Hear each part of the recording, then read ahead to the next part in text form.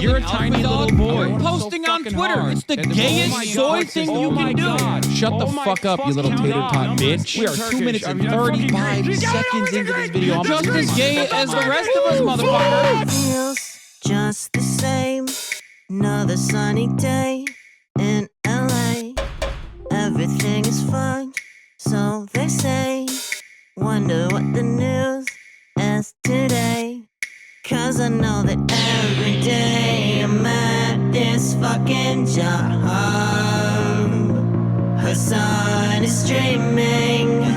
Watch him on the clock.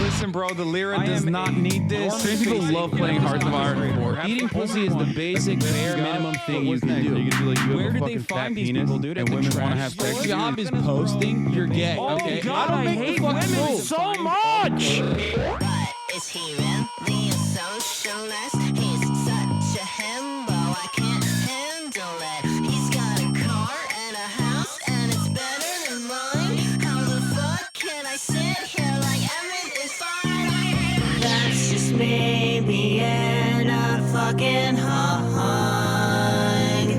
Hasan is streaming. Watch him on that clock.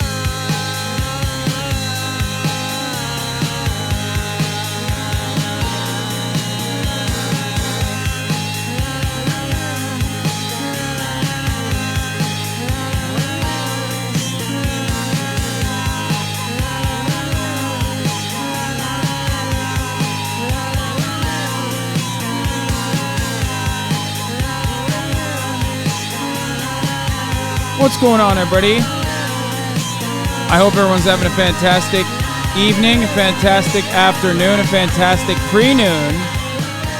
No matter where you are in the world, I'm Hasan Abi, and this is the HasanAbi broadcast coming to you live from sunny California, Los Angeles, folks. We are live and alive, and I hope all the boys, I hope all the girls, and I hope all the MBs are having a fantastic one, because today's a beautiful day. It's a wonderful day. It's another Thursday. Thursday, August 24th, 2023, and it's 1:12 p.m. here in sunny California, Los Angeles, folks. It is 74 degrees and sunny, and my disposition is certainly similar to the goddamn weather. Let me tell you why. It's a very important day. It's a historic day. No suit today. It's Trump's mugshot day. Folks, it's Trump's mugshot day. But before we get to that, this is the part of the broadcast where I tell you a little bit about my personal news, about what's going on in my life. For all of my parasocialists out there, that's right. This is the Parasocialist Update Hour, right before we blast off the first 30 minutes of the broadcast. For those of you who are new here, this is the moment on the broadcast where I tell you about what happened in between the time when I pressed the stop streaming button and pressed the start streaming button. Last night I ended the broadcast, and Lucas, my friend Squeezie from France, he was leaving. So I took him out to dinner after I ended this 10-hour banger of a broadcast where we played some video games, where we live reacted to the debate coverage. We are back. Politics is so fucking back in a major way. I wish them adieu. Get it? And I wish them adieu. I said, au revoir, Squeezie. But Tariq's here. We swapped Squeezie for Tariq. He's staying with me. Anyway, we said bye to the French. Au revoir. Not adieu, since you want to see him again one day. Yes. I said, au revoir, Lucas. Anyway, But listen, it's Turkish. It's boy dinner. It's Turkish dinner. Tarık is here, and he has he brought literally every baklava in the state of New York to my house. Okay? Every baklava he purchased in the state of New York and he brought directly to my house. I don't know what I'm going to do with myself. I already had like 2. I'm going to destroy my diet. Tark's having a blast at VCT and they're literally starving him. That's crazy.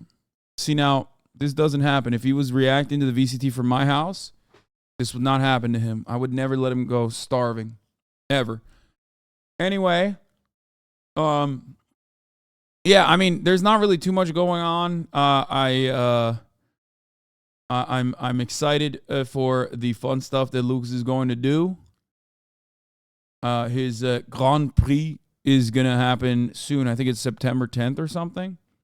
So that's fun. The Le Mans race that he throws together.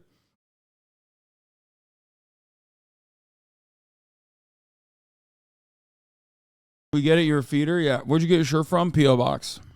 One of my favorite shirts. So,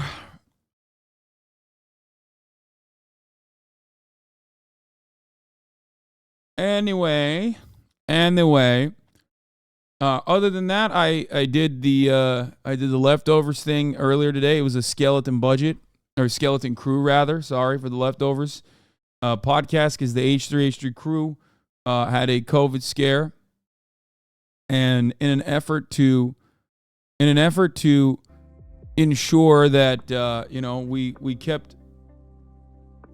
In an effort to ensure that we kept the leftovers thing going, because it was like we've been on a really good run. We've been on a tear. I said, you know what? I'm doing it. It's fine. As long as everyone else is like fine with it, I'm fine with it too. Let's go. Let's get after it. And we did it. We popped off. It was a great episode of the leftovers. So I hope you guys enjoyed it. If you were watching that, and now I'm here. A lot of people saying they want Dan from H3 on Fear End and a new leftovers episode. Maybe.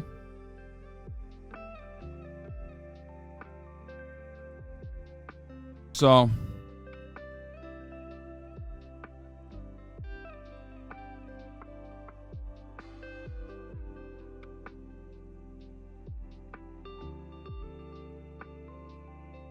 do you think they should go to the streamies? I think so.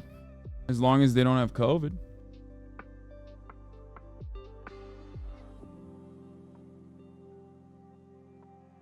You know what I mean?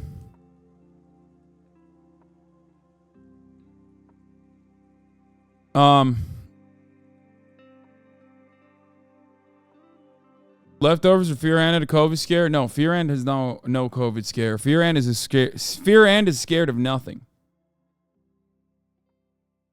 Let's be real.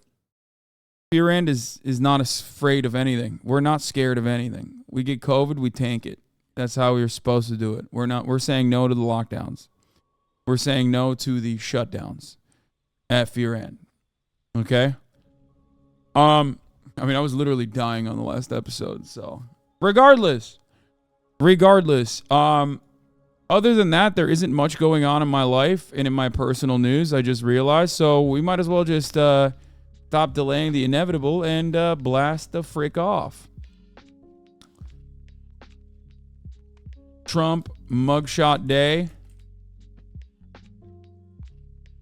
Trump arrest day. Trump X Tucker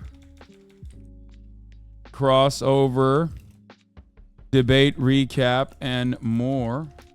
Get in now.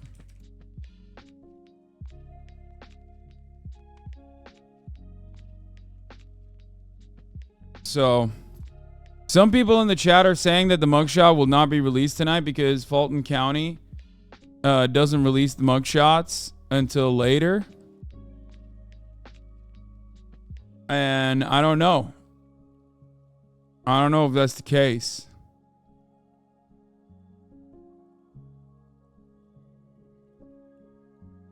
But I'm blasting off regardless. Here it is.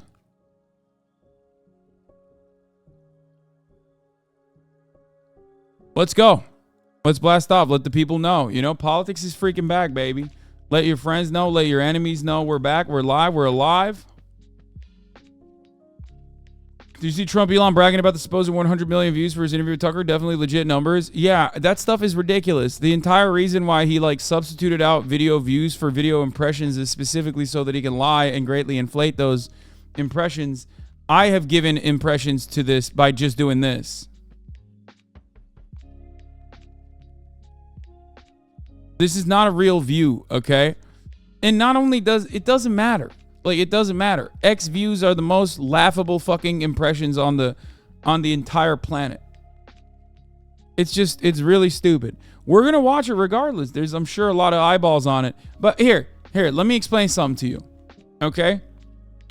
A great example of why this is completely irrelevant in the public consciousness, like Twitter views or Tucker Carlson's show in general. Tucker Carlson went to Romania to interview the Tate brothers. Okay? Tucker Carlson went to Romania and interviewed the Tate brothers. How much did that penetrate public consciousness? How much of that was actually covered in mainstream media? A lot of people forget that it wasn't necessarily Andrew Tate on his own from TikTok that made him so viral. It was Andrew Tate's arrest that was still the peak of his virality, the peak of his trends. Because when the international press starts covering you, and when regular mainstream media starts covering you, when you're on TV, when you're on print, when you're on all matter of different publications, that's when you truly are in the public consciousness. That's when you've truly penetrated the public consciousness.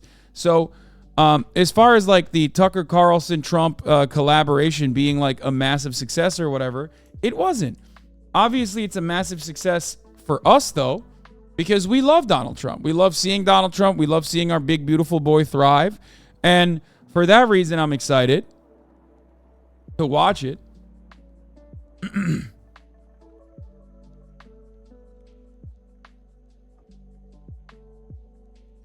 Legacy mayor trying to gain his clout law. Who? Mayor? Major?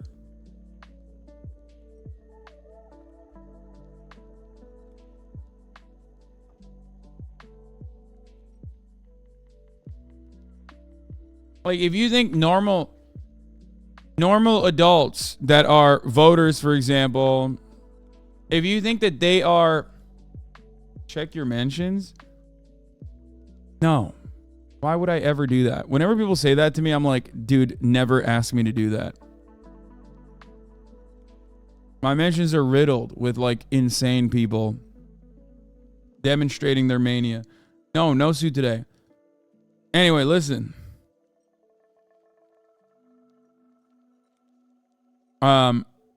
There's already edits about the bunk shots.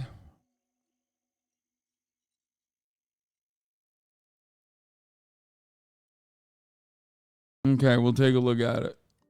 This is a headline from Wabo. Oh, awkward Americans see themselves in Ron DeSantis. I've actually seen this before. This is an older one, right? This is from this is from like a week ago. But do they like what they see? I love the Washington Post style hitting that angle too.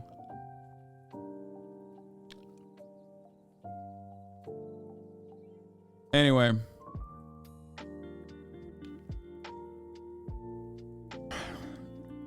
So Fulton County Sheriff's Department just said they're going to send the mugshot out to media outlets as soon as it's taken. Sounds like we're getting it tonight. Yeah, everyone, to all the fucking non-believers, you can suck my left nut, okay?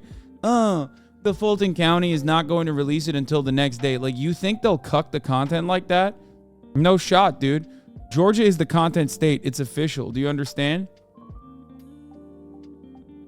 Georgia is now one of my favorite states. I mean, Fani Willis has done really awful things as a prosecutor, as a DA. But she's also done one wonderful thing, which is prosecute Donald Trump with RICO charges. Okay? So,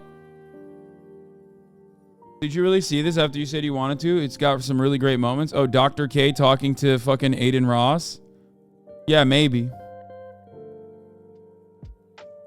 Not to derail things, but that shirt is fire. Yes, I'm wearing the greatest anime of all time on my shirt.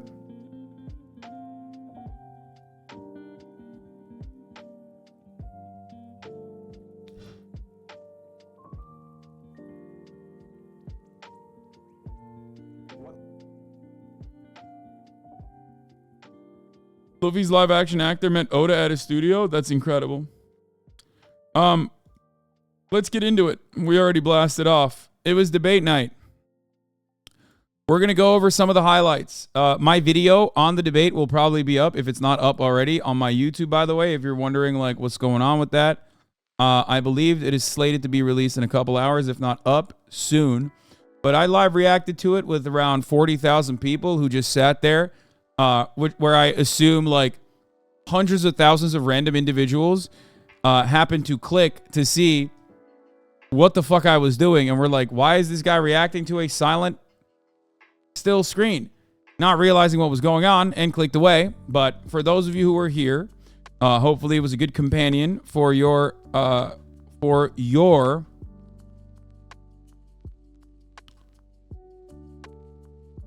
viewership experience.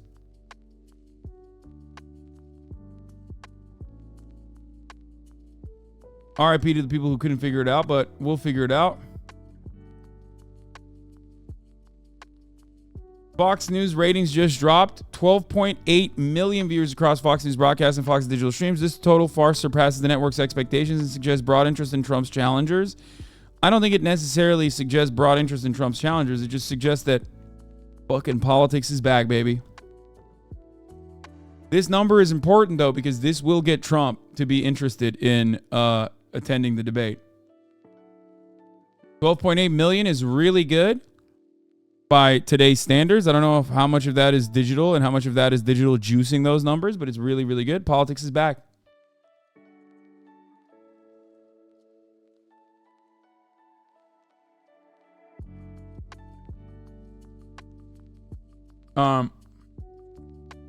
The crowd's reactions last night were so much crazier than 8 years ago in the primary debates. They were all over the place. I know.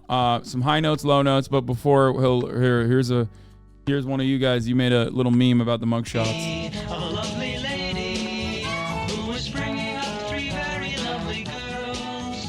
All of them had hair of gold, like their mother, the youngest one in curls. It's the story of a man named Brady who was busy with three boys of his own. They What a banger. were 4 men living all together, yet they were all alone. Till the one day when the lady met this fellow, and they knew that it was much more than a hunch, that this group must somehow form a family. That's the way they all became the Brady Bunch. The Brady Bunch. That's right. We'll get to that in a second, though. Here, let's get started. So last night's televised debate on Fox News accrued 12.8 million viewers across Fox's digital platforms and also on Fox News. That is very important because that means that there is a lot of interest in politics. Politics is back in a big way. It's back and better than ever. Low budget memes, yeah, you gotta love those low budget memes. Who gives a shit? Now, there was a lot of highs and there was a lot of lows. I will explain my mentality and my analysis here. I have two different methods of analyzing something like this. One, where I put the Republican hat on, and I think, is this appealing to the broader Republican electorate, whether it be the primary or in the general? And then the other side of it is the normal HasanAbi Piker analysis, which is, holy shit, all of this is so devastating. All of this is so damaging. American public consciousness has been eroded systematically over the course of the past century. We are a nation of freaks. We are a nation of fucking monsters. And everything that they're advocating for is bloodthirsty, vampiric, predatory, psychotic nonsense. And it's getting a lot of cheers and jeers. So, you know, obviously every single aspect of last night's commentary, the back and forth, was infinitely damaging to the public psyche. I think that it's just, I don't know. It's hard not to feel incredibly black-pilled it's hard not to feel like America has been accelerating towards this inevitable demise. Socialism or barbarism? The answer is clear. We have chosen barbarism. Okay, so just remember that. It's compounding. It's getting worse. It's a race to the bottom. It's a race. And last night's debates, I could explain. I would say if I were to categorize it, if I were to summarize last night's debates, I would say it was a race. It was a race to see who could suck Trump's cock harder. Okay. And Vivek was the greatest cocksucker. Okay. Let's be real. He definitely thrived in that. And it was also a race to see who could be the most vicious, violent, barbaric psychopath. And the stage was filled to the brim with lovely individuals on that front. Okay?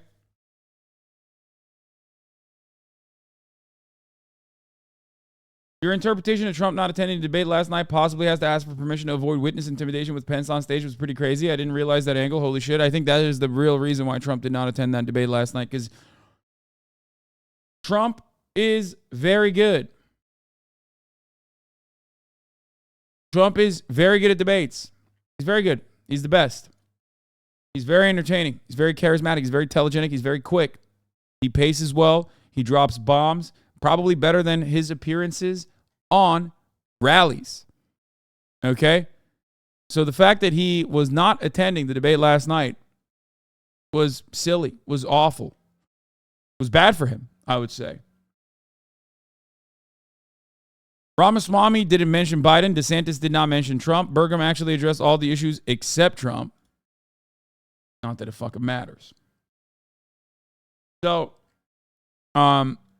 So before, I just wanted to give you guys like my metrics for success, because I brought this up last night, and I want people to understand, like, coming out looking better than before doesn't necessarily change anything, and it won't make your poll numbers look better regardless, right? This was my tier list, my immediate snapshot of the debate and who I think won the debate and what the terms were. But obviously, that did not mean that these guys were actually, they didn't mean that they were actually popping off. What an idiot thinking Vivek won. Guys, I will explain to you what I mean by when I think Vivek won. Vivek's poll numbers moved in a direction that was positive, okay? A lot of these other people most likely did not move in a direction that was positive, okay? Or even if they did, they were still nonsensical. They were, they already are polling at such low places in the primary that, like, they're racing to the bottom in their own different way. Who's going to be the last to be thrown into the meat grinder?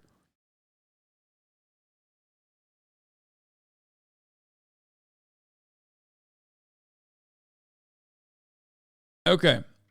Not true. He went from plus 37 to plus 28 in the GOP approval following the debate. Vivek did? Okay. Sure. So,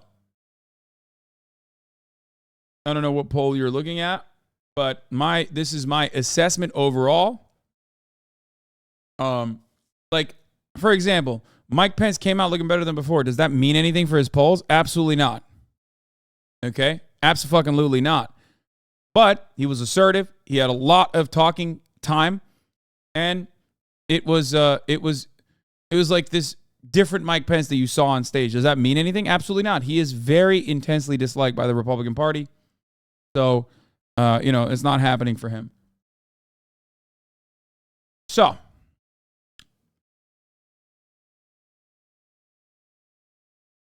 what? Trump is actually dog shit at debates, which is why he hopes to screech over his interlocutor. He's only been lucky that he's debated against pussies who don't know how to shut that shit down and double down on him. Trump would have been eaten alive by any leftist streamer. Tim Zahn, you are out of your mind. That is not... Debates are not about the truth. Debates are not about winning anything. It's literally just about shouting down your opponents in many ways. Whoever looks more rhetorically skilled, whoever looks like a better orator wins debates. Okay? And Trump is so good at off-the-cuff zingers. He is a television guy. Okay? Never forget that. That's very important. I already blasted off, chatter.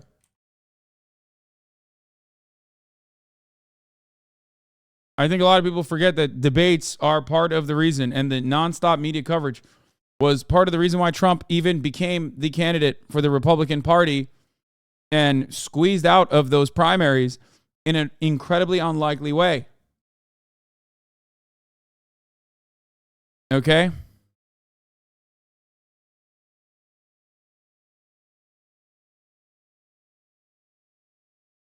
Yeah, he washed the other candidates. We'll look at oh God, this is extremely my shit. Who won the first Republican debate? We partnered with Ipsos and Washington Post to poll voters before and after the candidates took stage. We know that thanks to fresh data from 538 Washington Post Ipsos poll conducted by Ipsos' knowledge panel in the hours immediately following the debate. We surveyed the same group of likely Republican primary voters before and after the debate, allowing us to see how much has shifted in the public opinion. All pre- and post-debate numbers below are limited to responders who watched some or all of the debate. The over-under performers. How well likely Republican primary voters who watched the debate expected each candidate to do before the debate versus how well they thought each candidate actually did. Vivek and surprisingly Ron DeSantis is up there. Nikki Haley is understandable. Tim Scott is surprising. None of this other stuff is surprising to me at all.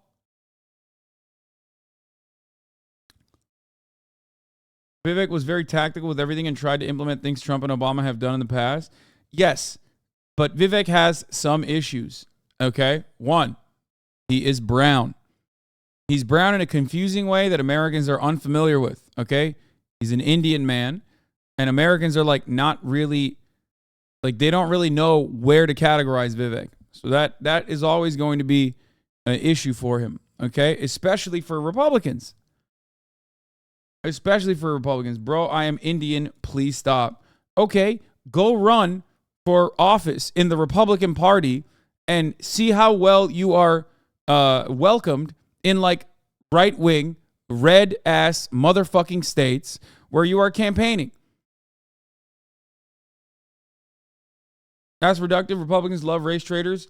Yes, as a token, not as a literal person in a position of power. Please understand this. I talked about this last night. The Republican primary field is oftentimes way more diverse than the Democrat one. But we don't even consider that usually. The Republican primary always has a bunch of different black Republicans, maybe even sometimes Indian Republicans, Latino Republicans, right? It don't matter. They don't win. They get fucking pummeled.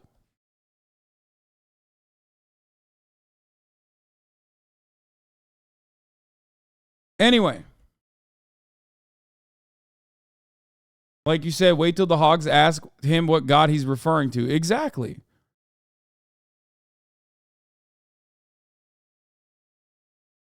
This data isn't presented very well. If they did well in the debate, they're up left on the diagonal. Up right just means they had high expectations beforehand too on this graph. Haley had the best debate performance. Vivek did subpar because he was below expectations.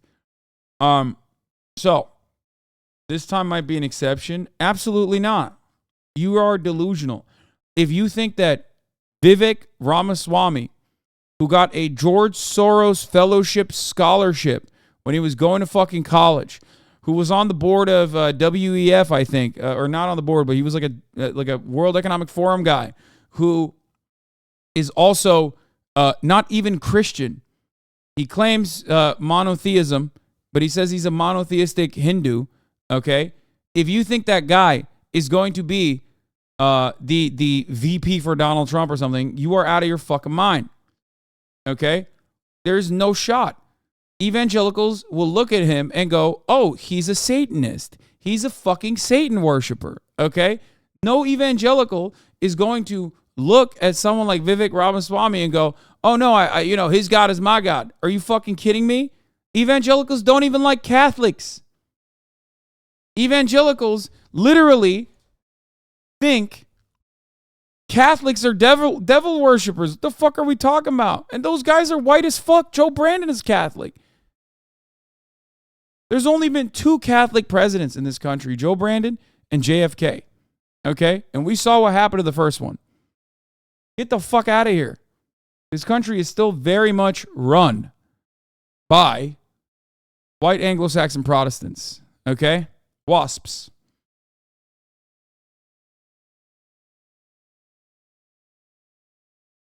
Now, the only thing I will say about Vivek, that was bad, that works against him, is that he's too much of a fucking nerd. And I don't know how well that translates to the broader Republican primary voters, because he was way too much of a fucking nerd. He got a lot of speaking time, and he said all the things that like he thinks people want to hear, except for foreign policy, where he got fucking hammered. Okay? Where he got absolutely eviscerated by for his insanely incoherent foreign policy takes. But he hit every dog whistle, and more importantly, Bro, please stop. Not all Indians are creeps and nerds. Okay, take a day off, my friend. Okay, this is I'm doing anti-Indian discrimination in the chat by taking a day off for you, giving you a day off because you're being weird. Please stop.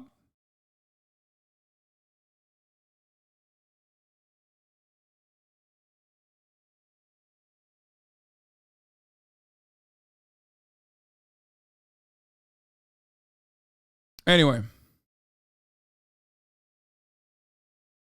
So,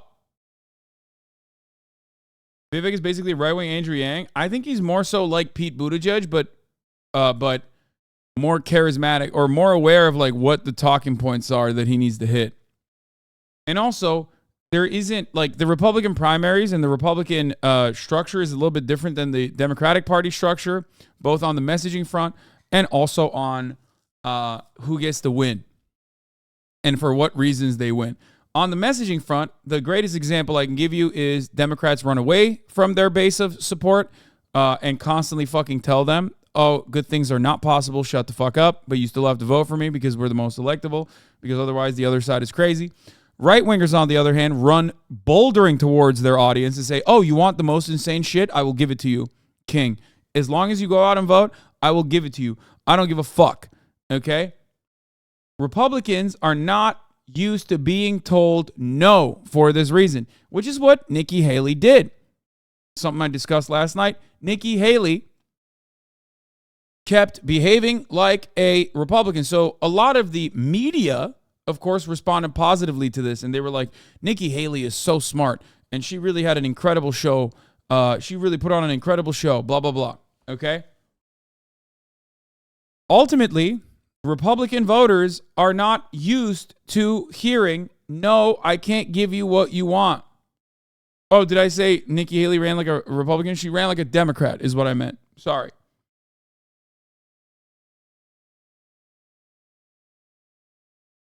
Okay? Voters in the Republican Party hate that. They're not trained to understand that that is like reasonable. Nikki Haley made a lot of clear and coherent points.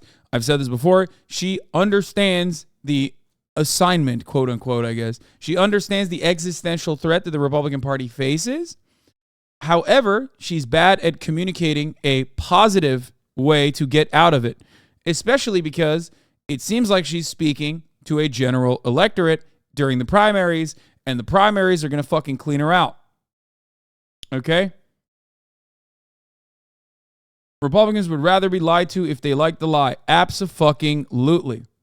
Okay?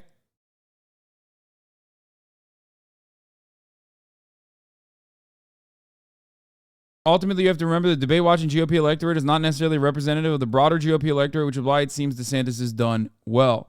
Well, you also have to remember Trump wasn't there. Okay?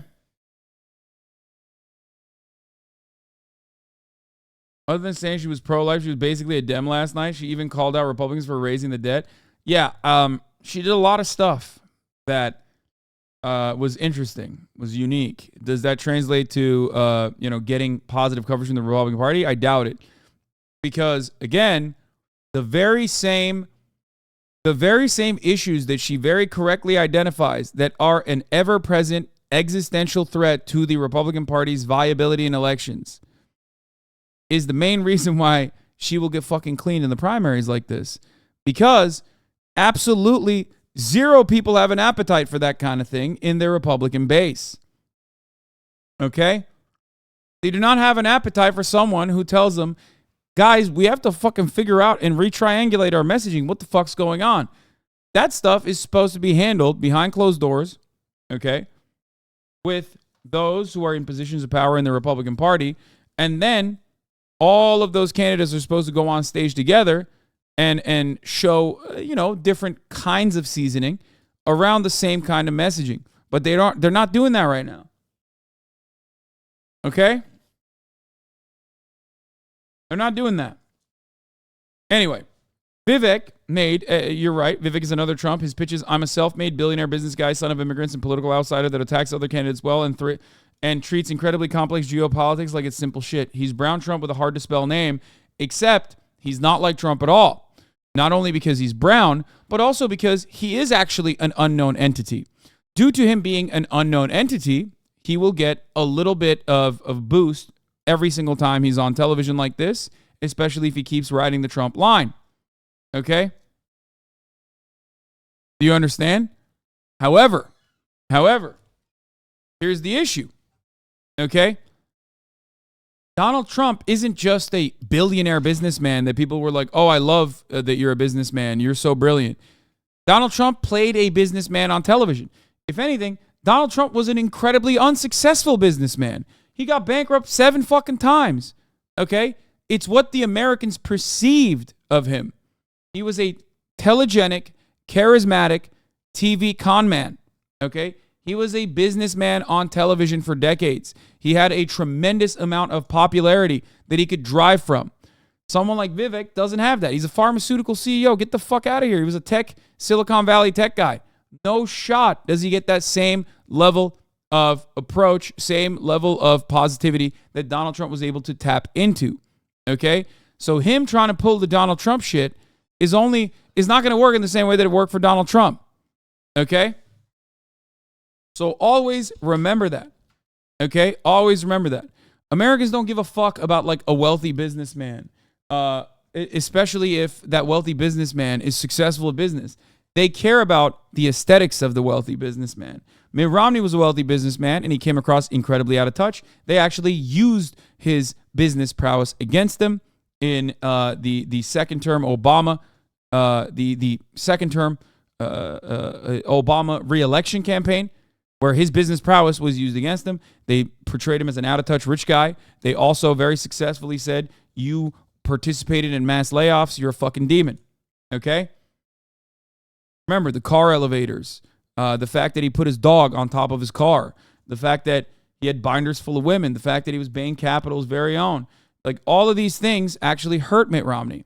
Why did it not hurt Donald Trump? Why is it that Donald Trump is able to avoid these things? Well, because he's not a businessman. He's a fucking television businessman. Okay?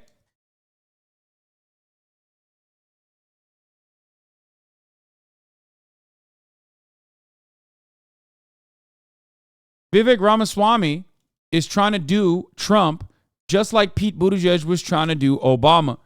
Pete Buttigieg was like, listen, I'm gay Obama. Didn't work. Vivek Ramaswamy is trying to do, I'm brown Trump. Not going to work.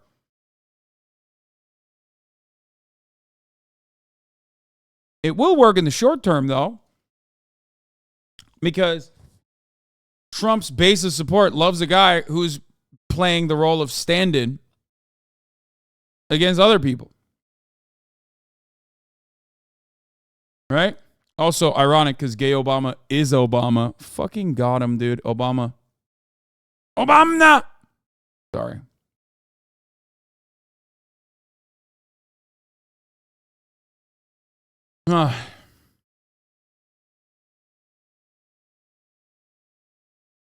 So, Vivek is probably going to have his own podcast after this election.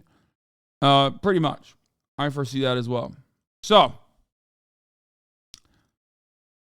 I agree, won't be able to do the Trump as well as the OG. I was just offering an explanation for why his numbers from last night were good. He pitched rhyme with Trump, but because of all the reasons you mentioned, I suspect that this will be his peak. No, but Vivek is, unlike Donald Trump, an over-explainer. Vivek doesn't have Donald Trump's telegenic charisma. He is more charismatic than the other people, but he comes across like a fucking dork when he's trying to over-explain certain lines, okay? A lot of people on Twitter were saying he's basically Like he's like a model UN kid. And I kind of see that. I don't know how well the Republican primaries will respond to that. Especially when Trump is right there. You know what I mean? It's just not going to work. It's just never going to work. I mean, I don't think any of these guys have a shot at destroying Donald Trump. Let's be fucking real. Donald Trump is still leading by massive margins, right? But if we're eliminating Trump from the equation, is Vivek better than all these other candidates? Is he more charismatic?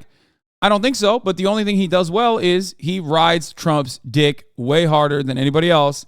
And I think in an isolated vacuum like this, that's the reason why people have better opinions of Vivek Ramaswamy than Donald Trump.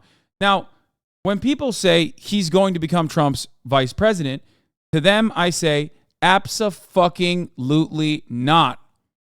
You are out of your mind. You are delulu. You are crazy. Okay? Why don't you think he could be Trump's VP? Because, here, I'll give you the simple one. I'll give you the simple answer. His last name is Ramaswamy.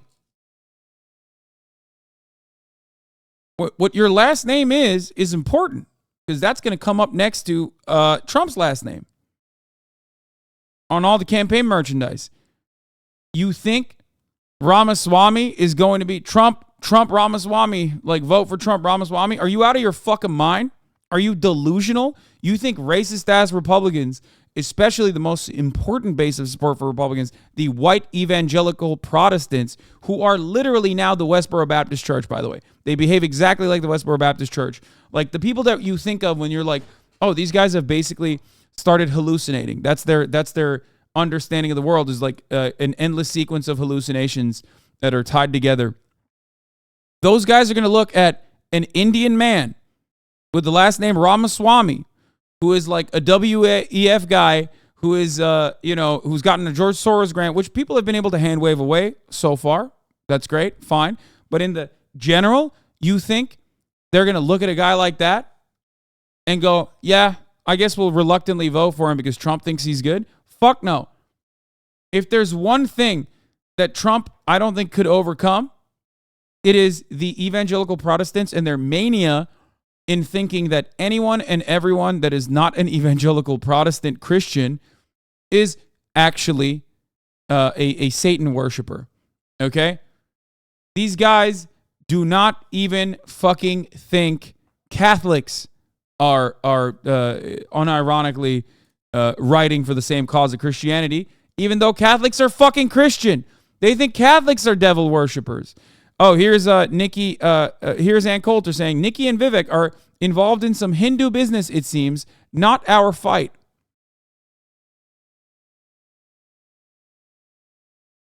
There you go. Freak.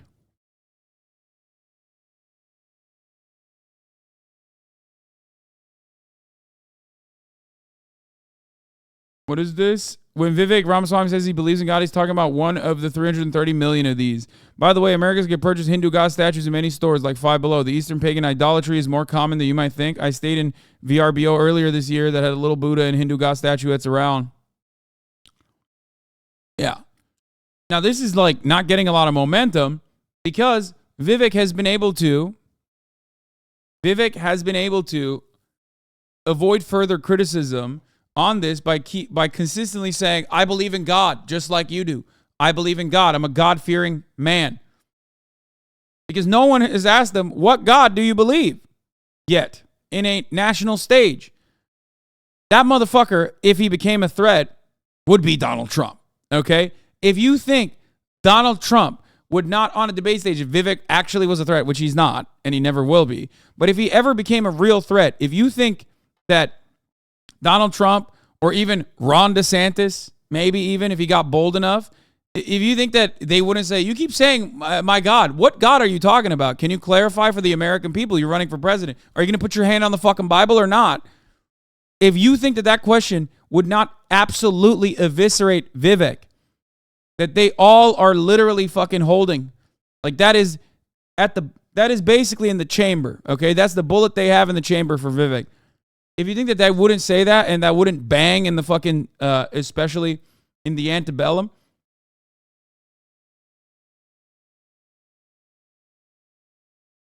I don't know what you think is going on here with American politics. Buddha is Buddhist, not Hindu. Nikki is Sikh, not Hindu. Whites get their racism right, challenge impossible difficulty, but that's Schadenfreude. You should know this. I've talked about this quite a bit. Americans do not even understand South Asian people as a separate Asian identity because America has been so occupied with anti-Islamic, Islamophobic justifications for the war on terror that South Asians for a lot of Americans translate to like either 7-Eleven from, cultural reference points like The Simpsons, okay, or terrorism. They're a different kind of Muslim. We are not in Canada. We are not in the UK. This is very different. I talked about this with respect to the P word, which I will not say. It is a shortened version of Pakistani. Okay? That is a slur in these countries where there are prominent identities of South Asians who are considered Asian. America is not one of those countries. The United States of America, they don't even fucking know what the P word is. They don't know what the P word is so much that George W. Bush literally said it publicly.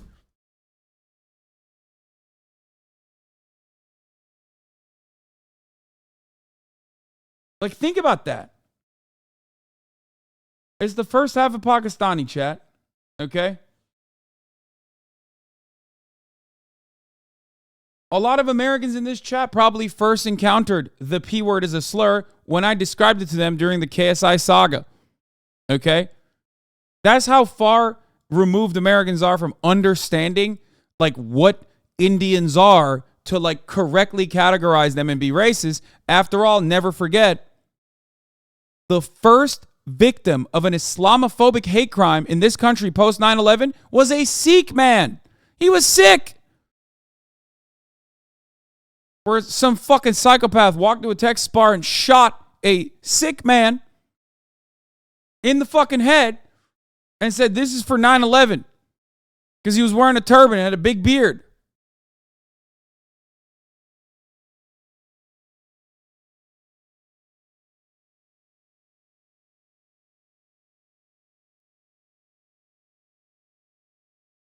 Bro, my white colleagues keep asking me if I eat pork or not. KEKW, I'm born Hindu. There you go.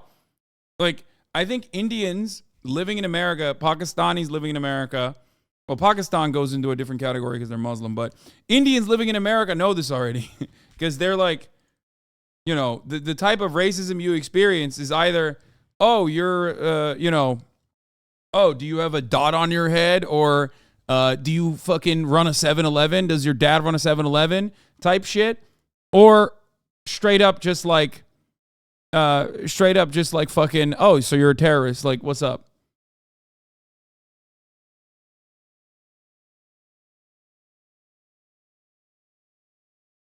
I'm Mexican. My uncle almost got his ass beat after 9/11. Yes, American guys. Here's another thing, okay?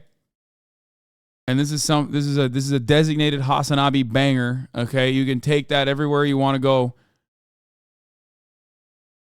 Racists are indiscriminate with their discrimination.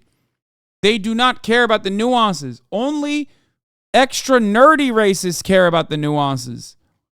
So you're arriving at an entirely different threat when you know somebody is like using the correct terms in the United States of America against you. If they're slurring you with the adequate terms, then all of a sudden you're talking to a different demon, okay? You're talking to a motherfucker who's like opened up the racist tomes, okay? They dusted off the tomes. They pulled off the cobwebs and they found new slurs that you might not have even heard about. Okay?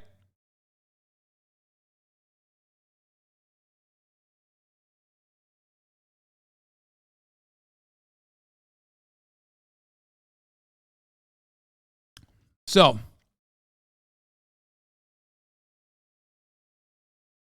it's so bad when they slur collectively, they get a round of applause. Okay, so Yeah, that means you're encountering a racist that has done their research to be fucking extra racist in the correct way. Okay? So yeah, most races are level 1 races. And level 1 races is like, is this American?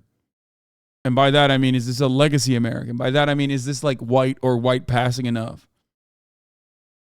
Okay? If the answer is no, then use whatever slur that's like in a broad category. Brown means Muslim, Islamophobia. Black, anti-black.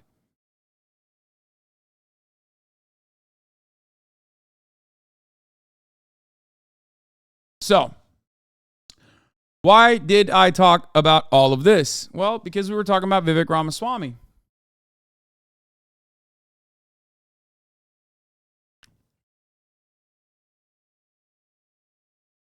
My town was against a Hindu temple because they thought it was a mosque. Exactly.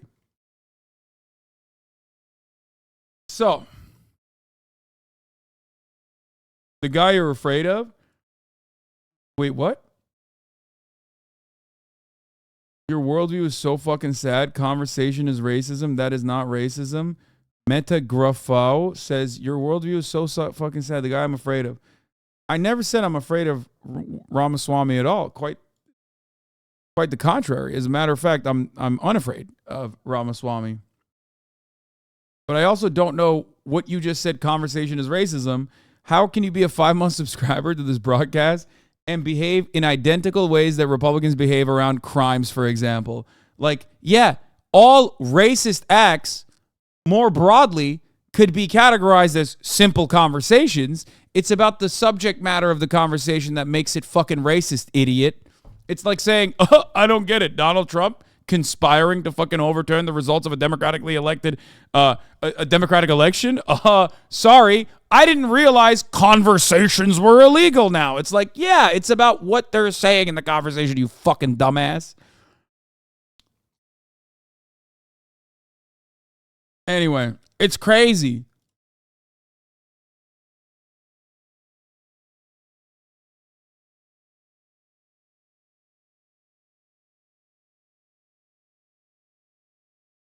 Anyway, I do not understand how people like this avoid the top of the hour ad break for 5 months in a row when there are wonderful chatters in here that don't get the gifted subs they deserve, okay?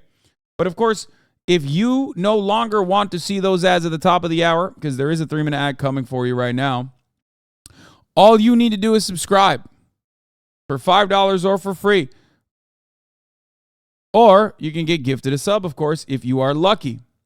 Not many are, though, so you can make your own luck. But if you don't, you can still probably get a gifted sub. Here's the 3-minute ad break now.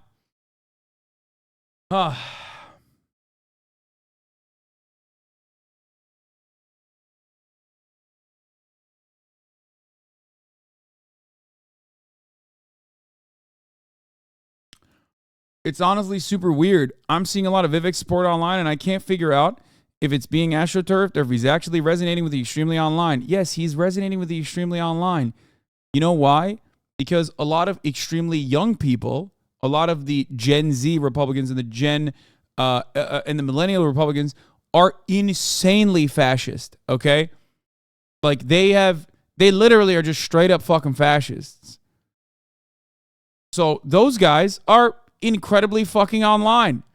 Those guys get an outsized representation in the field of political Twitter and in the field of internet commentary in that sphere. That does not mean that this translates to real popular support. Okay? So no, I don't think it's astroturfed. I think he's just signaling his campaign towards all of those people that are like, oh yeah, I like Donald Trump, but I do think that Donald Trump got some things a little wrong. Maybe I still would vote for Donald Trump, but Vivek seems pretty good. He is our guy. He is our guy. That kind of thing. But that kind of nerdy racism,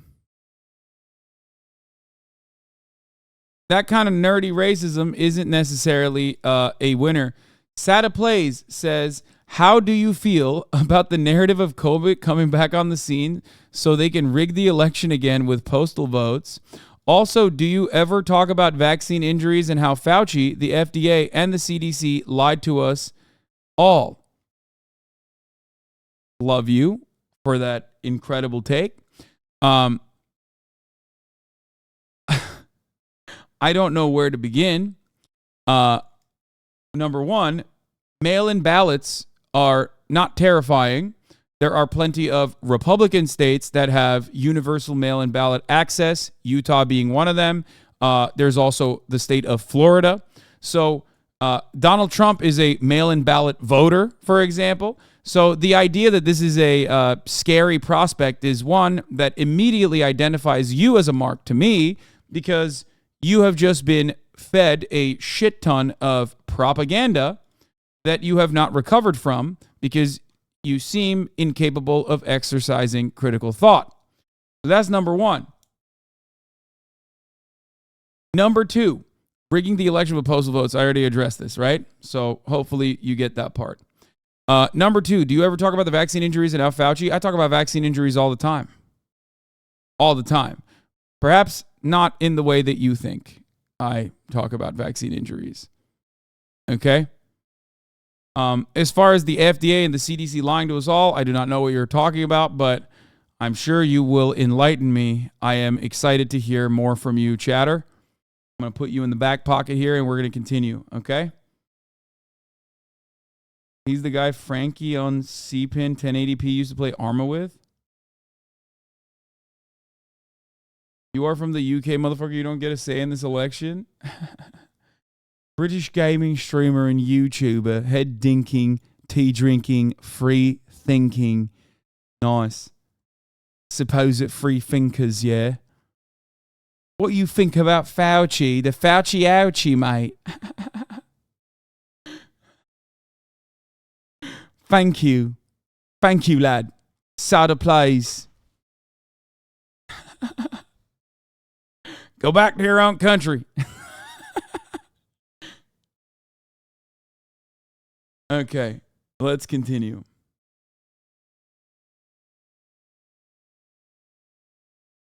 So, maybe he'll come back.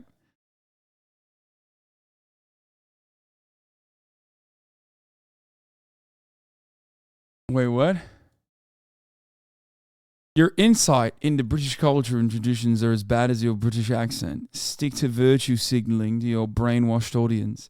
You should learn some respect and not be so rude for views. You have no idea what you're talking about.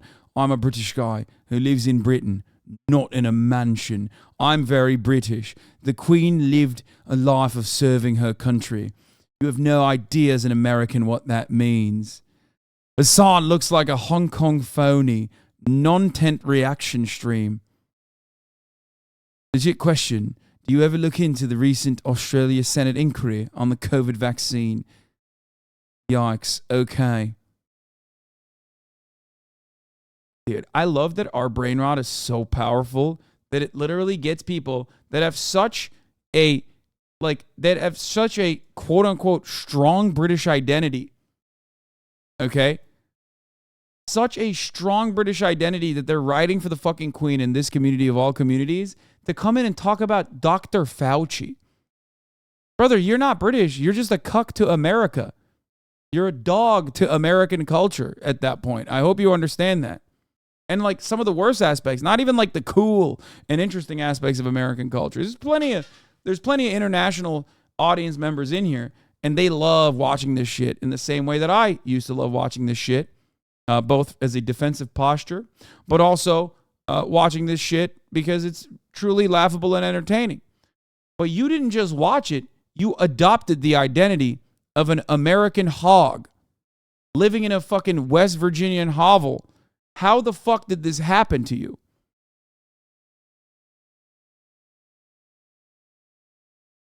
How did you go from being like, I have a strong British identity and I don't appreciate the mockery you're making of England and her sons, to How do you feel about the narrative coming back on the scene so they can rig the election again with postal votes, brother? Also, do you ever talk about the vaccine injuries and how Fauci, the FDA, and CDC lied to us all? Like, do you think the FDA and the CDC is lying to you, dumbass? You're in England. I'm just a human being who's here from the psyop that you're brainwashed by. I love you, man. Hey, listen, I hope you get better, okay?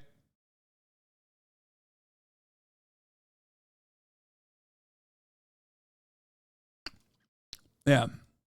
Sure, so the FDA and CDC are funded up to 75% of the total money by Big Pharma. They have a vested interest in pushing the vaccine. Okay, great question. What percentage of federal agencies universally, okay, in other countries that also pushed for vaccines were also funded by Big Pharma? Because I'm a big advocate,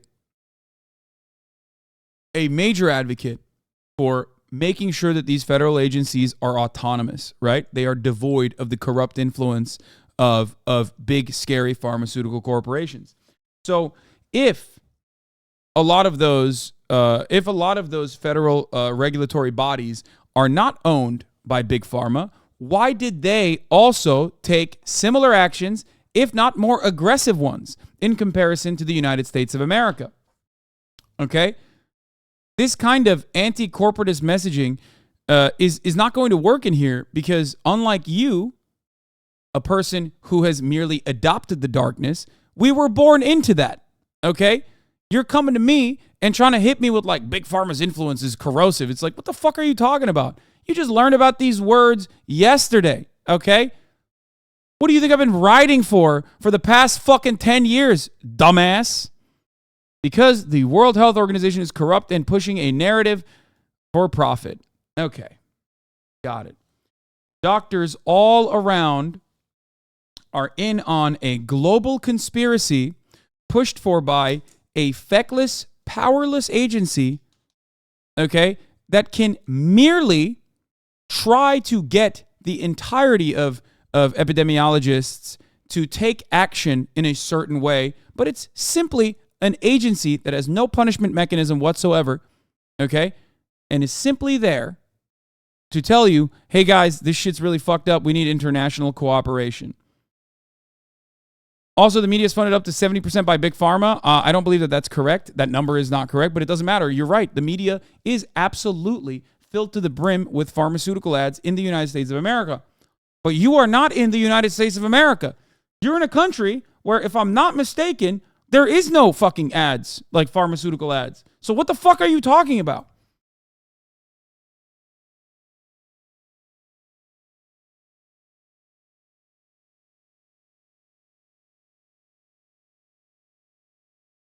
Like, you are not answering my question to you, which is, you realize the WHO has just been given more rights to override individual government decisions on their health care, right? Okay. Good luck with that.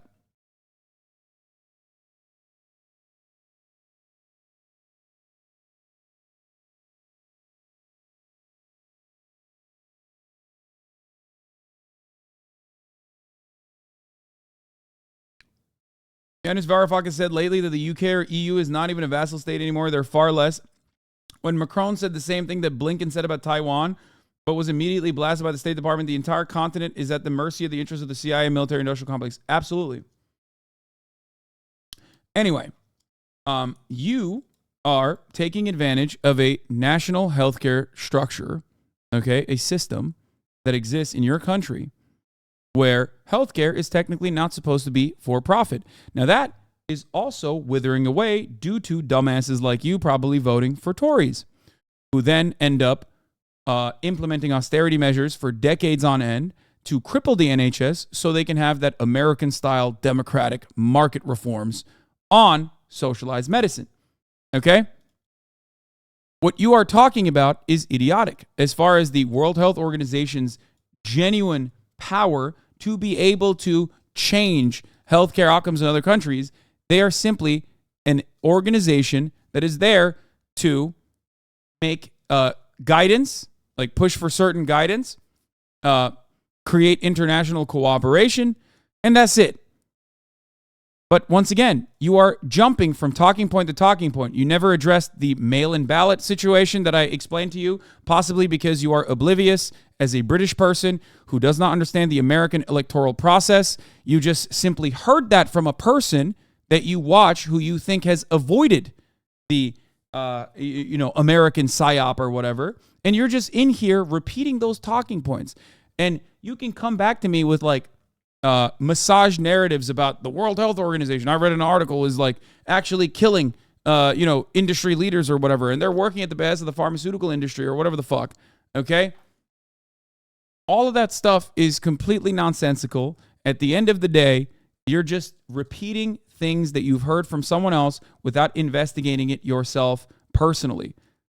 Okay, you are not unironically avoiding the psyop. You have been psyoped. You just will never understand that you've been psyoped, which is usually the reason why I don't spend a lot of time or effort on people like this, especially when we're talking about something entirely different. You are not a free thinker, okay?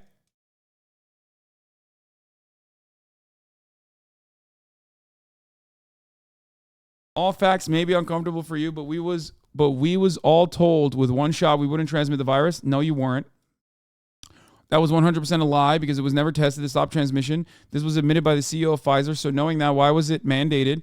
Tell you why, because it's all corrupt and for profit. First of all, the pharmaceutical corporations are all corrupt and for profit. That part is true. And the reason why they wanted mass inoculation campaigns was for profit. That is true. Just not necessarily the profit of Pfizer. That one's going to come regardless, okay? The real profit is that your business owners wanted you, the cattle, okay, to be healthy. Why do you mass inoculate your cattle? Well, because you don't want your cattle to fucking die, okay? You're a worker. So in this very unique moment, the capital corporatist interests actually aligned with the interests of people who were like, well, I want to survive. I don't want to die from a preventable disease.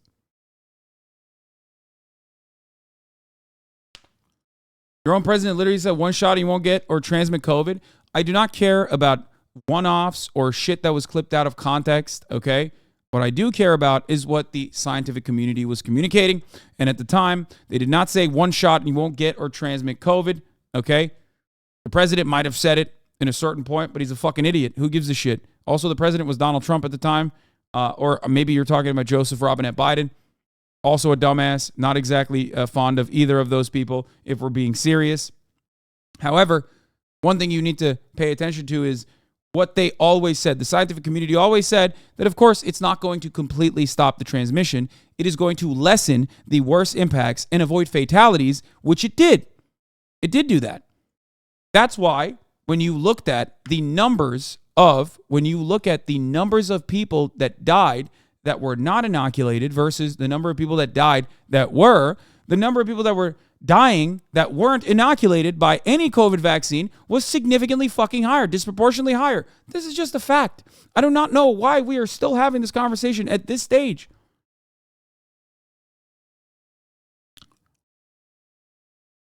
Bro, they all said it. Fauci, the others said it over and over again. Just admit it.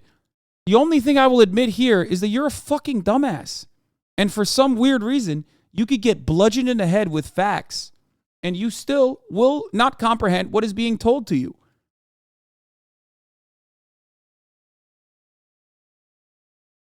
Anyway, we're going to move on. The entire point was so that if you do get COVID, you can get back to work faster. If you do get COVID, you do not actually fill up the hospitals and destroy the already crippled medical structure, the hospital structure that we have built in the United States of America and worldwide. I've been telling you facts, but you try to belittle me. No, man, you think you're telling me facts. I'm going to move on from this because you think you're telling me facts, but you're a fucking idiot, okay? And not only are you an idiot, but you're not even an idiot in 2023. You're an idiot from like 2021. I've had these arguments over and over again. Go fucking watch one of my YouTube videos and yell at that instead, okay? None of what you are explaining is factually accurate. Go ahead, carve out your victimhood narrative all day, every day. I don't even give a fuck if you don't get vaccinated. Like, I don't care. Go die. Go die. Go get COVID and die then. Who gives a shit? We already moved past it. Many people already died, okay? 1 million people in the United States of America already fucking got COVID and died. Some of them were inoculated. Many of them weren't, okay? I don't give a shit. It's your life. Live your fucking life, dog. Have fun. You can clip that and be like, Hasan wants me to die. Big streamer went and said, I want to fucking, he wants me to die or whatever. It's not going to work. You know exactly the words that are coming out of my mouth. You know what I'm saying? You have the opportunity to refuse to get inoculated. If you want to not get inoculated that fucking hard, then go ahead. Don't get the shot. Yeah. Go ahead. I don't give a fuck.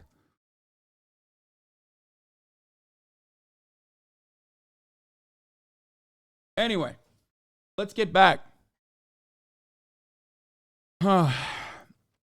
He does. He's clipped you in the past and posted it. He can suck my nut. What is that? What has that done for his career? Absolutely fucking nothing, okay? But then again, this is not exactly a very intelligent person. It seems that his goal is to maybe launch a career for himself by doing this specifically. This is not a good angle for you. Many have come before you, a lot of them more intelligent. None of them have really survived. They often have to diversify their commentary and their content, but good luck to you, okay? Germ theory is not real and is Satanism. I agree. Now he's saying this is why people are moving to... I would make you look stupid if we talked in person. I have no interest in drama, just the truth. This is why people are moving to Kick. This website is full of woke clowns. Oh my God, I want to fucking pull you in on the Discord so bad, but we're just derailing right now. Holy fuck.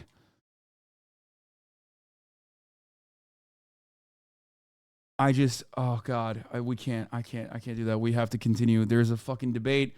There's a Trump mugshot. Oh my God, this guy's so fucking stupid. All right.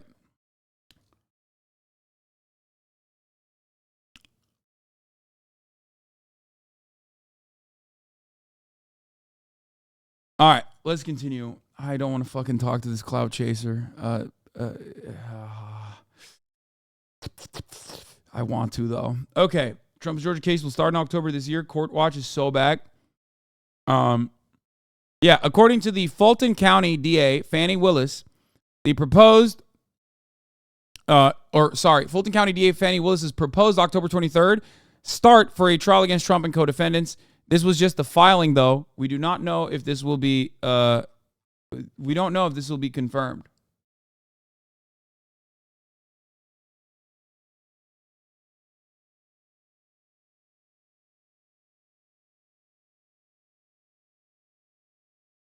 Okay. I don't think this is confirmed yet.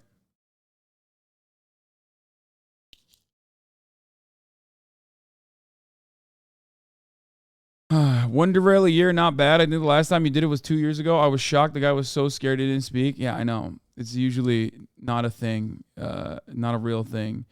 And then it ends up opening Pandora's box, because then you have like 1,000 other fucking losers who are literally just as stupid going, oh, but that guy you just owned, he was a stupid guy. He wasn't a good representative of our movement. So have me on instead. And then I fucking humiliate them. And then they go, and then others in the chat go, that guy is not a good representative of our movement. He was a dumbass. Put me on and I will show you what's what. And then I humiliate them, and the cycle continues. It is the same paradigm that exists in the 4chan groyper circles, where the David DePepe paradigm is what I'm talking about. It's identical. People greatly overestimate their debate skills and prowess. They come in, they get absolutely fucking ritualistically humiliated by a dude who's objectively a dumbass. Myself, I'm stupid, okay? By a dude who openly says he's a dumbass. A lot of these people, though, believe that and think, oh, well, I'm smarter than this guy because I have Dunning-Kruger working for me. And then they get humiliated over and over and over again, and the cycle fucking continues, okay? It's no different than, like I said, David DePepe going out and actually fulfilling the desires of what all of these fucking basement-dwelling, neck-bearded 4chan groypers want. And then the moment that someone actually, puts those thoughts into action, everyone goes, "No, that guy's gay and a federal agent and also not one of us," right? No, he is. You just don't like the spotlight actually shined on you. And that's why every single time I do give you the time of day, you turn around, try to clip something out of context and go, "Oh, he's hurting my feelings. He's hurting my fucking feelings." Anyway. He's hurting my fifis. I hate that. Anyway. The rule for that guy: hide British threads. Ignore British posts. Do not reply to British posters.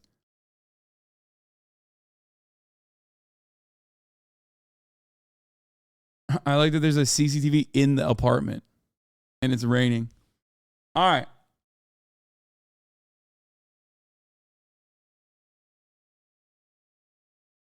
Fuck. Let's continue. Vivek and Christie clash over Trump. I'm not running for president at MSNBC. I'm going to take a brief moment and talk about the elephant not in the room. Good bar from Brett Baer. Former President Trump has been indicted in 4 different states on 91 counts. He will be processed tomorrow in Georgia at the Fulton County Jail for charges relating to the 2020 election loss. You all signed a pledge to support the eventual Republican nominee. If former President Trump is convicted in a court of law, would you still support him as your party's choice? Please raise. So this moment is really important. Keep an eye out for little Rhonda here and the incredibly cowardly thing that he did. Raise your hand if you would. Oh no. God damn. Little Rhonda.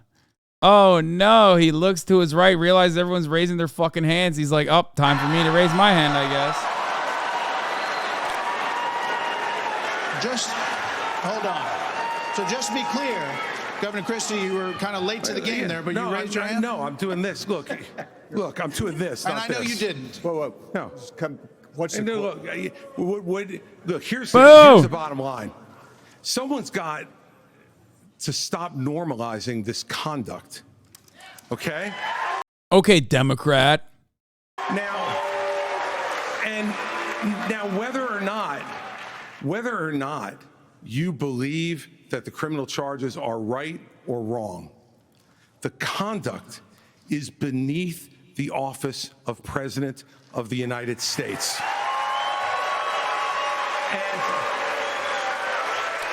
And the room is conflicted on this. God, this room was crazy. Do not judge anything by the reactions in this room. The only thing that this room and the audience actually showed was that they are completely oblivious to what they're listening to, and that there was genuinely a diversity of thought in that room. A lot of donors, a lot of staffers, and some Trump supporters, certainly. There's just no shot, because like it was the most insane thing I've ever watched. Like they would literally boo and then cheer the exact same talking point in succession. And you know, this is the great thing about this country. Booing is allowed. Very bad idea to address the booing, by the way. The moment that you address the booing is the moment that you're fucking cooked. You're done. But it doesn't change the truth. It doesn't change the truth. Mr. Ramaswamy, you raised. Because then you just said boo. The crowd does not operate. The crowd does not operate like a bunch of individuals gathered in one area. They operate like an organism. They only hear you say, "Oh, you can boo me all you want." They're gonna go boo. They're gonna boo you harder. Raise your hand supporting. No, I'd like to get in and respond. Let's just speak the truth, okay? President Trump, I believe, was the best president of the 21st century. It's a fact. And Chris Christie, honest to God, your claim that Donald Trump is motivated by vengeance and grievance would be a lot more credible if your entire campaign were not based on vengeance and grievance against one man.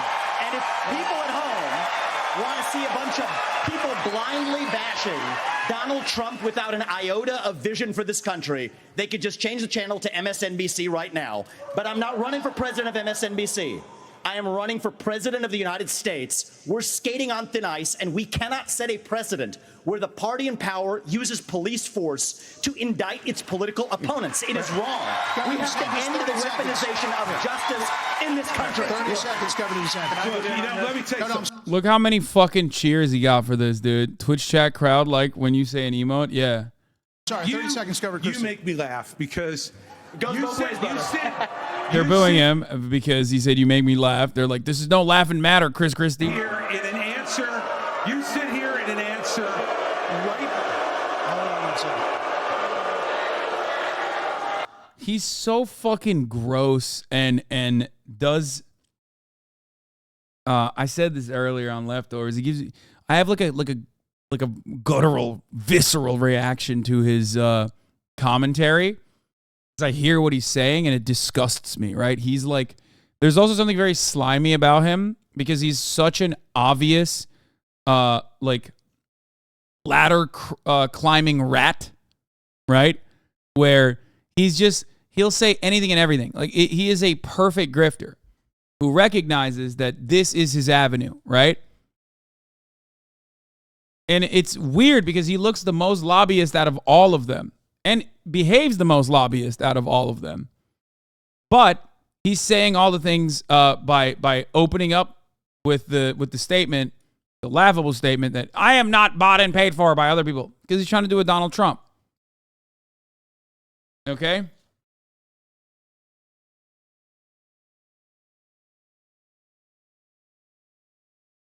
Oh. I mean, it doesn't matter. It's fun because ultimately his campaign is going to wither away and he's going to turn into an Andrew Yang style candidate.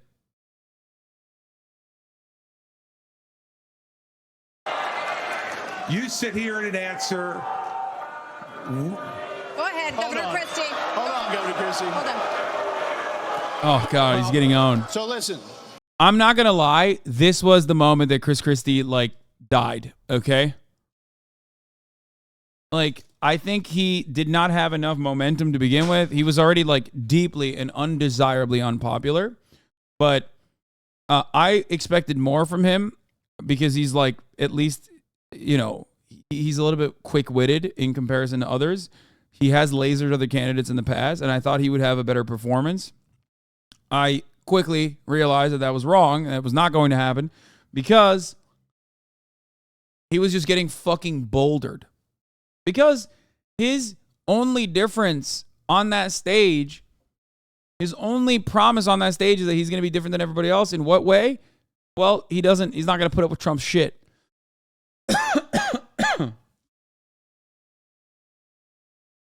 Same with Asa Hutchinson. There's no avenue there for you. The more time we spend doing this, the less time they can talk about issues you want to talk about. So let's just get through this section. Governor Christie. You sit here talking about how you want to stand up for the rule of law. Yes. And law and order.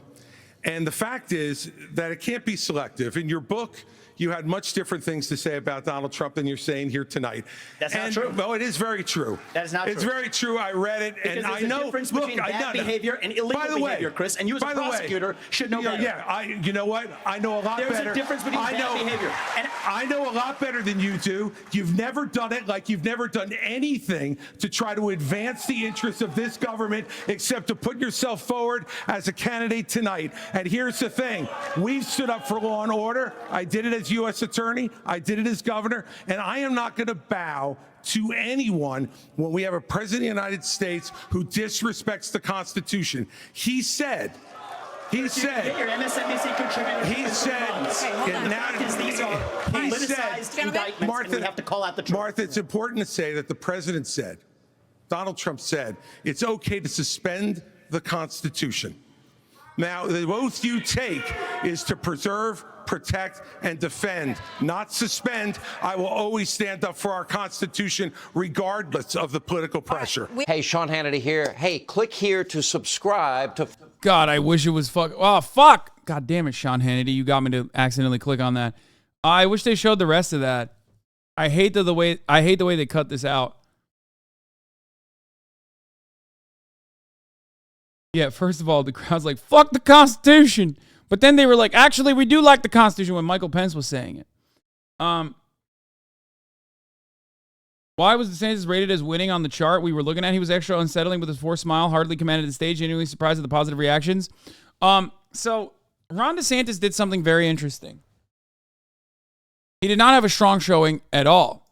But I think that allowed him to kind of slide on by while Vivek was the one who was getting bouldered as though he was the front runner. Ron DeSantis is really intensely dislikable. Like the visceral disgust I have for Vivek, I do not have for Ron DeSantis. When I hear Ron DeSantis speak, I am overcome with apathy and I'm overcome with like sadness. He's just so incredibly cringe that I can't think of anything but how incredibly socially nervous, how anxious he is as a human being, how he's like acting out the role that he's supposed to have. And I think for that reason, the ickiness didn't really stick because he didn't speak as much. He didn't get attacked as much. He didn't really like have any moments where he just like, took charge. There were a couple different moments where he just basically said his own lines over and over again. But we've heard him say these lines before. And because he's gotten a lot of coverage from Fox News, we've heard him say these lines on Fox News before. Right? So it's not exactly new. So, Baba, biraz kısar mısın? Okay. So Ron DeSantis noticed that he would get hammered in the fucking polls every time he made media appearances. So I think he made the decision to just like deliver the lines and shut the fuck up in any other moment. Like he never came across like a leader. He never came with one exception but even then he flubbed it when he like tried to talk about climate change, where he dove on the grenade for everybody else on stage. And even then he flubbed it. And the most prescient moment from that climate change conversation was Vivek Ramaswamy going, climate change is a hoax, or climate change agenda is a hoax.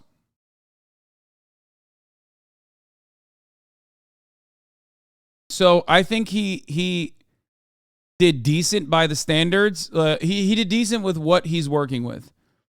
Because he can't be someone he's not. He can't be a charismatic person. He can't be a telegenic person. He can't all of a sudden fucking turn around and become like this Riz Lord, right? So what do you do in that situation? What do you do in that situation? You just shut the fuck up and let everybody eat each other alive, and you get your couple of talking points. I said this even during the debates where I said, look, he is trying to cut ads. He is trying to cut ads. He's trying to cut ads for himself, campaign ads. He's just trying desperately. He's trying desperately to just like say his talking points and shut the fuck up. Anyway. Vivek laughs at Pence over answer to pardoning Trump. This was a wonderful moment as well. Mike, why don't you say this? Join me in making a commitment that on day one you would pardon Donald Trump. I'm the only candidate on the stage who had the courage to actually say it. That is how we move our nation forward. I don't know and why turn the page forward. That's exactly Trump right. will be convicted of these crimes. So Mike Pence can't say, here's one thing that I never saw from the media. Mike Pence is a key witness, the star witness on a federal case involving Donald Trump.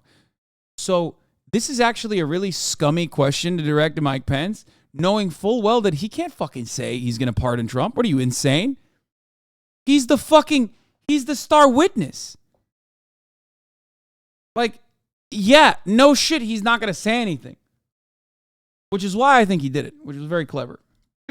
But it doesn't really matter because Mike Pence is he's irrelevant, you know, in the grand scheme of things. Nobody gives a shit. Be able to make a commitment, the same justice system that was this corrupt. Here's the difference between you and me. Yeah, I'm not a professional politician. That's the difference. Who can answer a question? I've actually given pardons when I was governor of the state of Indiana. It usually follows a finding of guilt and contrition by the individual that's been convicted. So, look, if I'm president of the United States, we'll give fair consideration to any pardon request. But if I may, you know, it's not about looking back at January 2021. It's about January 20th, 2017. I put my left hand on Ronald Reagan's Bible. I raised my right hand. How many times have we heard that? Put my left hand on Ronald Reagan's Bible. Okay, dude. To support and defend the Constitution of the United States. And it ended with a prayer, so help me God.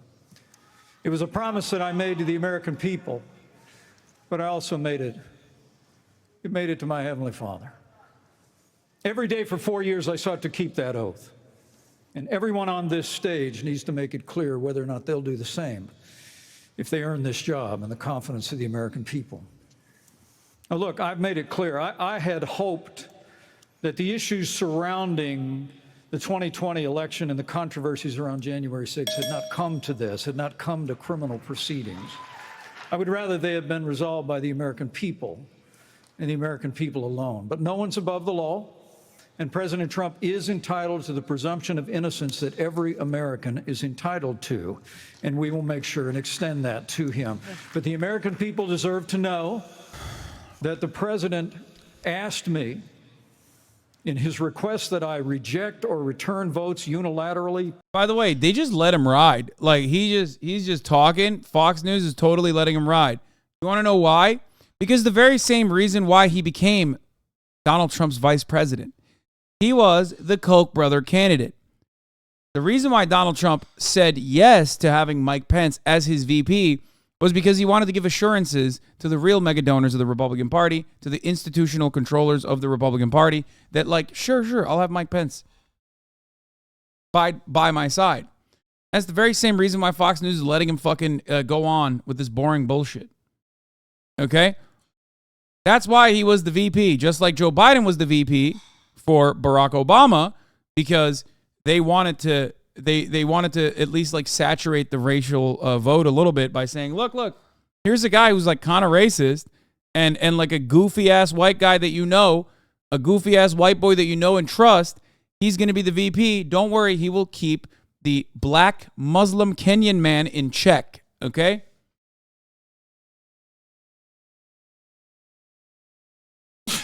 Pence was also for the evangelical vote. Fuck no. Pence is a full-on Heartland Institute plant. Motherfucker says cigarettes aren't bad for you. No, dude. Pence is not for the evangelical vote, my friend. Evangelicals are infinitely more positive on Donald Trump than they are on Michael Pence. What do you mean?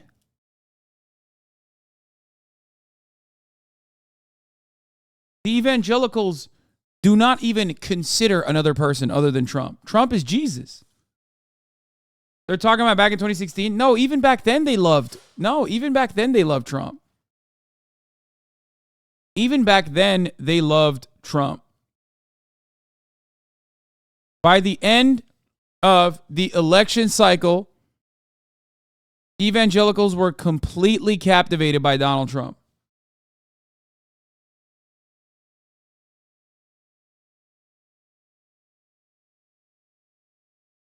Mike Pence's main reason for being selected, I thought the common narrative was Pence brought Trump the evangelicals.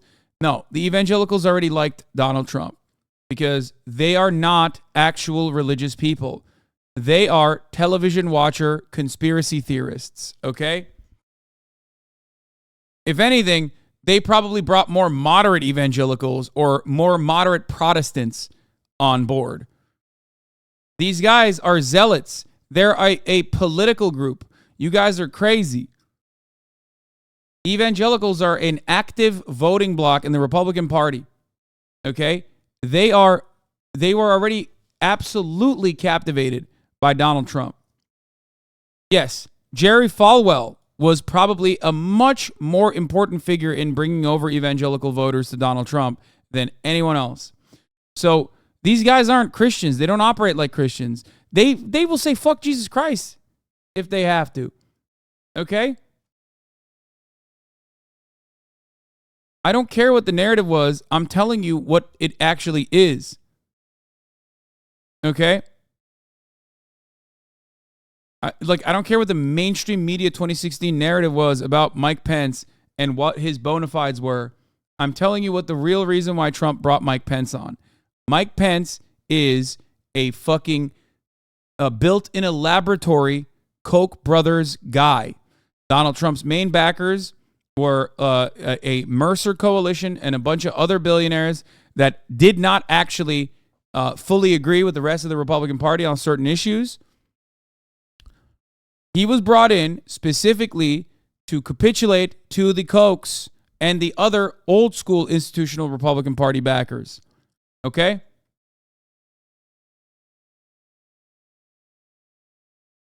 To say, hey, look, trust me, like, we're not going to deviate too hard.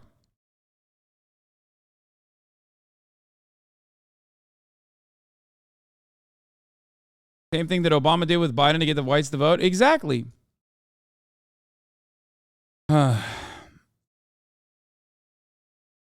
So,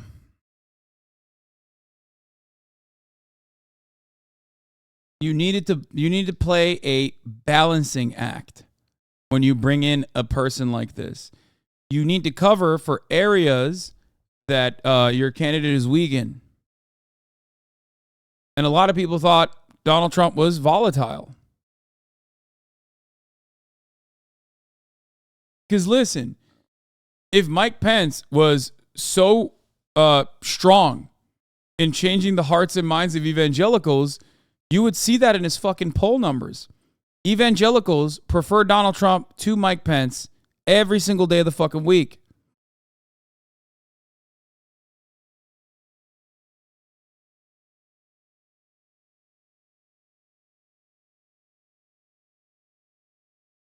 Okay? Now let's continue. Power that no vice president in American history had ever exercised or taken. He asked me to put him over the Constitution. And I chose the Constitution, and I always will. I had no right to overturn the election, and Kamala Harris will have no right to overturn the election when we beat them in 2024. Hey, Sean Hannity here. Hey, all right, let's get DeSantis. I got no beef with Mike Pence. Mike Pence did the right thing on January 6th. So here's what we need to do. We need to end the weaponization of these federal agents. But that's not I the will do that. That's not the question. I know, but here's the thing. This election is not about January 6th of 2021. It's about January 20th of 2025, when the next president is going to take office. I know what the Democrats would like to do. They want to talk about all these other issues, but we've got to focus on 9/14/2015 Federalist article. Evangelicals don't love Trump. Yeah, dude. Yeah, let's resort to the Federalist for what the beating heart of the Republican Party looks like when every single one of these institutional Republican Party operations before Donald Trump straight up were against Donald Trump. In 2015, let me tell you something. I was there. Okay? I was a political commentator. I was fucking there. So I can give you personal, firsthand acknowledgments. In 2015, Charlie Kirk was anti-Donald Trump. Do you understand? With the exception of like Breitbart, almost every single one of these outlets, including Fox News, were making a mockery of Donald Trump and not getting on the Trump train. They were wrong. They were completely wrong. They did a horrible job of analyzing what the people wanted. Okay?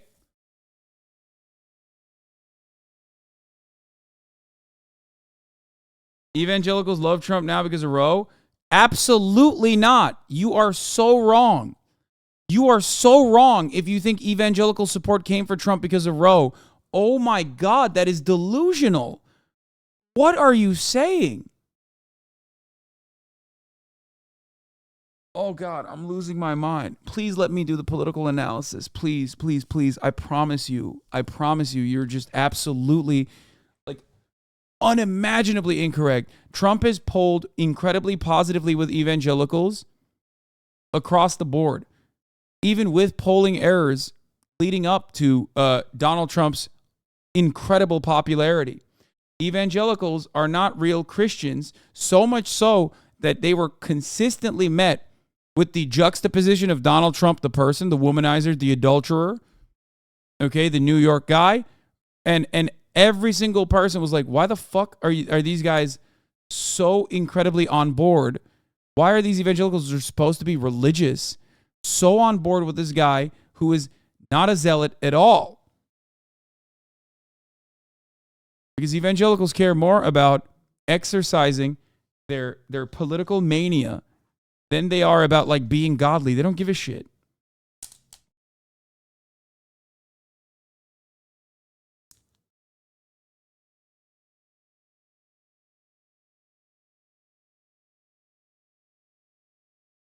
Trump had his big panel of evangelical mega pastor church super early. They've always backed him as soon as he started doing well in 2015. Like, Jerry Falwell is one of the most important figures that was an early Trump backer.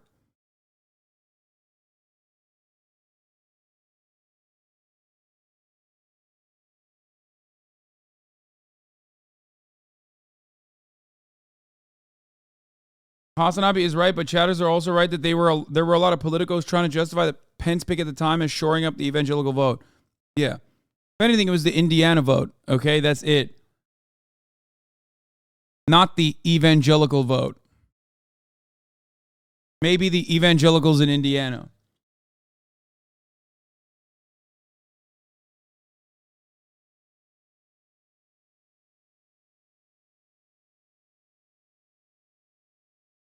Your future. We've got to focus on reversing the decline of our country. I learned in the military, I was assigned with U.S. Navy SEALs in Iraq, that you focus on the mission above all else. You can't get distracted. So Republicans, we've got to look forward, and we've got to make sure that we're bringing the message that can win in November 2024.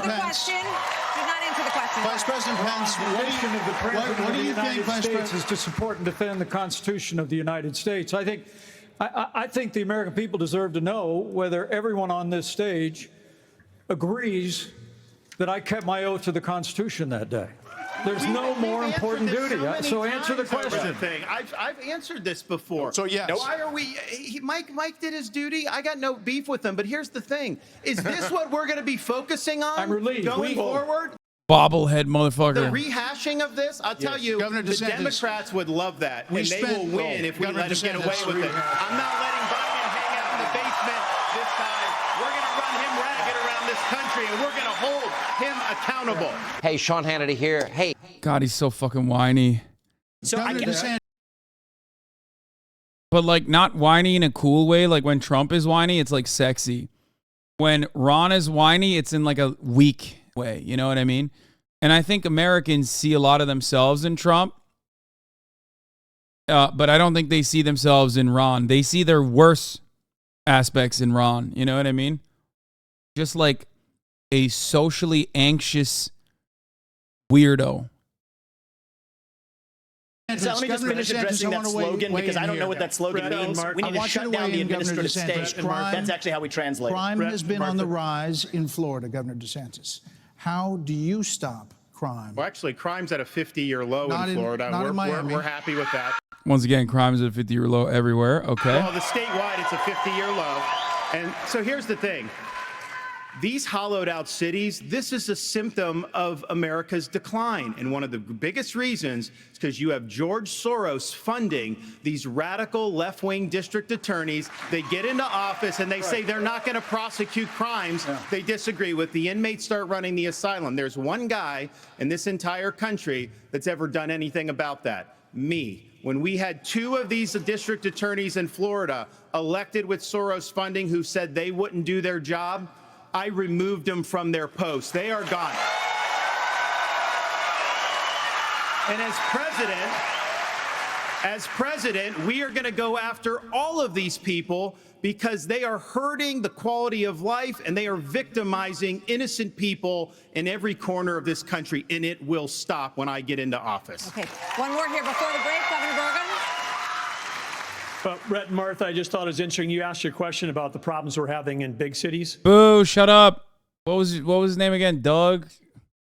Was it Fug? I don't even know. Doug Burzum. Nobody ever asked the question of what about the crime wave in small towns? Because in a small town, neighbors help neighbors. People understand each other. If a farmer gets sick, everybody comes together and helps them get the crop off. There's accountability. There's transparency. One thing that I think this country could use is somebody in the White House that understands small town values. Because 538 is Bergen with a 45% chance of winning the primary, though. Yeah, I don't give a shit. I don't know how else to explain that. That factoid in and of itself, I think, personally is a bigger indication that you should never look at 538 ever again for the rest of your life. I mean, even Nate Bronze is no longer there. He's like, Nate Bronze, I mean, this has got to be a joke. Bergamania is coming, brother. No, he's joking, right? 538 fell off ever since Nate Silver left. First of all, Nate Silver turned Nate Bronze very fucking quickly, and they had fallen off while he was there. Now that he's gone, they've fallen off even further. that's our road back to get this country on track again. Hey, Sean Hannity here. Hey, click here to... But I think that chatter was joking. So this is a really important part. This is a really important part. Okay? You had young Ben Shapiro from a time capsule ask a question about climate change. Okay? This is huge. And the answers here were very interesting. Because, well, one, if I'm looking at it from like my own sane perspective, it's fucking terrifying. But if I'm looking at it from a Republican hat, like how this, plays to the Republican audience, there was a lot of,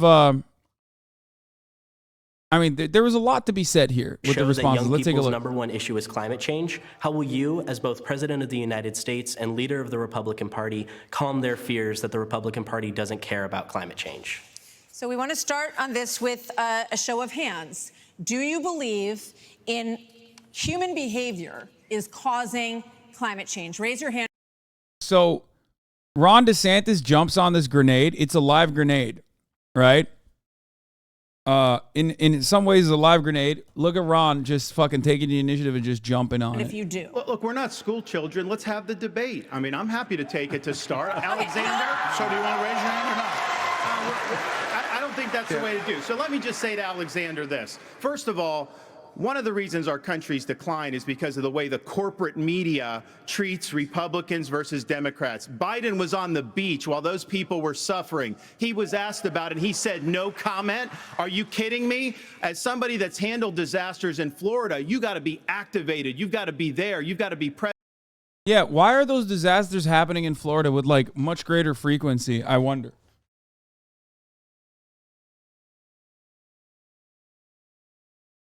Why is that? Also, wasn't he in fucking Japan when one of them happened?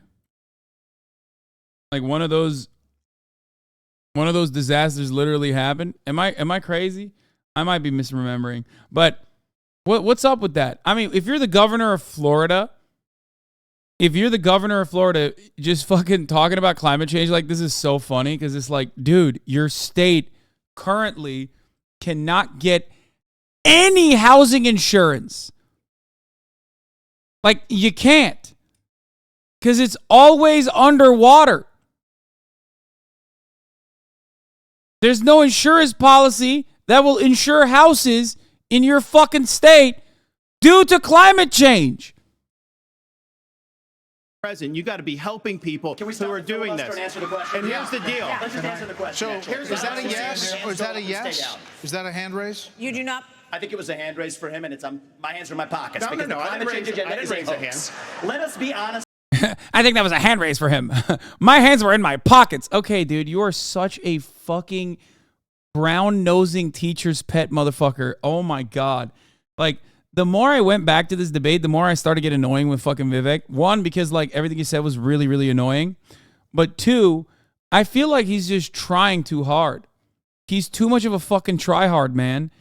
I don't know if fucking Republicans are gonna respond all that positively if he keeps laying it on this thick. As Republicans, I'm the only person on the stage who isn't He is so male I can say Pete. this. The climate change agenda is a hoax. The climate change agenda is a hoax. And we have to... People are booing not him, for the record. They're booing the moderators here. I just want to clear something up. The climate change agenda is a hoax. And we have to declare independence for it. And the reality is, the anti-carbon agenda is the wet blanket on our economy. And so the reality is more people are dying of bad climate change policies than they are of actual. I think either they were booing the moderators or the bought and paid for thing because it doesn't make sense. It doesn't make sense because then they start applauding. Is the wet blanket on our economy. And so the reality is more people are dying of bad climate change policies than they are of actual climate change. Governor Haley, are you bought and paid for? Is down by Hold on. in the last century. Listen. I've had enough. I've had enough already tonight of a guy who sounds like ChatGPT standing up here. And the last person in one of these debates, Brett, who stood in the middle of the stage and said, "What's a skinny guy with an odd last name doing up here?" was Barack Obama, and I'm afraid we're dealing with the same type of amateur standing on stage tonight. Come over and give me a hug. Give me a hug just like you did to Obama. The same type of amateur. And you'll help elect me just like you did to Obama, too. Give me that The same type of amateur. Hold on. Governor Haley, would you like to respond? Are you bought and paid what for? I would like to say is the fact that I think this is exactly why Margaret Thatcher said, if you want something said, ask a man. If you want something done, ask a woman. Yeah, that'll definitely work well with Republicans. They love women in power. You know what I mean? First of all, we do care about... Dude, Nikki Haley would kill it in British politics, by the way. Nikki Haley is like a British Lib Dem, not even like a Tory. You know what I mean? She's got it all. Clean air, clean water. We want to see that taken care of, but there's a right way to do it. And the right way to do it is, first of all, yes, is climate change real? Yes, it is. But if you want to go and really change the environment, then we need to start telling China and India that they have to lower their emissions. That's where our problem is. And these green subsidies that Biden has put in, all he's done is help China because he doesn't understand all these electric vehicles that he's done, what that does. Half of the batteries for electric vehicles are made in China.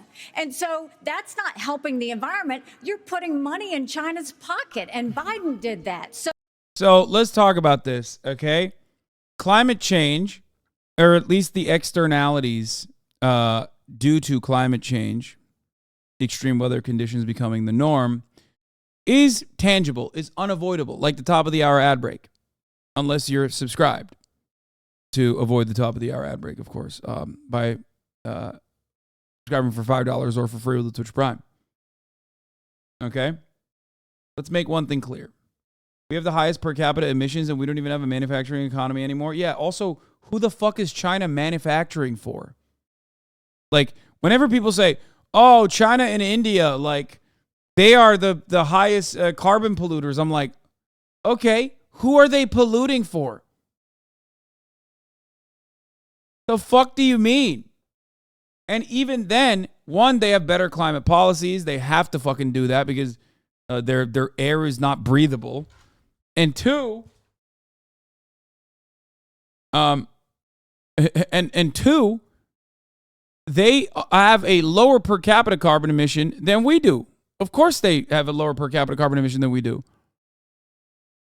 Nobody touches America, okay, on that front. Anyway, here's the 3-minute ad break now. Let me get back to what I was going to say, though. because the impact of anthropogenic climate change is becoming impossible to not reckon with. You're either under fire all over, you're on fire, or you're underwater all over the country. Republicans have to reckon with that. And there's the one far right way of reckoning with that, which is that it's a Chinese hoax, it's Chinese space lasers, it's, I don't know, space wizards, it's made up, whatever. Or the more moderate Republican position is like slowly shifting away from saying like global warming, hello, look at this snowball, to actually, sure, the earth is warming up. That's fine. That's happening. And it's either happening due to China and India and the third world or developing nations, which is fucking false, obviously, or it's happening because of the naturally occurring phenomena of the Earth's climate just warming up in and of itself. Okay?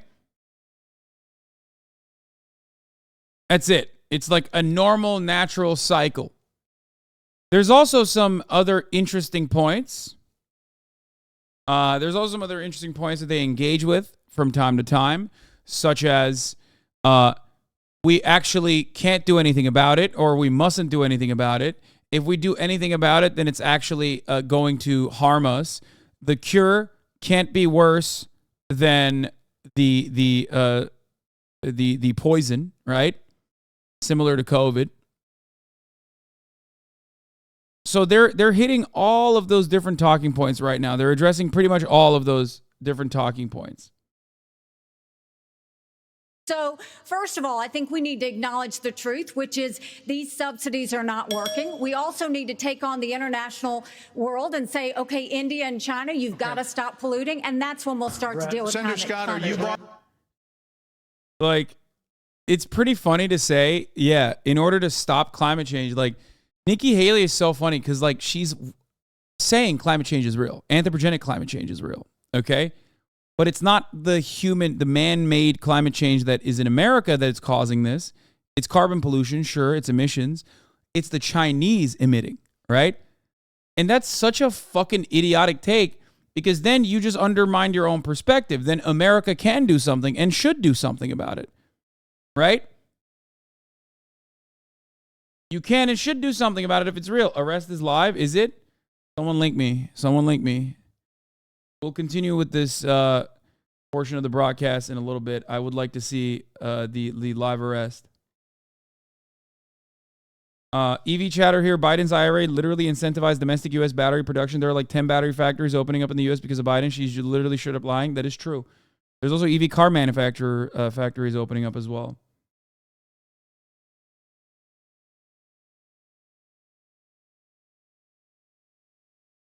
Crime time. It's Crime Watch. Not until 7:30 p.m. Atlanta time. To surrender himself, but clearly that is something he's decided to do now before turning himself in at the Fulton County Jail behind me. All right, Caitlin, stand by. We're going to get back to you soon. I want to go to John King. He's also joining us right now. John, these are truly extraordinary it's not happening moments yet. in American history that we are witnessing. A former American president about to surrender and be arrested. Let me get your thoughts as someone who has covered presidents like I have for many years. Wolf, once again, Donald Trump is taking us to a place, us as reporters and the country and the world even, to some place we have never been before. For the fourth time, a former president of the United States will be processed in a courthouse on criminal charges. For the fourth time that will happen. The man known for Trump Tower in Mar-a-Lago will be walking into a grungy county courthouse to be processed by the sheriff on criminal Republican primary process first. Dude, it's so good. I love hogs so much. That's still a question. What would we do without hogs? A world without reactionary pieces of shit surely would be a utopian society, but it would be fucking boring, dude. It would be so fucking boring. Look at how boring these goddamn Democrats are. If they were our reactionaries, they would be unimaginably hard to make content out of. Okay? They would be they're so smarmy, so entitled, so elitist, so fucking smart with it. It's just like hogs, they're basic. Hogs, they're not trying to be smart. Okay? They're just fucking responding to stimuli. On the tarmac of the Newark airport right now, and pilot just noted you can see former President Trump's plane out the left window and cop cars presumably transporting him to it. Whole plane audibly groaned.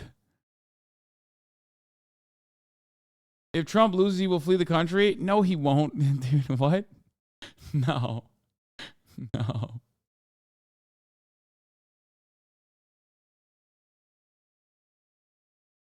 Let's go to the Atlanta 11. What is it? What is the local Atlanta newspaper that's probably live on the ground?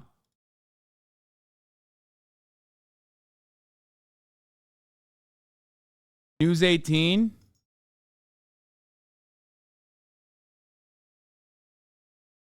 I want to see like people talking to the protesters down there. Because I know that there's like a lot of people. AJC is the newspaper, but do they have local news down there?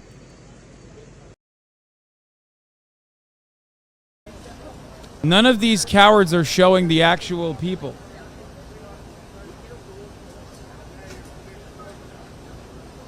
It's called 11 Alive or Fox News. It is 11 Alive, right? Let me see.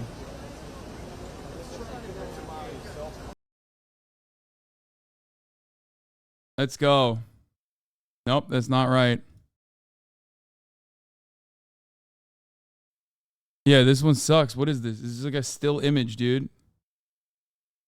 Related to this case today in Brightside Broadcasting Network.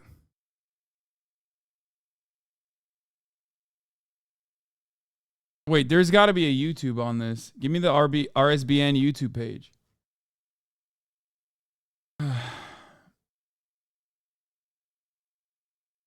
His plane is in the air. I know, but I want to see the fucking people on the ground, like what they're saying. You know what I mean? Here, let's listen to. Through a legal process to challenge the election through many courts, more than 50 said you don't have the evidence. Everything he does beyond that, it didn't have to get to this point. And I think that will be sort of an interesting part of this going forward. Supposedly, Gloria, he's going to be treated like the other defendants, but will he actually sit there and they will take a mugshot of him?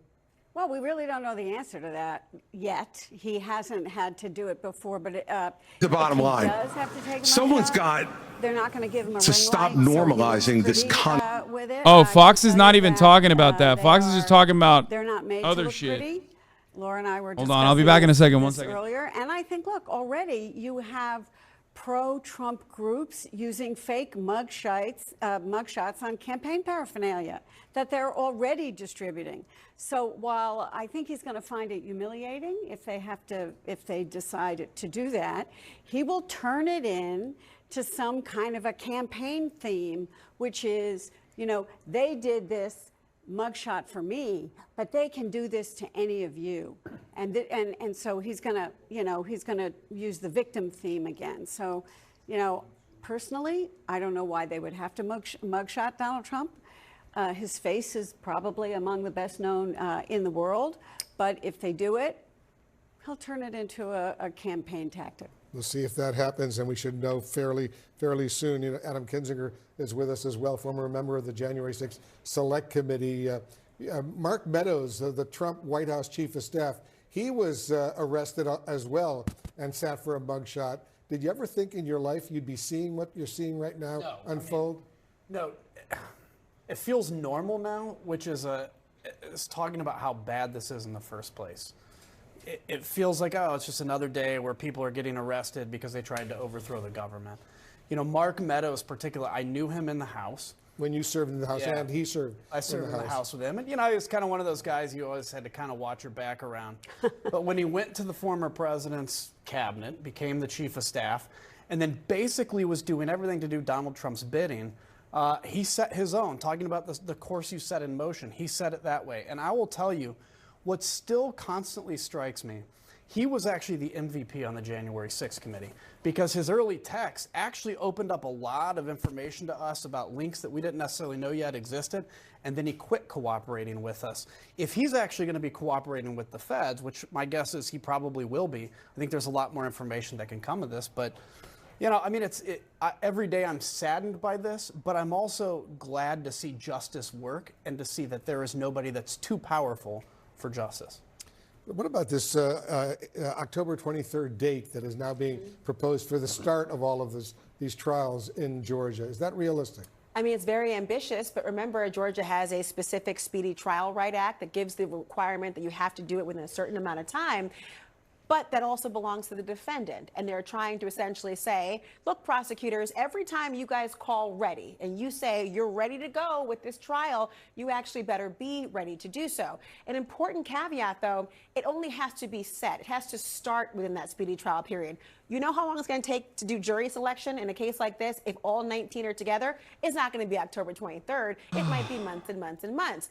But that assumes as well that everyone's being tried together. We know there's already a motion to try to remove it for at least Mark Meadows. I know she said mugshots. Look, I was doing my federal job. It's part of my Bro, job. that's so funny. The former president is literally about to be arrested, and Fox News is talking about some fucking Microsoft executive murder, dude. What is...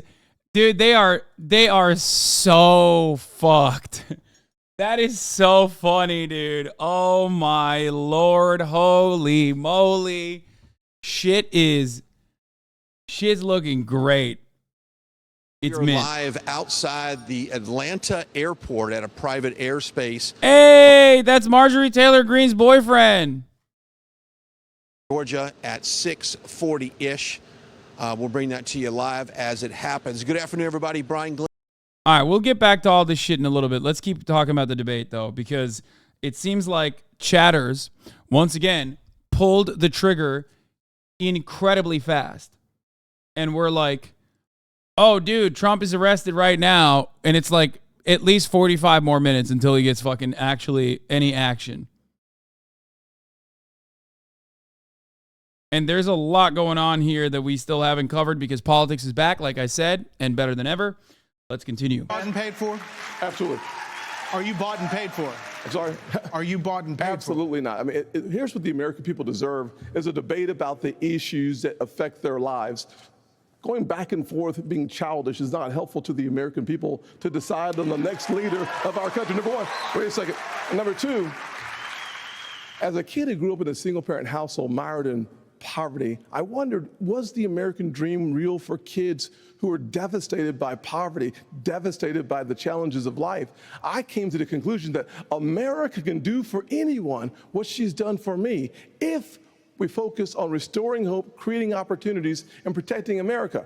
If we want the environment to be better, and we all do, the best thing to do is to bring our jobs home from China. If we create 10 million new jobs in my Made in America plan, we will have a better economy and a low-key, I mean, if we're thinking about it from the environmental point of view, given how stupid Americans are and how the American government works, unironically, manufacturing staying in China is probably better for global emissions overall because they have a mechanism to genuinely change the outcome. We do not. So obviously, I am still in favor of bringing jobs to America to a certain degree. I am in favor of building up our manufacturing capabilities once again. But if you're purely thinking about it from the perspective of like our carbon footprint, holy fuck, dude! Can you imagine American manufacturers? They already with the limited amount of output we have, we already pollute our own goddamn rivers and shit on a daily fucking basis.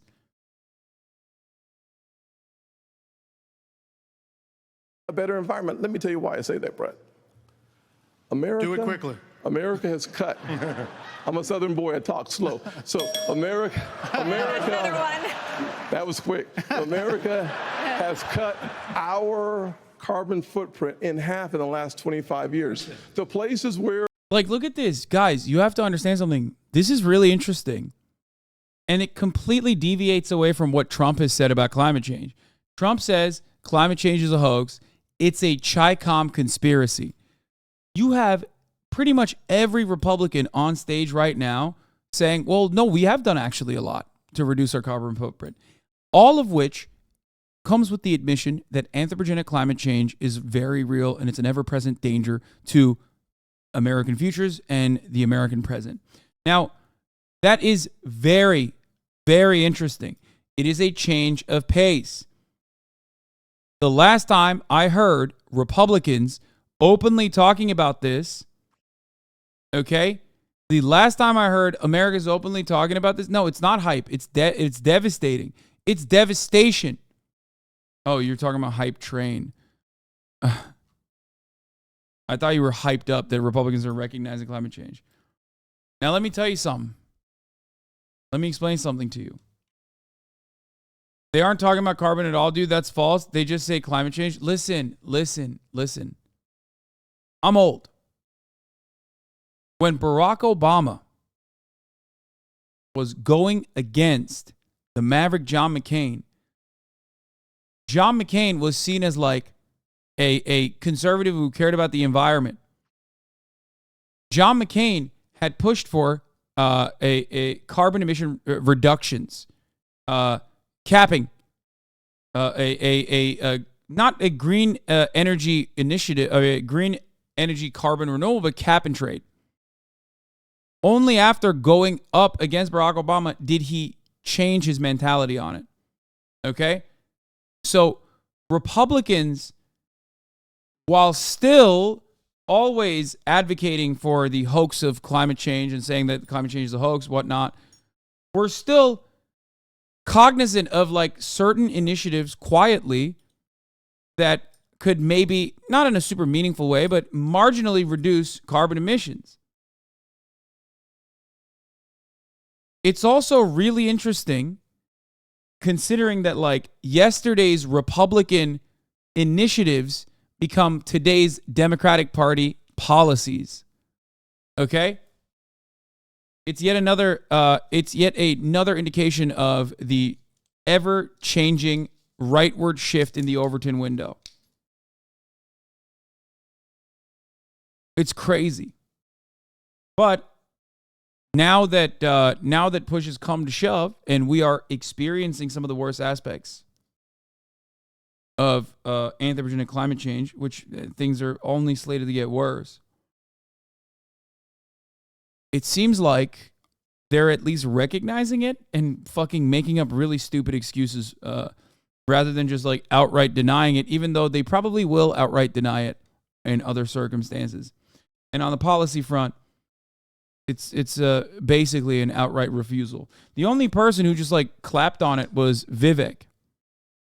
And he did it in a wishy-washy way where he said the climate change agenda is a hoax. He didn't say climate change is a hoax. That's what Donald Trump had said. He said the climate change agenda is a hoax. That is going to be his way of weaseling out of that take so that he can have his cake and eat it too. Oh, that's another great example, dude. Thank you. Yeah, here.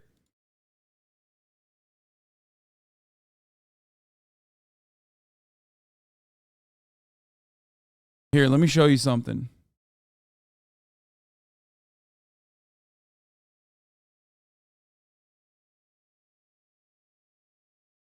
WeCanSolveIt.org, an ad on solving climate change issues with former Speaker Newt Gingrich. Hi, I'm Nancy Pelosi, lifelong Democrat and Speaker of the House. And I'm Newt Gingrich, lifelong Republican, and I used to be Speaker. We don't always see eye to eye, do we, Newt? No, but we do agree our country must take action to address climate change. We need cleaner forms of energy, and we need them fast. If enough of us demand action from our leaders, we can spark the innovation we need. Go to WeCanSolveIt.org. Together, we can do this. 2007. Think about that. Now, of course, this wasn't meaningful. Just like cap and trade is not enough. Okay? But I show this to you because even on the aesthetic front, there was a different message that they were communicating. They are continuing to increase. Africa, 950 million people. India, over 1 billion. China, over 1 billion. Why would we put ourselves at a disadvantage? Devastating our own economy. Let's bring our jobs home. 30 seconds is 30 seconds, Mr. So then this was the Nikki Haley Ramaswamy back and forth where Nikki Haley was angry at Ramaswamy for Vivek's insane and relatively incomprehensible foreign policy approach, which is like, I think, incomprehensible from the perspective of the average voter, but I guess like still toes the line of the State Department, you know what I mean? Like not super far removed from it, but it's still exaggerated, I think. I mean, the idea that like Russia is supposed to be our allies against China.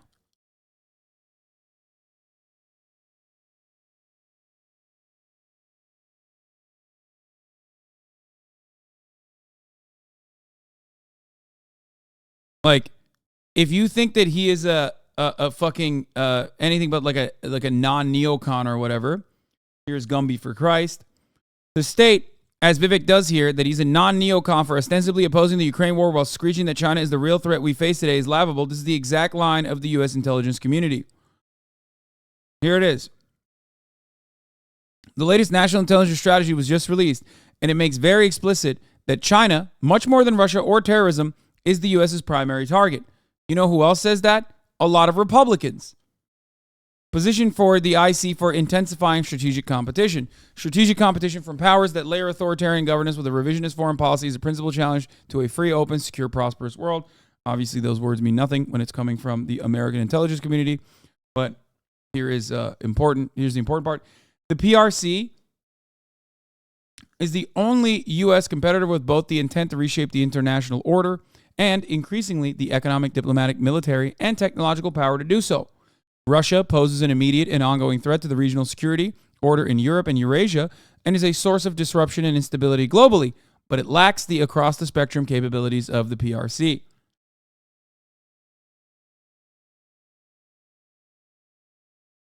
So Vivek took it 11 steps further by being like, Russia is not our enemy, they're our allies. But the idea that, stop focusing on Russia, focus on China, that's the real villain, something that Donald Trump has said many times over.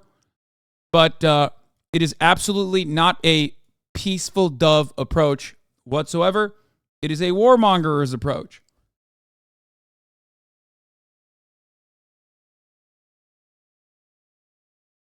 So remember that. Something to consider.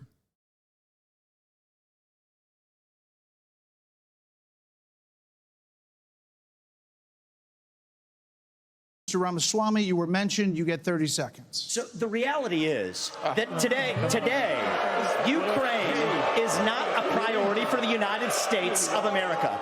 And I think that the same people who took us into the Iraq War, the same people who took us into the Vietnam War, you cannot start another no-win war. And I do not want to get to the point where we're sending our military resources abroad when we could be better using them here at home to protect our own borders, protect the homeland. All right. That will be my top priority in foreign policy. I think we gave you protect more than the 30 homeland. seconds in the rebut. So I do want to get to some other people because everybody, we respect everybody's time here. So Governor Haley, you did not raise your hand, meaning that you would support more funding for the Ukraine war. You have said of Governor DeSantis that you didn't appreciate it when he initially. I don't think maybe I will be absolutely owned on this front, but I have said time and time again that giving more funds, giving unlimited funds and weapons to Ukraine is not a winning policy position for the Republican Party. Okay? I don't think it is. I do not think that Americans give a shit. I think Americans are selfish. We are the most selfish country on the planet. So even if you do think that unlimited funds to Ukraine is a good thing, okay, most Americans don't even think about it like that. And the early polling, when there was a media blitz on the issue, has, in my opinion, probably fucking died down.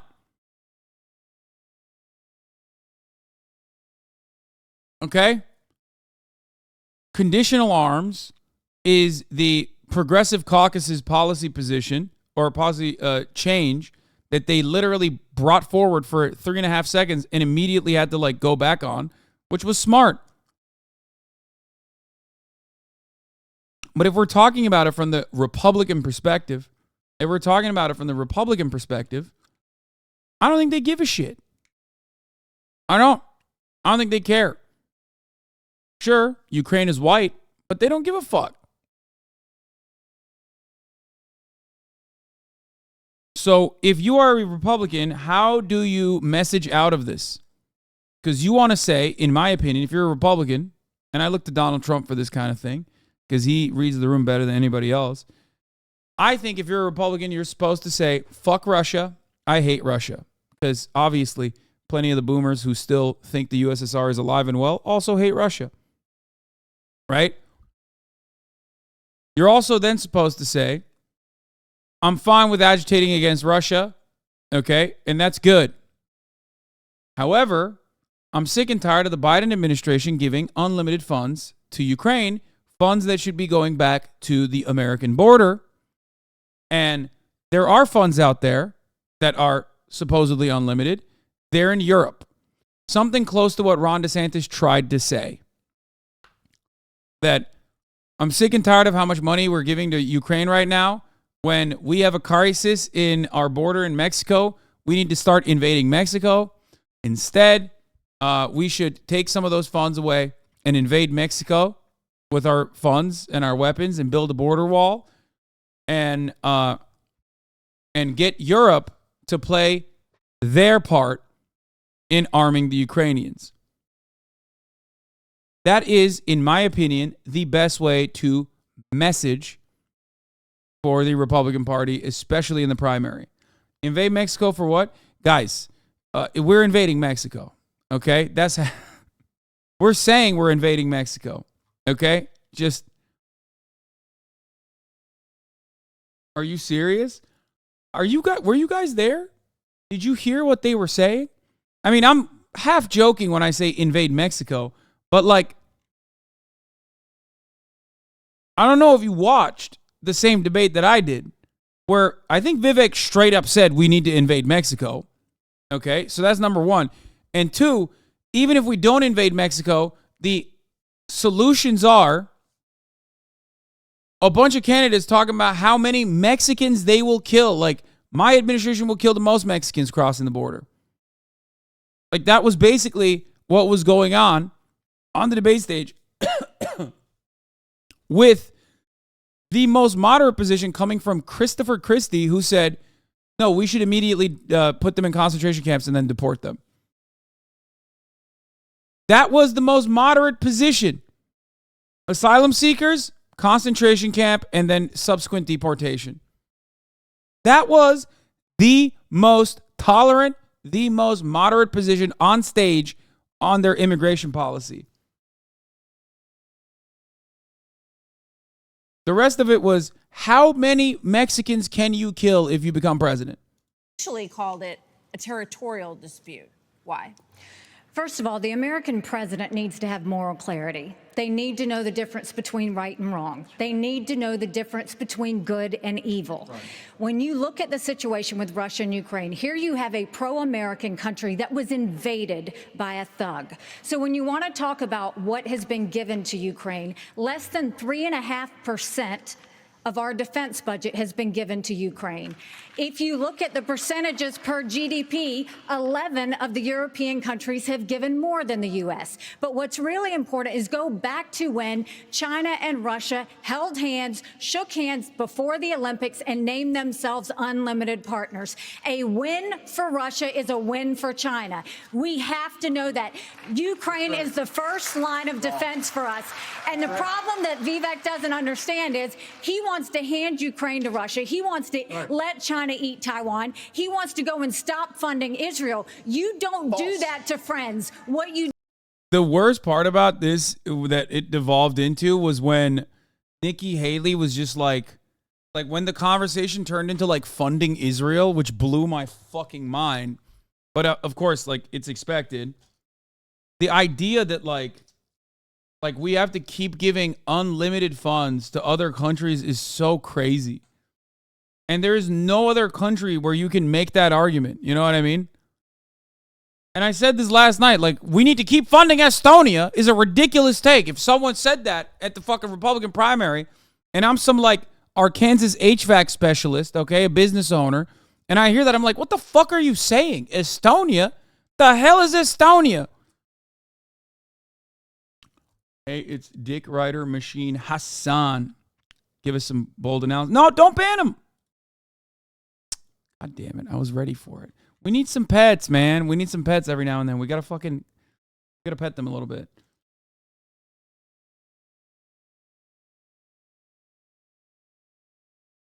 You do instead is you have the backs of your friends. Ukraine is a front line of defense. Putin has said once Russia takes Ukraine, Poland and the Baltics are next. That's a world war. We're trying to prevent war. Look at what Putin did today. He killed Prigozhin. Guys, America hates war, okay? We're trying to prevent war. When I was at the UN, the Russian ambassador suddenly died. This guy is a murderer, and you are choosing a murderer over a pro-American country. There's so many funny takes here that, like, if I'm Vivek, there's so many angles here that you could hit, like, but anyway, whatever. It's just. First of all, Mr. Ramaswamy, you have 30 seconds. Mr. DeSantis, Nikki, I wish you well in your future career on the boards of Lockheed and Raytheon. I'm not on but the fact of the matter, Boeing came off of it, but you've been pushing this lie. You've been pushing this lie all week, Nikki. You want to go and defund Israel? You want to okay, let me address that. I'm glad you brought that up. I'm going to address each of those right now. This is the false lies of a. This was probably the loudest cheers that anybody got that night, and you know. It's a weird moment, but the worst because it was only an opportunity that was afforded to Nikki Haley here because of Vivek Ramaswamy's like insane, incomprehensible mumbo jumbo, his garbled approach to foreign policy, where he's just like, we gotta befriend Russia. Like, it's so stupid, man. You're so dumb for saying that. Like, who the fuck deluded you into thinking that, like, the broader Republican Party actually supports our nearly century-old conflict? Motherfucker, like, we were worried about Russia when it was the USSR while we were fucking aligned with them in fighting Nazis. It's so stupid. Like, the Republicans that are pro-Russia are the biggest fucking dupes on the planet. Why? Because originally they were duped into hating Russia due to Red Scare propaganda. Okay? And now all it took was for some fucking WhatsApp channels, some Telegram channels, for them to turn and be like, no, Russia is good now because it's defending the white race. That's how fucking stupid these guys are. And they are not that big of an audience. Like, there's no, this is only extremely online, like 4chan groupers or some shit. Nobody gives a fuck about that. The broad majority of Republicans, the vast majority of Republicans fucking despise Russia and think they're communist. Okay? The fuck are you doing being like, Russia is our allies? Professional politician. There you have it. Your watch, so the reality make America less safe. You have no foreign policy experience, and it shows. And you know what? The foreign policy experience that you all have shows in the pointless wars we've gotten into. I have to address that. So our relationship. You know what you say in this situation? Very simple. You turn around, you wait for the fucking crowds to stop cheering for Nikki Haley, and you say, you know who else had zero foreign policy experience in your eyes and in the eyes of every Republican standing on the stage? Donald Trump. And he was the greatest president and the most peaceful president of a lifetime. And I want to embody his spirit. Boom. Mic drop. Okay? Every single one of you wants to suck Trump's cock, but nobody will suck it like I can, okay? I am Vivek Ramaswamy, and I'm here to say the moderators need to ask, if Trump takes his dick out, who's sucking it first? My answer is I'm sucking it first, okay? Not any other person on this fucking stage is not Rama swallowing that fucking load. I stole that from a chatter. That was very good.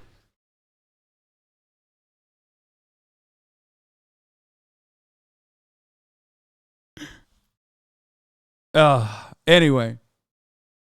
But yeah, the reality is that there was a really good fucking counter to this, but he's not that good, I guess. With Israel will never be stronger than by the But he got too caught up on the Israel thing. He's like, no, I love Israel. I love Israel. Israel's my favorite. Israel's my friend. end of my first term. But it's not a client relationship. It is a friendship. And you know what friends do? Friends help each other stand on their own 2 feet. So I will lead Abraham Accords 2.0. I will partner with Israel to make sure Iran never is nuclear armed. But you know what I love about Israel? And I've been there probably in the last 10 years more than most people on this stage. You know what I love about them? I love their border policies. I love their tough on crime policy. Bro, Israel's border policy would mean that Ramaswamy's parents were not allowed into the United States of America. Like, it's such a funny take from him on this front. Like, bro, Israel barely likes Jewish people that are like your skin color, okay? The fuck do you mean? I love Israel's national identity and border policies. Like, they don't even like Ethiopian Jews. Like, what the fuck do you mean? They did not like Middle Eastern Jews until like fucking recently. Or not recently, but like a couple decades ago. There was a tremendous amount of like hatred directed towards darker skinned Jews, okay?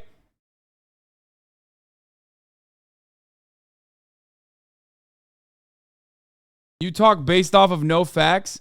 Yeah, you are a weirdo, bro. You talk based off of no facts? Yeah, I totally made up this apartheid state's like incredibly racist fucking policies that still are in existence, and certainly in some respects were even worse, especially as it pertains to the treatment of Sephardic Jews in Israel. You're right.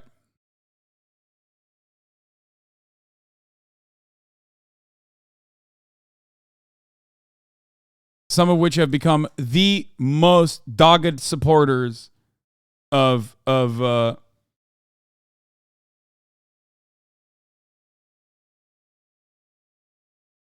here, look. Here's an opinion from Haaretz. If Sephardic Jews want to end their discrimination, they must become proud Arabs. Ashkenazi Zionism, which established the country in an ongoing confrontation with the Arab world, created a serious emotional crisis for Jews from Arab countries. But it doesn't end there. Of course, Israel gave birth control to Ethiopian Jews without their consent.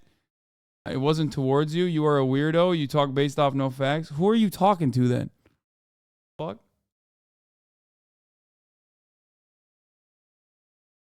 Anyway, so kind of funny that, an Indian American man is like, I love Israel's national identity. It's an apartheid state, and I totally love that. And also their border policies are great. Like, you would literally not be in the country if there was Israeli-style border policies. I love that they have a national identity and an iron dome to protect their homeland. And so, yes, I want to learn from the friends that we're supporting. And we need to build an iron dome in America. First of all, it's our iron dome. We built it. The fuck do you mean? But also, who are we building an iron dome from against? Like, what the fuck? I love when these dumbasses are like, I hate big government spending. And then they're like, we need to build an iron dome. For what? North Korea? The fuck? We need to build an iron dome for these fucking Canucks throwing hockey pucks over the waterfront. Okay? Sick and tired of it. Like, what's happening? puzzles no, you me want to cut the is aid I want to off. learn And from let me those and tell apply you, those to protect it's our not homeland, that Nikki. Israel That is needs the answer. America. America needs Israel. Okay, They Governor are the front line DeSantis, of defense Governor to DeSantis, you were mentioned at the territorial dispute. Not only No, it's not a territorial dispute either. Hey, Sean Hannity here. Hey, click here to Dana Bash presses Vivek Ramaswamy on his Ukraine comments in the debate. I love that, like, the debate had so many incredible moments where people are saying, like, so many incredible moments where people are just straight up, like, saying, you know, whether it's Ron DeSantis claiming that he knows a multiple abortion survivor lady, okay, or whether it be all of them individually saying they're going to kill the most amount of Mexicans crossing the border if they're president. And like CNN's major point of contention is like, well, you said a lot about Ukraine. Let's hear what you have to say about Ukraine. Let's hear that. Thank you so much. I have Vivek Ramaswamy here with me. Thank you so much for being here. It's good to see you, Dana. Were you expecting the incoming that you got tonight? You know, it was an honor. I took it as a badge of honor as the 38-year-old outsider in this race who's never been in a political debate to be at center stage and see a lot of establishment politicians that threatened by my rise. I am thrilled that it actually gave me an opportunity to introduce myself to the people of this country.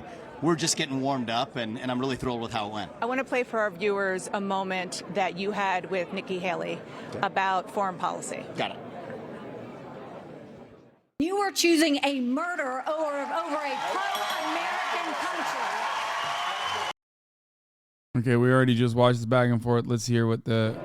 You don't have foreign policy experience, and it shows.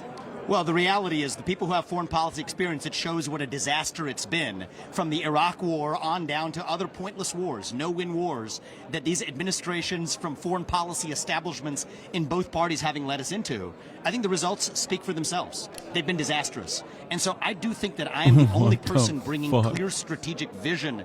All right, fuck Vivek. Let's get to the real legend, okay? Donald motherfucking Washington Trump. is an impeachment inquiry. As a matter of fact, I've been telling everyone I'm not going to vote for another CR, another short-term CR. I'm not going to be voting for all these bills until we pass an impeachment inquiry because it has to happen. And so do you think you'll have that back? You think Margiotto Blow is letting Forgiato Blow hit? Call your legislator, call your representative, ask them why they are not getting behind these articles of impeachment. Well, you know, I introduced articles of impeachment on Joe Biden's first day in office. So it's not me. I'm not the holdup. It takes 218 Republicans in Congress to pass any bill. To pass anything in Congress, you have to have 218 votes. We only have 222 Republicans in Congress. And unfortunately, we don't have enough strong Republicans. But I'm hoping to see them get there on this because Joe Biden is now, it is proven that he lied to the American people. He lied to the American people. I know you're joking, but I actually do. Oh, no. Margiotto Blow is famous for having polyamorous relationships, constantly cheating on her husband. That's why they divorced. She was letting the whole CrossFit gym hit at a certain point. You know, respect to her. That's the only, like this isn't to like slut shame Margiotto Blow, right? But I do despise her.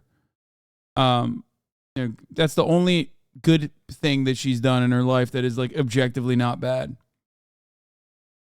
Joe Biden is on video himself admitting that he was going to hold $1 billion in U.S. aid, all in order to get that prosecutor. You said, would you hit? I would rather strap my dick onto a SpaceX rocket that explodes on impact than do that sort of thing. No politician in Washington should be able to enrich themselves on the American taxpayers' backs, abusing their power and making policy decisions and getting paid for it. And that's what the Biden family did. That's what Joe Biden has done while he is persecuting President Trump. And that's what we have to do. There's no way that Republicans can go forward in Washington without passing an impeachment inquiry. To me, it sounds like a bunch of rhinos, Marjorie. Just people who I love the serious news broadcast, Right Side Broadcasting Network. To me, that sounds like a bunch of rhinos, Marjorie. This fucking, what is this planet that we're living in, dude? Oh my God, it's so fucking stupid. How do we elect idiots like this? What do you mean? Idiots elect idiots, man. Let me tell you how we elect idiots like this, okay? If you're so confused by this, let me explain it to you. Last night on the debate stage, one incredibly important talking point was about abolishing the Department of Education, okay? America's education is failing due to attitudes like that. Public education is incredibly important, and we have defunded it. Democrats have also played a role since the 90s, okay? And the results are very clear. The results are so fucking clear. That's how you have a bunch of Marjorie Taylor Greene idiots out there and a fuck ton more that are willing and able to vote for her. That's it. Keep them dumb. Dynasystem, thank you for the 5 gifted subs. Oh, God. That truly was one of the worst. Like, the immigration, the strong anti-immigrant narrative was really, really scary to hear, especially, like, where the Republican Party has gotten to. But the Department of Education concept, like the abolition of the Department of Education as a genuine take. Oh my God, dude. It's so fucked. Okay. It's why you can learn more about U.S. politics watching HasanAbi than taking an AP government class in high school. No, they haven't released Agent Orange's mugshot yet. We are very libbed up here, though. Why do you think people are stupid? That's a ridiculous question. Of course people are stupid. I'm stupid. Many people are stupid. But I just told you exactly why I think Americans are particularly stupid.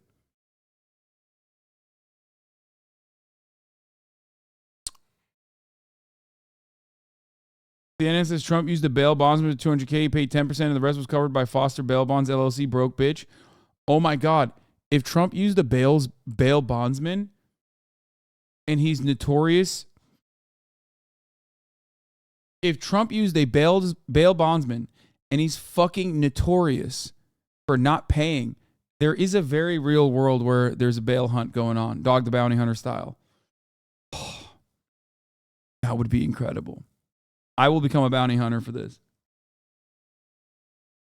I've been bounty hunting for 25 years. Anyway, Nikki Haley pressed on whether Trump is a danger to democracy. See Christie's reaction after he was booed at the debate. Complete train wreck. Media unravels over GOP debate. You don't need Donald Trump to be at a debate to have a show there, right? So, I mean, it was complete train wreck. I thought that there was so much theatrics on the stage, and some of that is intentional. I'm not sure what any of them are running for. Berg. Does anyone have the full debate? I want to show you bits and pieces that were not cut in this video. There's still much more to cover from the debate itself that I haven't been able to talk about. No, don't give me the Fox News link. Just give me a YouTube link, please. It's much easier. Thank you. Wait, what? No, you just sent me. This is not the debate at all. This is a fucking... I think that's not going to be the primary determinant. You know what's really funny? This fucking freak is not allowed in the Republican spin room. And yet he's on Meet the Press on MSNBC. This fucking asshole is banned from the fucking Fox News spin room, and MSNBC picked him up. God damn, I hate this fucking country so much. No, stop sending me the Fox News video. This is like too hard to fucking navigate through probably. Actually, you know what? It's not that bad. We need somebody who can actually constrain the growth of the federal government, that can act as government. So the first half of the fucking debate was really, really, really stupid. Stop sending me the Rumble link. Oh my God, I'm not going to look at Rumble. Just there's got to be one uploaded to YouTube, man. Here. Funding for used against him.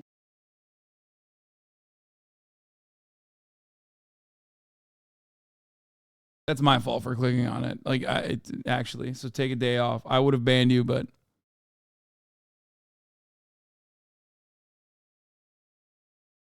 Anyway, here. And as president. So the first hour spent on like how we're gonna cut spending and entitlements, really fucking stupid, really dumb. Hated that. Very boring. Something that like most Republicans don't even give a shit about overall. Nobody cares about the debt. Nobody cares about the deficit. Suck my dick. Especially when paired up with the second half, which was all about how we need to fucking fight tooth and nail against China by doing what? Oh, spending more money. Okay, so that's great. But the real demonic parts of this debate came at the tail end, like at the second half, when they started getting real aggressive about immigration. There was funny moments that we missed that we haven't really talked about. Like, does anyone have the link for Ron DeSantis talking about the baby in a pan? Or not, yeah, penny in a pan. What the fuck was it? I need to hear that again. It was such a stupid fucking take. I feel like not a lot of people have talked about it. The multiple time abortion survivor. That was a really funny moment. Another funny fucking moment was when Ron DeSantis was like, I met a mom who had a child who fucking ate one perk and died. Like, it's supposed to be this like super devastating thing that he's describing, and yet the way he brought it up was so bad. It was just like almost comical.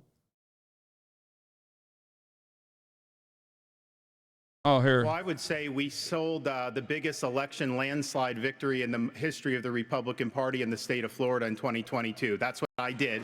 We can win. But second of all, look, you got to do what you think is right. I believe in a culture of life. I was proud to sign the heartbeat bill. I remember one of the most impactful moments of my life was when I heard the heartbeat of my oldest daughter in my wife's womb, and then saw the sonograms of all three of my kids. What the Democrats are trying to do on this issue is wrong, to allow abortion all the way up to the moment of birth. I know a lady in Florida named Penny. She survived multiple. So this is fake. This is not real. Okay? Just so people understand, this is not real. It's just completely fucking made up. The second part of the story is also equally surreal. Okay? The idea that, like, you can get an abortion, and we looked at it a little bit further on the leftovers today. The idea that, like, you can get an abortion at birth is false. It's off of a incorrect statement made by some fucking Virginia Democrat that, I think it was a Virginia Democrat, that, like, the Republican media ecosystem is run with since, like, whenever the fuck it was made. I think it was, like, 2018 or something. Completely made up. Okay? Late-term abortion is a political term made up by the Republican Party in order to vilify abortions, which is a healthy and normal medical process that should be kept between a person and their medical professional. No, it wasn't Ralph Northam. Ralph Northam was forced to address it, but it wasn't originally Ralph Northam. So the idea that, like, people are getting elective abortions for funsies on the third trimester is completely false. It is made the fuck up. Okay? It's made up. Completely made up. Just so you understand. The only way that you can get it in most states where you can't even get a third trimester abortion is if there are complications with the fetus and no viability outside. Okay, the fetus is going to fucking die, it's dead. Or if there are additional health complications for the carrier. Okay? That's it.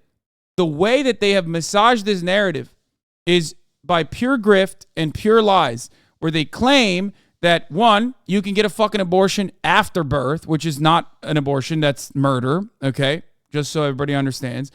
Or that the way that they try to justify it is by saying, well, due to medical advances,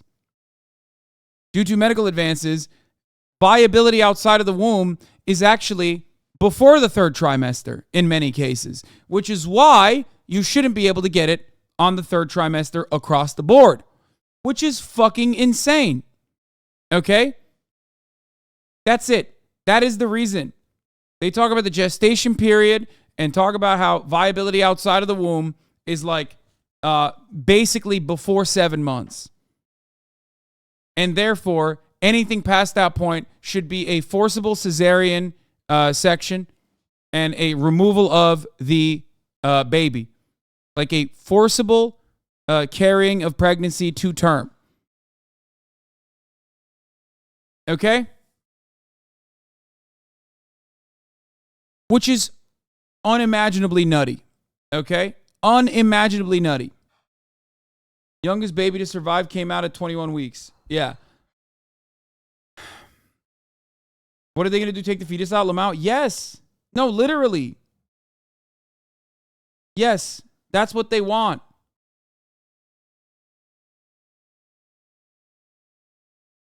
That is what they actually fucking want. Here's Ron DeSantis basically talking about that. She survived multiple abortion attempts. She was left discarded in a pan for... She survived multiple abortion attempts. Like there were people just out to get her. Out to get this fucking baby. You know what I'm saying? Like there were assassin doctors out there that were looking to fucking gut this mom.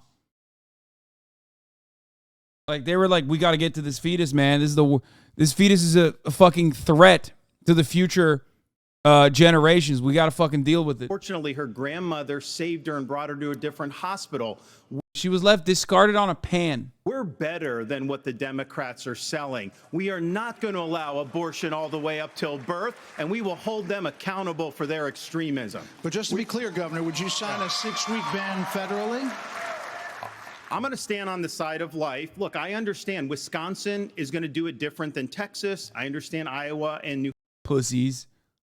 Absolute fucking demons and absolute fucking pussies. So that was really bad. Nikki Haley's response to Mike Pence on this was really interesting. Asa Hutchinson and Mike Pence straight up were just like... Asa Hutchinson and Mike Pence were straight up out of control on the abortion, where they were just like, no, we need to do a federal ban. They were pushing it to the limit, okay? They were raising the fucking stakes. And Nikki Haley was very aware of the problems that created for the Republican Party, which is why... Oh, fuck, we can't see the transcript here. I don't know which time code it would be when they start talking about abortion. Okay? Nikki Haley tried to... okay, I know Trump is landing, man. Who cares?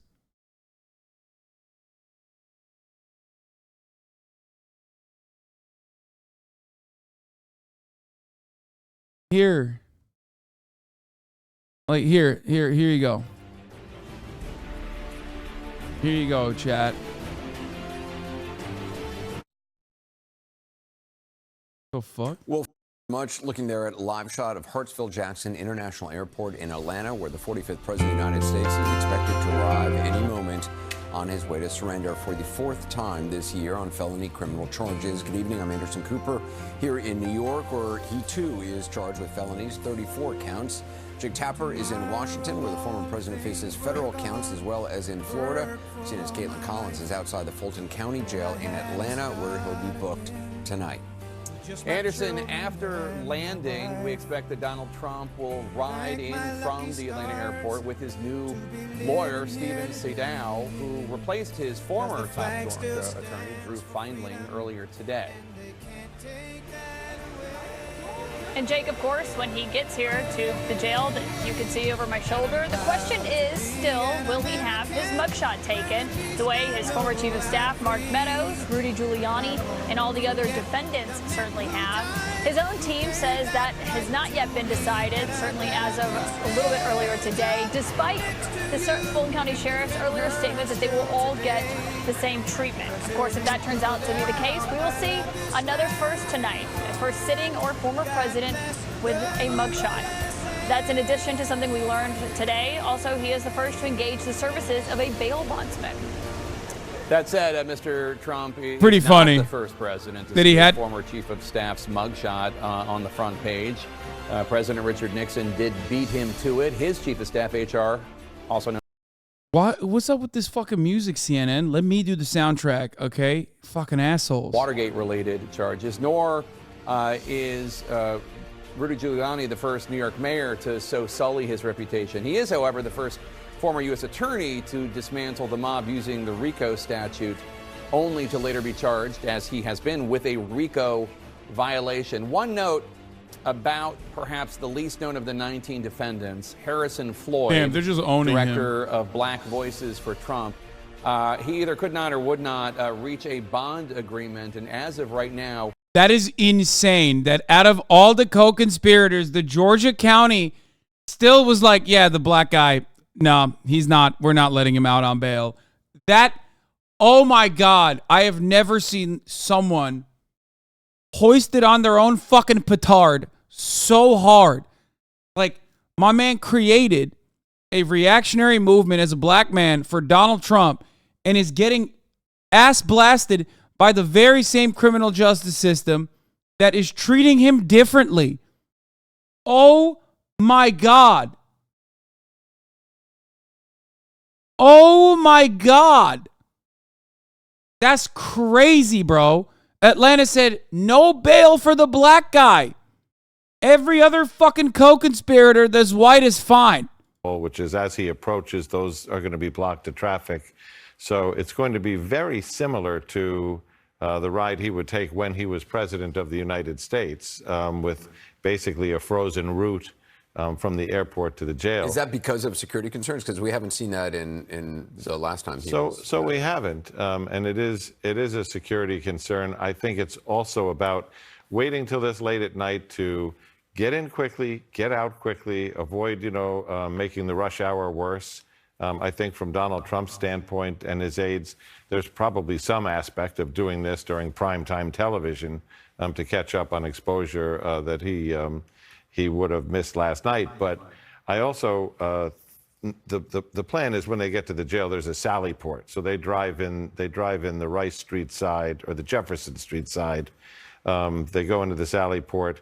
A gate closes behind them. Another gate opens in front of them. They go basically into a frozen zone. It'll be the limo, the lead car, and the follow. So only 3 cars with the Secret Service detail. The rest of the motorcade will turn around to face the direction for the departure. He will go in and go through this process, presumably with the mugshot, live scan fingerprints electronically. The forms have all been filled out in advance by advanced people to try and get as much of the paperwork out of the way so that they'll turn all that around. He'll come out the same way he came in. So in this case, we expect not to see him except coming off the plane and perhaps stopping to make a statement at the airport, getting back on the plane.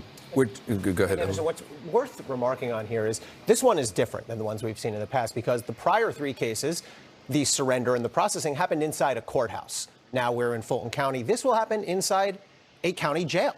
He's not going to be in general population. He's not going to be in a cell. But I think this is a reality hit, that this will happen inside a jail. And it's a reminder also of the stakes here. These cases are about more than just the paper, the indictment. I mean, this is a real criminal case. And if Donald Trump is convicted, and we're a long way away from that, this is where he could end up several months down the road. Let's go back to Jake. Jake? Thanks so much. And as we watch the images coming in from Hartsfield-Jackson Airport, International Airport in Atlanta, it is quite a sight to behold. Chat, what are we doing? Is he going to smile? Or is he going to fucking hit him with one of these?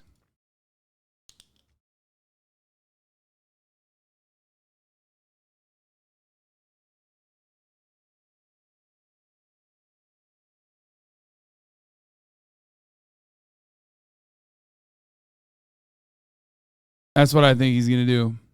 Hit him with the fucking blue steel. Lip bite. He'll hit him with a meme mug. I think so. We're getting the deadpan stare. I think he'll hit him with the fucking meme mug. I don't think he's going to smile. Even though he has such a big, beautiful smile, he should smile more. For Central Georgia, I mean, it's a sad day. Whether you Fuck, like we Mr. have to get an Trump or you don't over-under like on Mr. height and Trump, weight, whether you too. approve of the charges or you don't approve of the charges. The fact is, I the wish Twitch had allegations- better prediction, which, ironic. I wish that Twitch had better Gamba. But I do wish that Twitch had better prediction situations. Because, like, right now it's very limited to a time frame, and then you can't do multiple predictions at a certain point. But, like, if I had the opportunity, I would basically make Gamba over one, whether he's going to smile or hit the mean mug. Two, I would put up an over-under on weight and also height. Because it would be sick. But then again, Ludwig, who's also a criminal and a MAGA loyalist, has routinely lied to the State Department, not State Department, routinely lied to the DMV. So I feel like you could probably get away with lying on your height. Maybe in a similar capacity in prison. Like, I don't think they make you take your shoes off.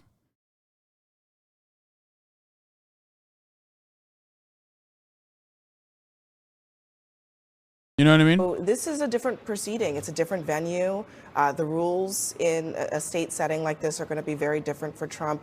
And frankly, I'm not sure he's really going to like it all that much because there already seems to be much less deference being given to him in this context than in the federal or even the New York State context. And Dan Abash, no matter how much Donald Trump and his supporters try to act as if this is something that it's all just part of a witch hunt. The one thing we'll know is for certain that at the top of the hour, there's a 3-minute ad break. That's certain. Unless you're one of those people who's a subscriber who doesn't realize that at the top of the hour, there's a 3-minute ad break, right? Of course, if you want to be like that, if you want to be the type of person who is completely oblivious to that reality, all you need to do is subscribe, which you can do for $5 or for free with a Twitch Prime or by getting gifted a sub if you are lucky. Here's the 3-minute ad break now.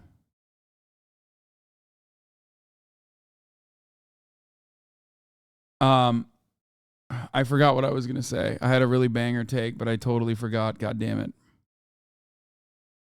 But one thing I will say, and John Miller was talking about this, about the timing, inside Trump's orbit, they say that a big reason for this, the main reason for this timing, thank you, 7:30 Wesker Eastern Palm at night, and DJ is because Kento of for the traffic, 5 is gifted subs. Allowing 10 people to no longer see the ads at the of top of the hour. safety, and the Secret Service wanted this.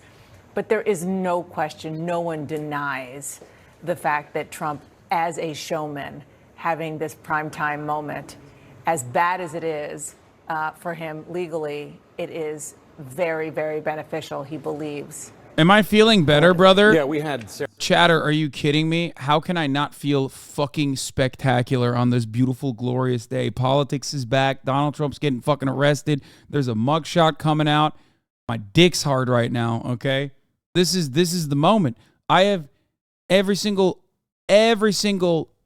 day that I've existed on this fucking God's green earth, okay, has come for this particular moment of his Boeing. This is what I was born to do. This is what I was bred to do. And make his way down the stairs, and I'm sure there will be a motorcade that will take him and his entourage, to including his new lawyer. Was that his new lawyer? Was that Stephen Quantum Sedano? Foam 42. Thank you for the 5 gifted. We know that it was Susie Wiles hit one of his.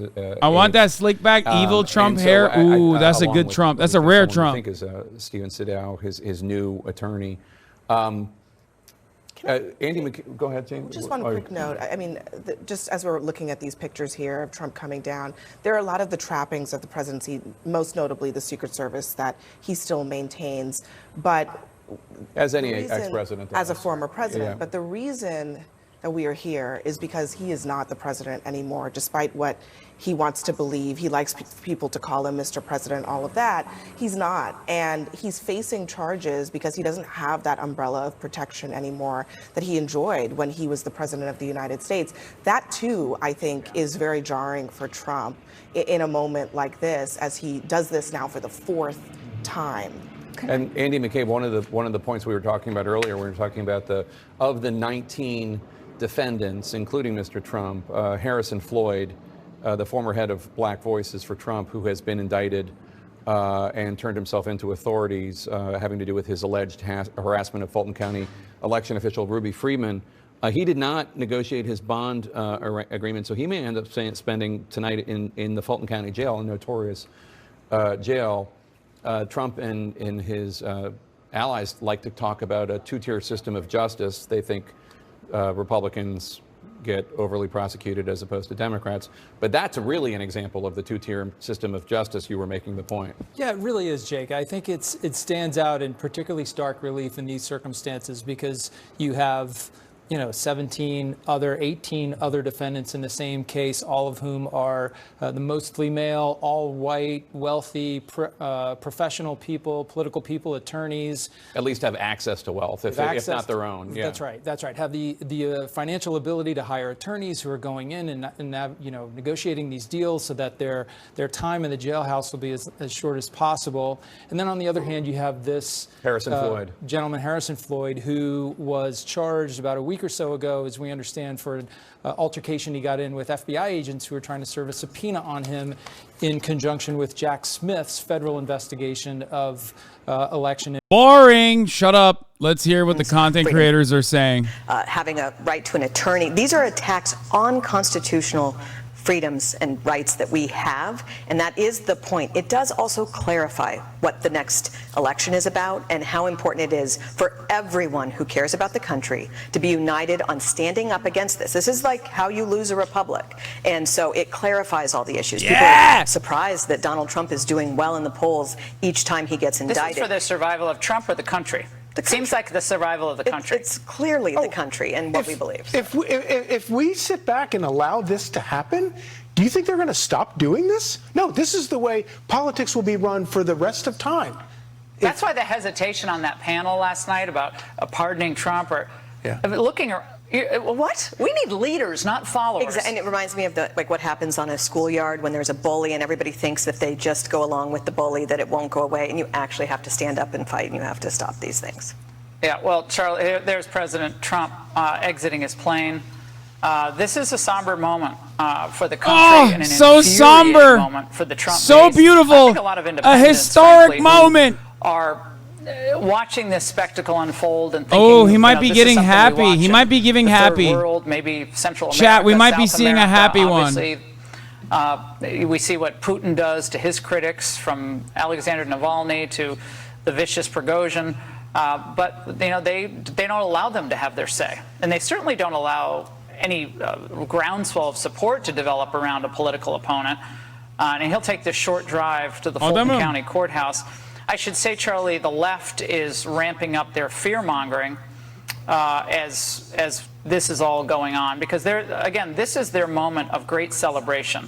They claim to think that this is a serious moment for democracy, but you see it around the edges. They are gleeful that this man is going to get his mugshot taken tonight, fingerprinted like he summoned Jack and cars in San Francisco. Those people actually go free.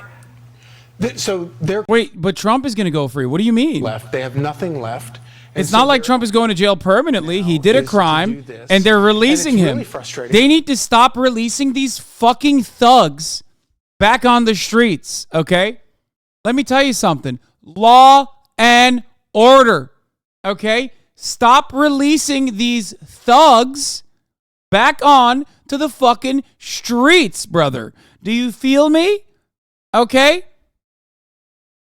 For far too long, these goddamn DAs have let the Donald Trump administration get away with crimes.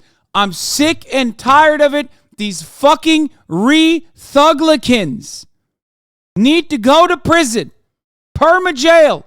That's it. No more prison abolition here, baby. Stop this is to stop this. Because if this is not stopped, They will do this forever. Republicans should grind everything on Capitol Hill to a halt. Yeah. I mean, everything. If this is allowed on the federal level, on the state level, I'd grind it all to a halt. And there's so much that they can do on the Hill and that they have begun to do, including investigating Fani Willis, who's clearly coordinating with other Democrat Kamala people. Harris supporter, we're going to get into that. And by the way, I think prosecutors around the country should begin preparing indictments of Joe Biden for every person in their district who dies of fentanyl poison, every person that is murdered by an illegal alien that Joe Biden intentionally allowed in the country so that they could go and murder somebody. There should be indictments for the president, and let's start there. And then if we want to renegotiate this and settle down a little bit, maybe we can do that. I want everyone to understand what we're watching. We're watching a Secret Service detail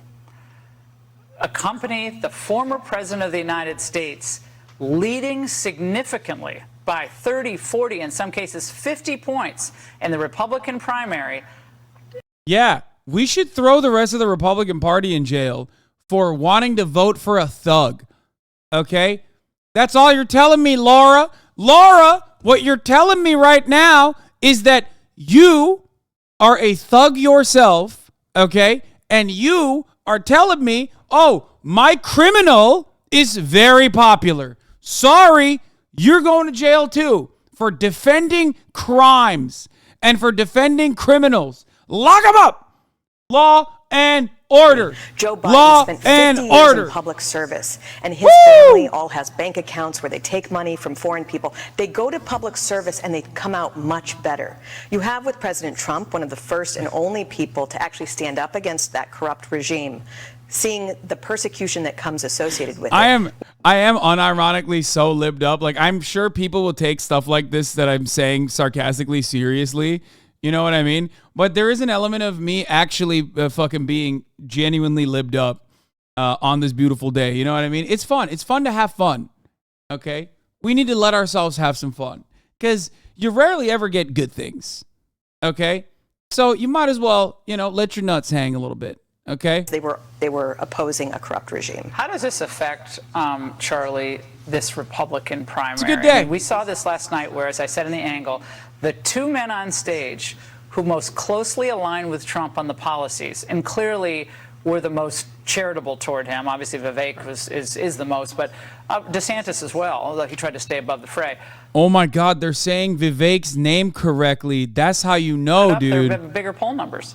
And again, your point is that it was all about the issues, and it was all about the issues. Oh my God, they love him. Was the most issue-oriented election probably of our lifetime. It was about the issues, and that's what is so terrifying to these people, and why they're persecuting Donald Trump like this. Because when you make elections about issues, reasonable, America First, populist candidates rise to the top.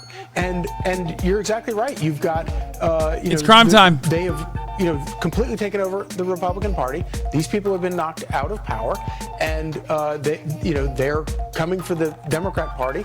There is nothing they won't do to stop that. Anyone who has the views that he has on putting China back on its heels, we're talking trillions of dollars is on the line. That's a lot of money. And you don't think China's happy tonight to see this? They're very happy. The happiest China would be is if Joe Biden was reelected. So look at who's happy tonight. And clearly they're gleeful.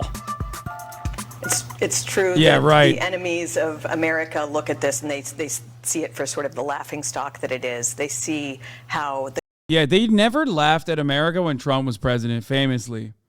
Like, the rest of the planet never laughed at America when Trump was president. They certainly are laughing now.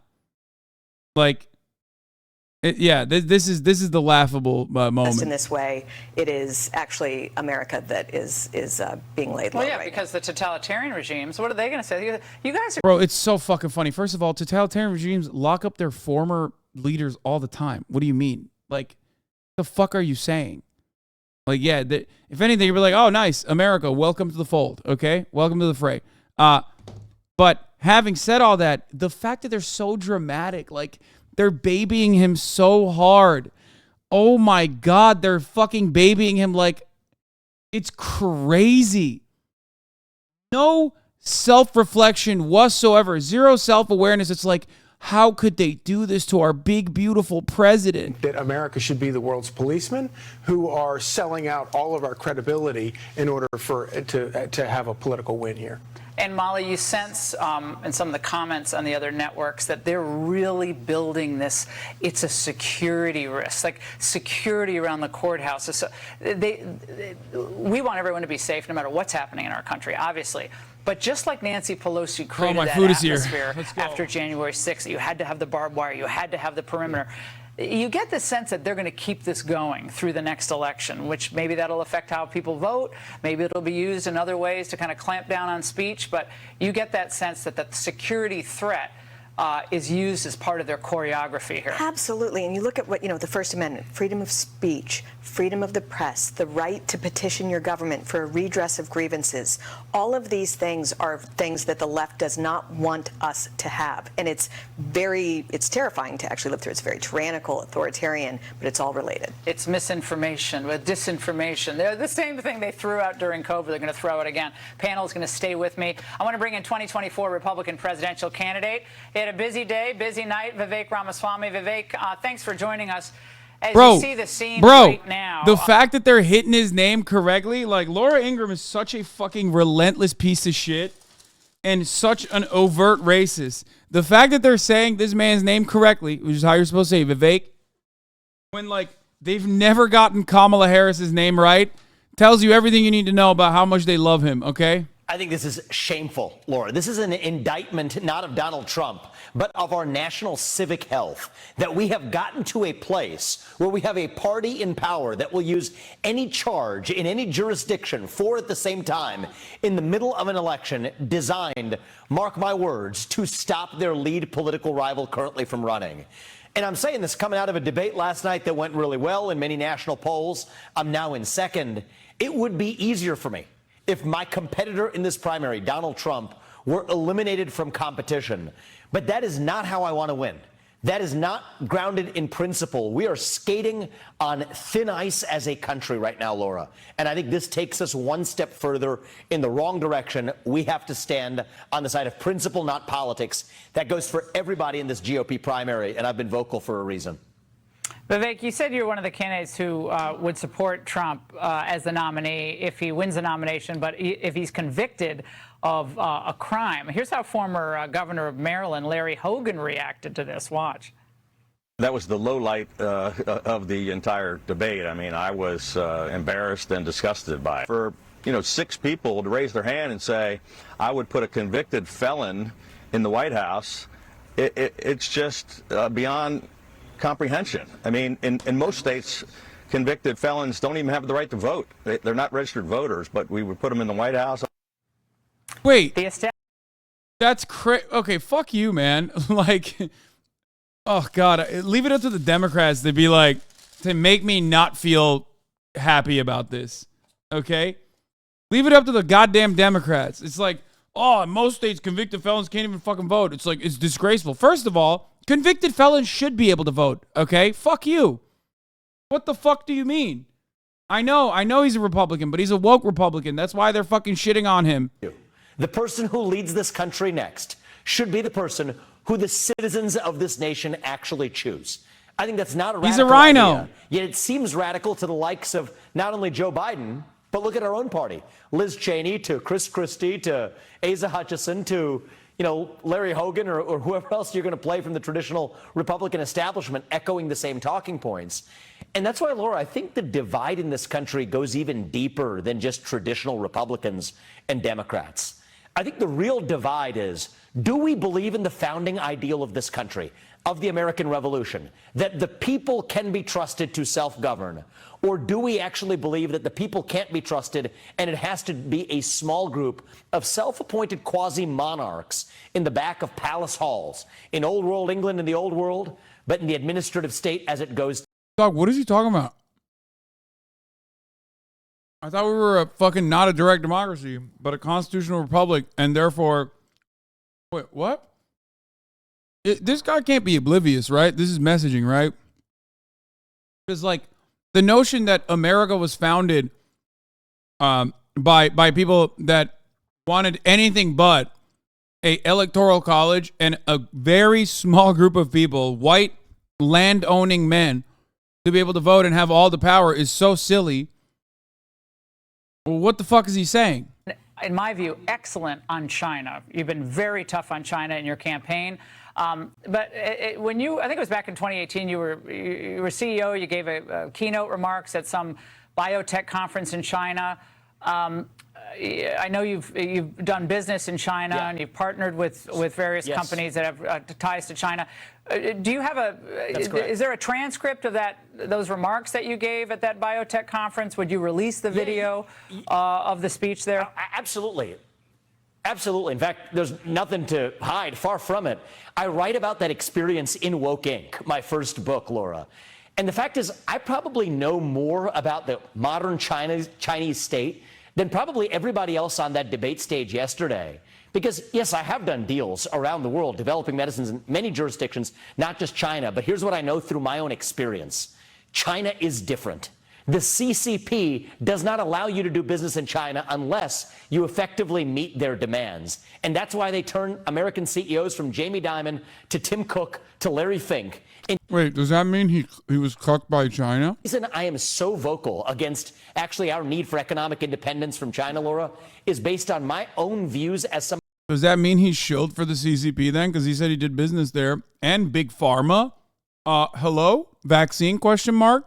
To turn U.S. companies into pawns to do their bidding. That is why they require Airbnb, for example, to hand over American user data as a condition for doing business in China. No. That is not capitalism. Vaccinated? That is Chinese mercantilism. And that's why I have been the most aggressive in this race, based on my own personal understanding of it, that we have to say... I'm sorry.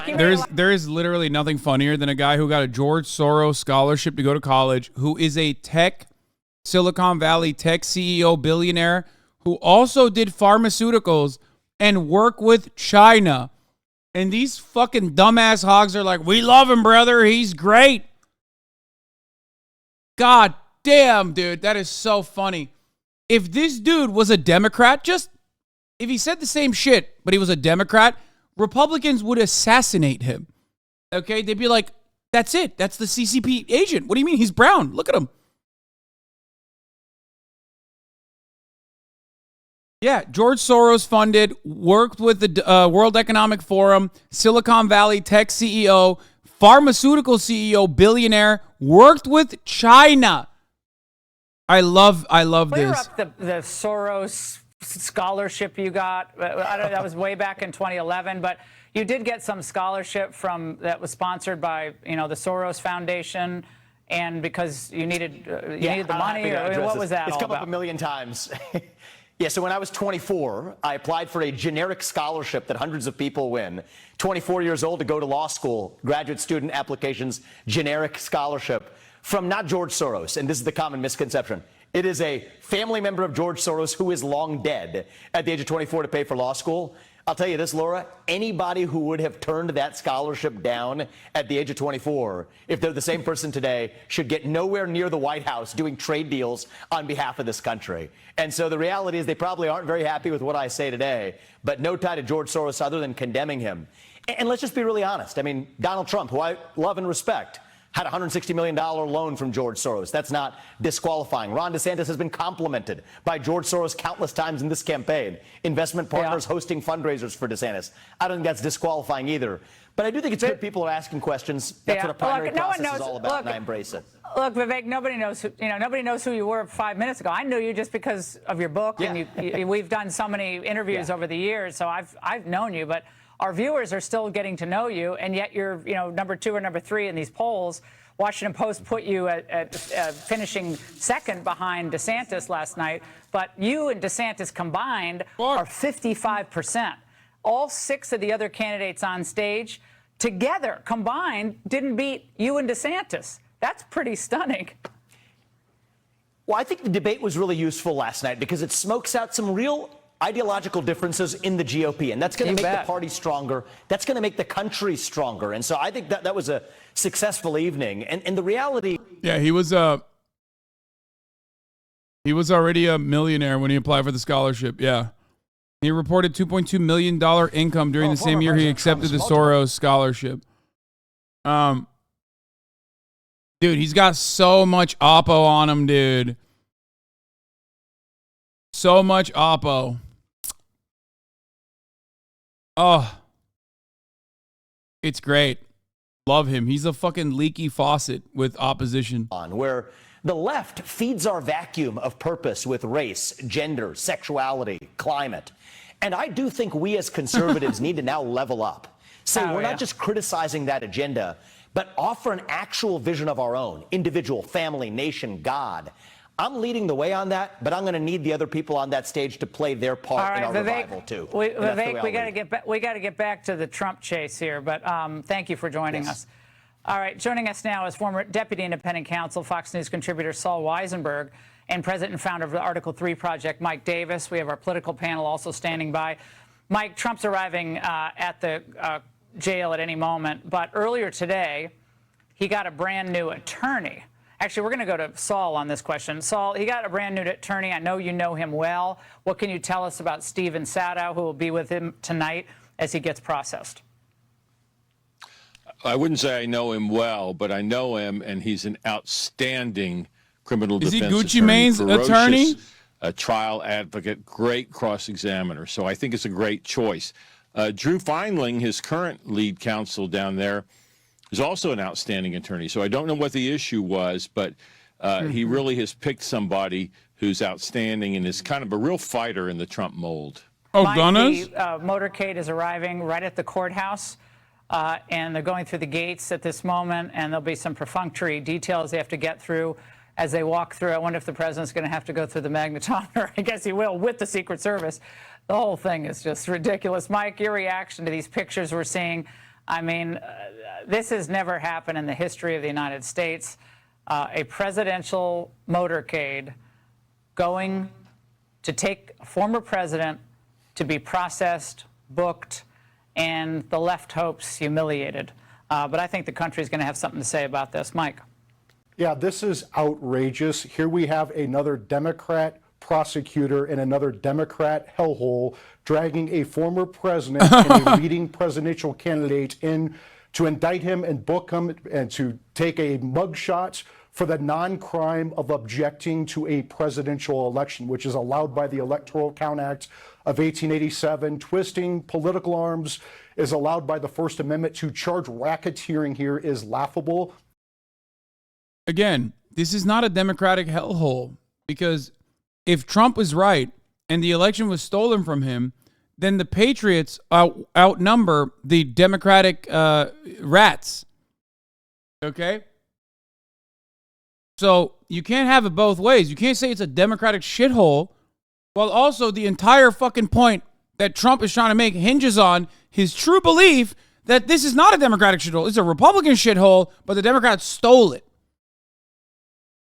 You can't have it both ways, man. Downplaying this. I mean, he has certainly seen how he uses these exact moments to his political advantage, Sarah. I mean, you covered him when he was in the White House as well. And he was posting today, you know, what time he expected to be here. 7:30 here. It is 7:34 as he is arriving here.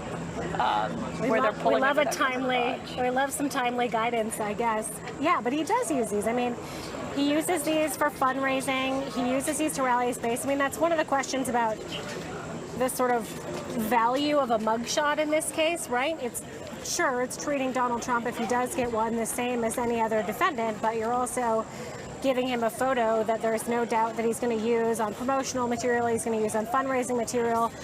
I believe he made a fake mugshot in the past that he used for fundraising purposes. And I think that, you know, that's one of the things that's gone into consideration in his previous 3 arrests, where he has not had a mugshot, is do we really need to do this when we're talking about a former president of the United States? We know what he looks like. And he is certainly the highest profile person this week that has come in here, but it's not just Trump who has gone through this exact process without a motorcade, without a private plane bringing them in. I mean, Mark Meadows came in just earlier and had his mugshot yesterday, or today we saw Rudy Giuliani coming in yesterday, getting his mugshot as well. I mean, the parade of people and former top officials in Look at the US ambulance. government that have come through this He's Fulton still County president. jail in the last few days is remarkable in and of itself.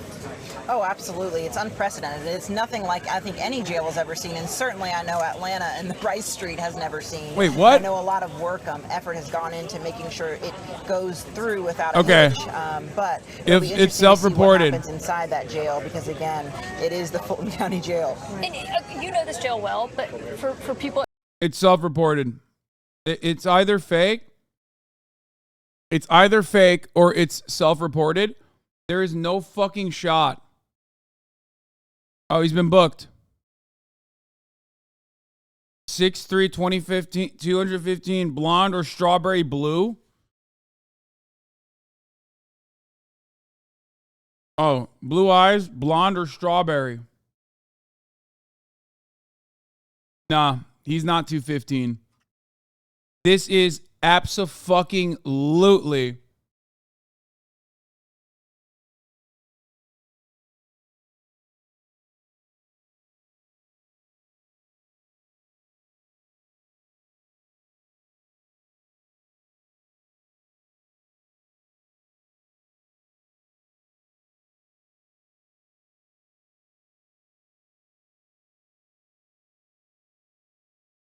Nah. Bro, that's crazy. Guys, if Trump was 6'3" and 215 pounds, that would mean he's like infinitely skinnier than me. I am 6'4". I am 6'4" and 245 pounds. Okay? I am 6'4" and 245 pounds. That would mean that Donald Trump is both he's shorter than me, just a little bit shorter than me, but he is literally 30 pounds lighter.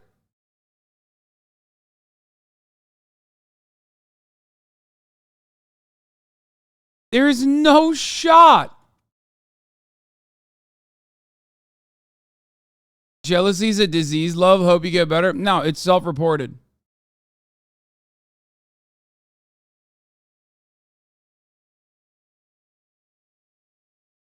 No shot. Okay, here, let's get to Fox News. Let's hear what the fuck they're talking about.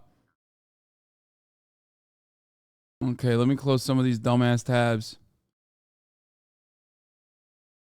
The basis of a county prosecution paralleling a federal prosecution.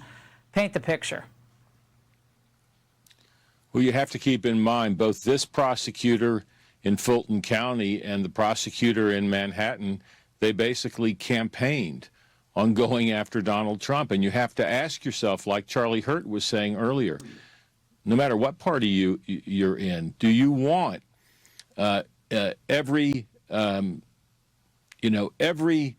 any prosecutor in any county, in any state in this country, all of a sudden thinking and taking it upon themselves, I think I'm going to indict the president of the United States, who's very unpopular in my county and my district. Bro, what do you mean? He I did think it's a fucking road that crimes, we man. don't want to take. Federal prosecution is a completely different thing. Okay, I'm getting fucking annoyed. Okay, let's just watch. Dan was CNN. saying earlier how, talk about two-tiered system of justice and how some people are treated and how Trump is treated. I mean, typically they would not clear the streets of Atlanta to have his motorcade, to have a defendant's motorcade come through. I mean, this does look unusual than what you would typically see for a defendant.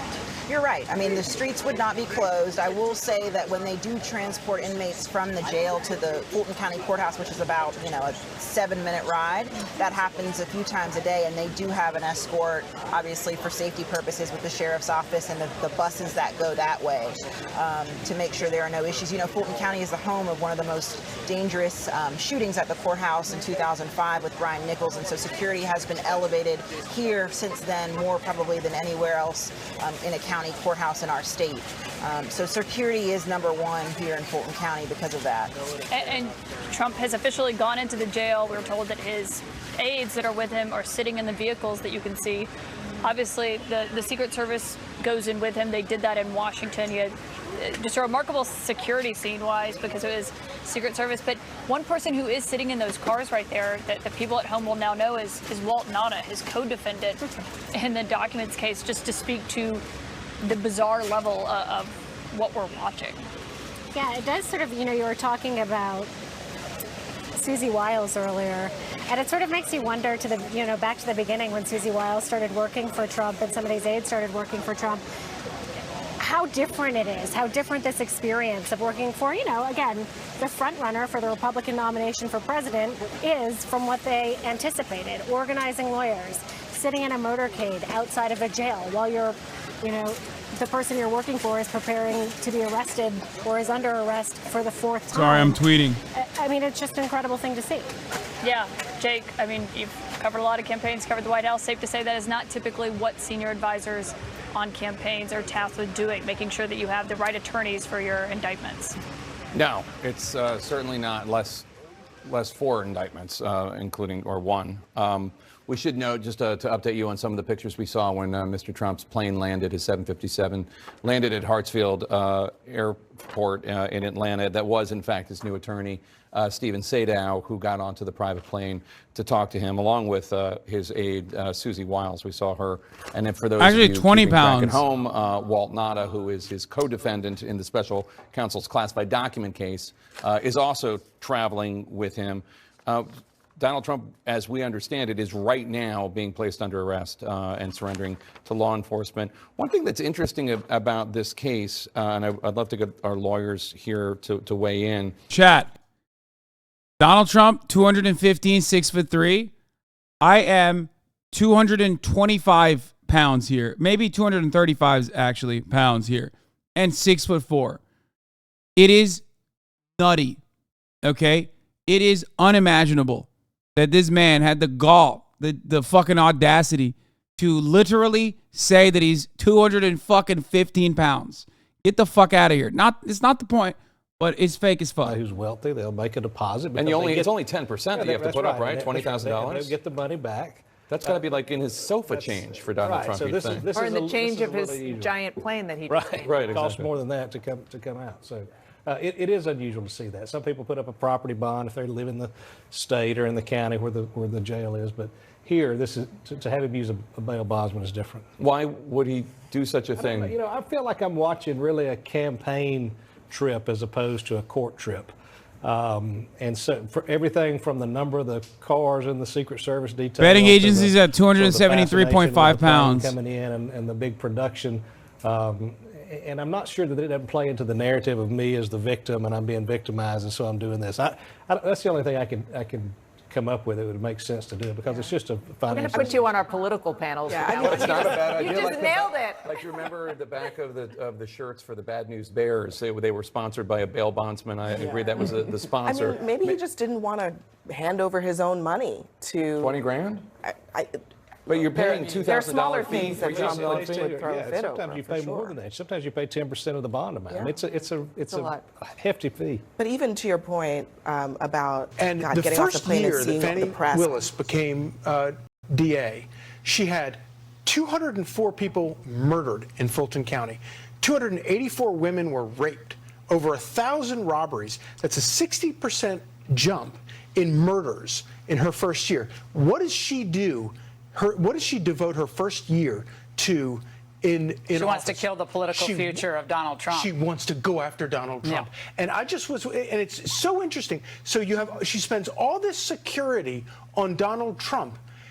Don't you think that even Democrats or independents in Fulton County might like to have some of that security, keeping their 204 neighbors from getting murdered in the first year or 284 women from being raped in their first year? No, she doesn't care about them. But Molly, this is the thing. You've said this so many times and so eloquently. The left likes everyone to believe that they have the market cornered on compassion and caring and protecting democracy. But tonight, this picture that's unfolding in Fulton County puts democracy, I think, on a knife's edge. If you are imprisoning your political opponents for political issues, you're a bad person. If you're cheering the imprisonment of your political opponents for political reasons, you're a bad person. Like, this is not funny. This is not cute. And you don't care about democracy either. I mean, the idea that they're protecting democracy. Certainly don't care about the health of the republic. This is really serious stuff, actually. This is how countries fail. It takes a lot of work to uphold rule of law. You can't do this thing where you protect all of your political allies, no matter what they do, including not just questioning elections, but what we had from the Democrat Party and the media from 2016 to 2020 was a full-on resistance against that. How many bumper election. stickers around town? Not my president, with Trump's face on it. How many times do we see that? Not my president. They never thought he was legitimate. And to take it yeah, one it's step the same. further, if you are not fighting with every fiber in your body against this, then you're also contributing. Yeah, exactly. You're contributing to the evil. If this is not stopped, it will continue forever. Panel, thank you so much, both of you tonight. Now, so what does all this mean for the election going forward? The judge just granted one of the co-defendants, as I said, Kenneth Chisborough, the speedy trial. Again, it starts on the 23rd of October. So Trump's lawyers are trying to separate him from that date, and right now it's just for that one co-defendant. But here's what we could be looking at over the next few months. Now, look at how the court dates overlap with the primary dates. It's terrifying. I guess we don't have the graphic up. Joining me now, oh, there we go. There's the graphic, if you can read it. I can't from here. Joining me now, Victor Davis Hanson, senior fellow at Hoover. Victor, this is political. They want to knock him off the trail, try to silence him, don't let him speak, take him off social media. It's all too dangerous. Nancy Pelosi will put the barbed wire up the Capitol, which is about a couple hundred yards away from where we are right now. You can see this all building, can you not? Absolutely. All four prosecutions, all four of them are by people who would self-identify as being in the left. They're all going to be in left-wing jurisdictions. They're going to be before left-wing jurors. Why couldn't there just be one conservative person, if this was so legitimate, somewhere in the United States who will also join in? But it's all Wait, what? It's designed to. Is he asking for a conservative person to also prosecute Trump? Because say no more, fam. In the entire race and to post his weight, everything they can do. And it's also, though, Laura, very quickly to establish deterrence. They're telling everybody when this election comes on, if you question how we conduct election anywhere in the United States, no matter how egregious it might seem, that's a criminal offense.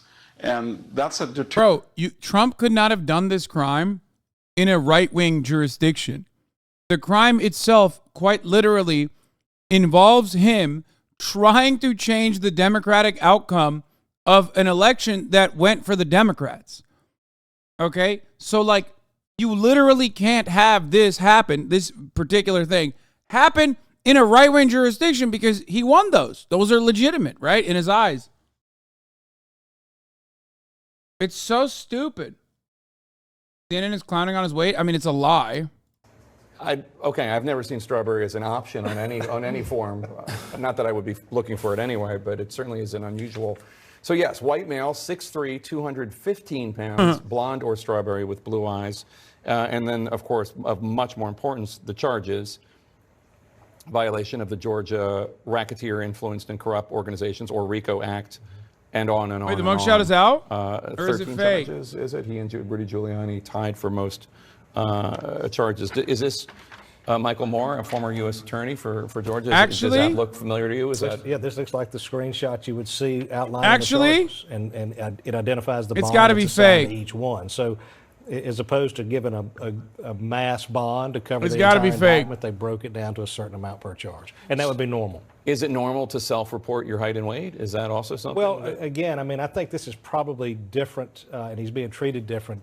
Had he gone in as a regular I think he's going to be inmate, fucking blue stealing it.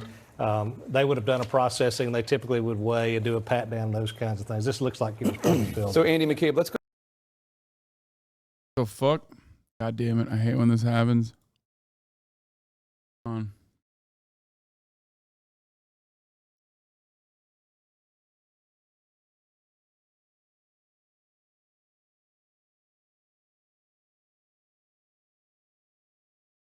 Nice self suck. Actual mugshot, dude. Stop it.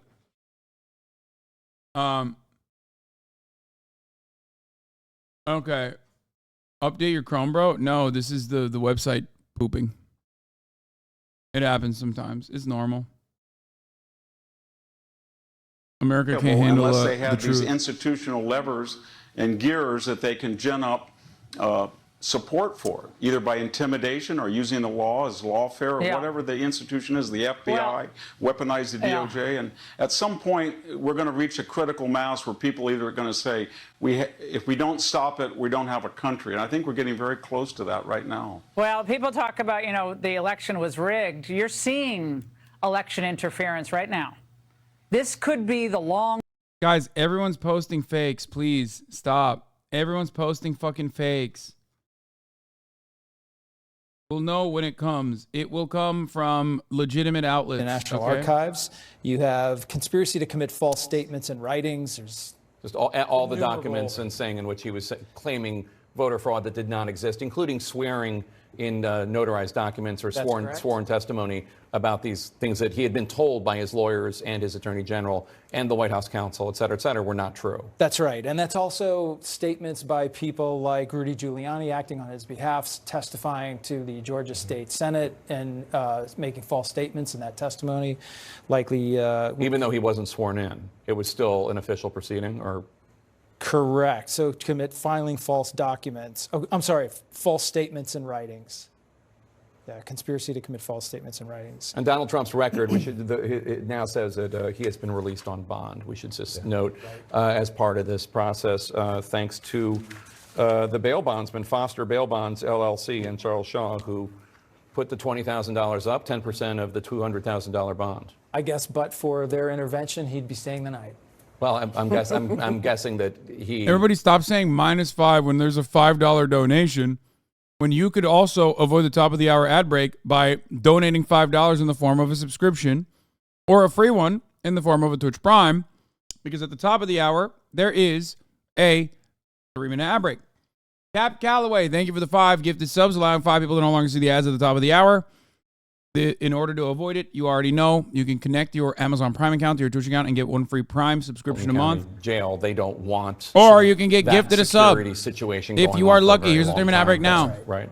What any other charges you want to go through? So we have solicitation of false violation of oath by public officer. That's they should arrest him for lying about his weight. False statements in writings. That's another repeat. We have solicitation of violation of oath by public officer, and these are just repeats. Basically, yes, it's the same thing, different people. Same stuff, different people. Yeah, I mean, it's quite a list to behold when you look at all the indictments, all the counts that he has been charged with having. Yeah, and I mean, it reflects the theory of the case from Fani Willis that Trump is at the center of all of this, all of it. So Donald Joe. Actually, one of the dates listed for the offense of the. You guys want to know something really funny about those donos? I don't see them. I only see this on my dashboard, so I have no fucking idea what they're saying. Launches this whole conspiracy. So it is the reason there are so many counts, the reason that there's so many aspects of this that Trump is involved in is because the whole point of this case is that he was at the heart of it, that he directed it, that people did it on his behalf, everyone is just saying minus and that $5. he knew that a lot of this was based on lies. And now this will end with an actual mugshot. The sheriff of Fulton County has confirmed that there was a mugshot taken of Donald Trump, and I expect that they will, as with all the other mugshots of the former White House Chief of Staff Mark Meadows and former Time Person of the Year Rudy Giuliani, there will be a mugshot released probably imminently. Yeah, it'll be released. Go ahead. No, I was just saying it'll be released to the media without a doubt. And that is a political gift to Donald Trump from his perspective and the perspective of the people around him. It for any usual civilian, average human being, even most politicians, having a mugshot is an albatross around somebody's neck. And for him, his daughter-in-law, Lara Trump, has already been on television saying that they already have the plans to make them into merch, and they're going to sell it, and they're going to raise money off of it, and he's going to make it as notorious and own it as much as he possibly can because it fits right into his political campaign. Which will no doubt help him within. Chat, I already made my prediction. The country he's not going to smile. What he's trying to do. No way. it will not necessarily. His ass is not smiling, brother. The motorcade, we should note, is now leaving the Fulton County Jail. Oh, he's leaving. Jackson. Mugshot incoming. Mugshot incoming. Mugshot incoming. And just to note, I mean, on the seriousness of this, I mean, it's obvious, but this case is not going to be easy for Trump to just shake. No. He cannot just become president and pardon himself or have someone else pardon him. None of this is going to be easy to shake. So there is going to be a process for this. It's going to be a lengthy, probably legal process. Right, because we should just note for listeners. I think he's going to serve the president cunt. Can pardon himself for federal charges. These are probably, yes. Yeah, it's never been tested. It's never been tested. But his attorney, he could appoint an attorney general who would then dismiss the cases, but not for state charges. Do that in this case. He can't even have the governor of the state of Georgia pardon him. So this is going to be one of those cases that he has to actually get through the whole thing, go through the legal process. Maybe he wins on a motion, has it thrown out. That's possible, but seems unlikely given the stakes here. And that's why this is so serious. It's probably why this case has been like the Manhattan District Attorney case. Those are cases that have been sort of, in the back of his mind, deep annoyances, because they're not as easy for him to see a way out of. Is it here? And Trump's entire political career, really from the beginning, seems to always be about trying to keep the office of the presidency as a way of protecting himself from consequences like this. And that is not available to him in this case. I think that's absolutely right. And despite the absolutely, we saw it as it drove out of this gate, Lester. We saw it as it sped down the road, and we saw it as it disappeared from the streets.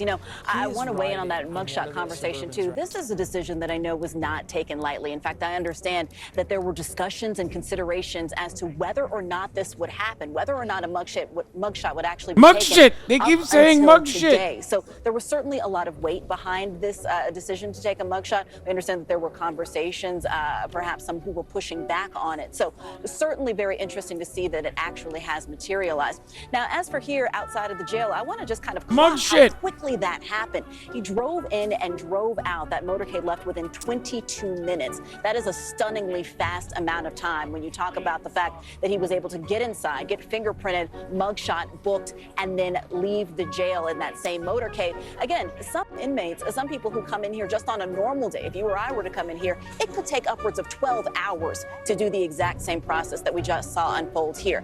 So we know, again, that the bond was already in place. We know that the booking information actually made it online before the former president even entered the building. So that just kind of speaks to how expedited Release the mugshot! He took a mugshot. Very, very stunning moment here. Just very quickly, is the expectation he flies back to New Jersey tonight? We demand it!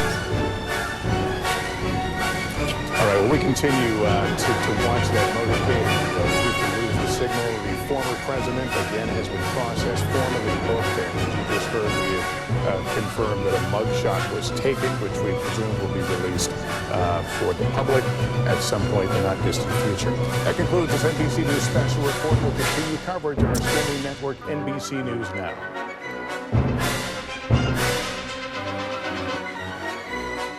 That's crazy.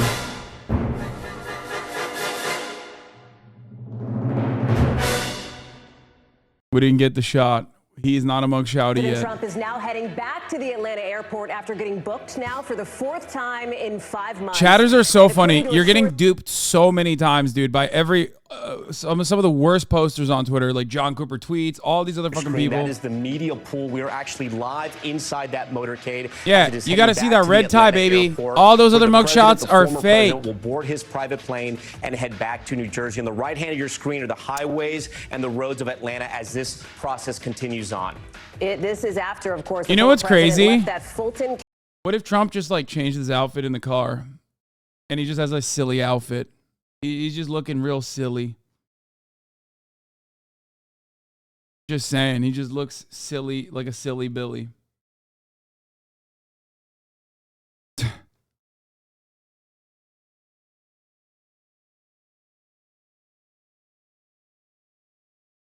You got a machine for a dick? It's incredible. What the fuck?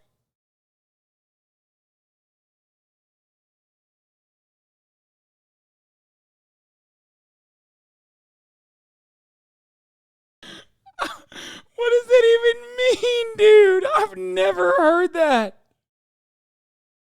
Oh.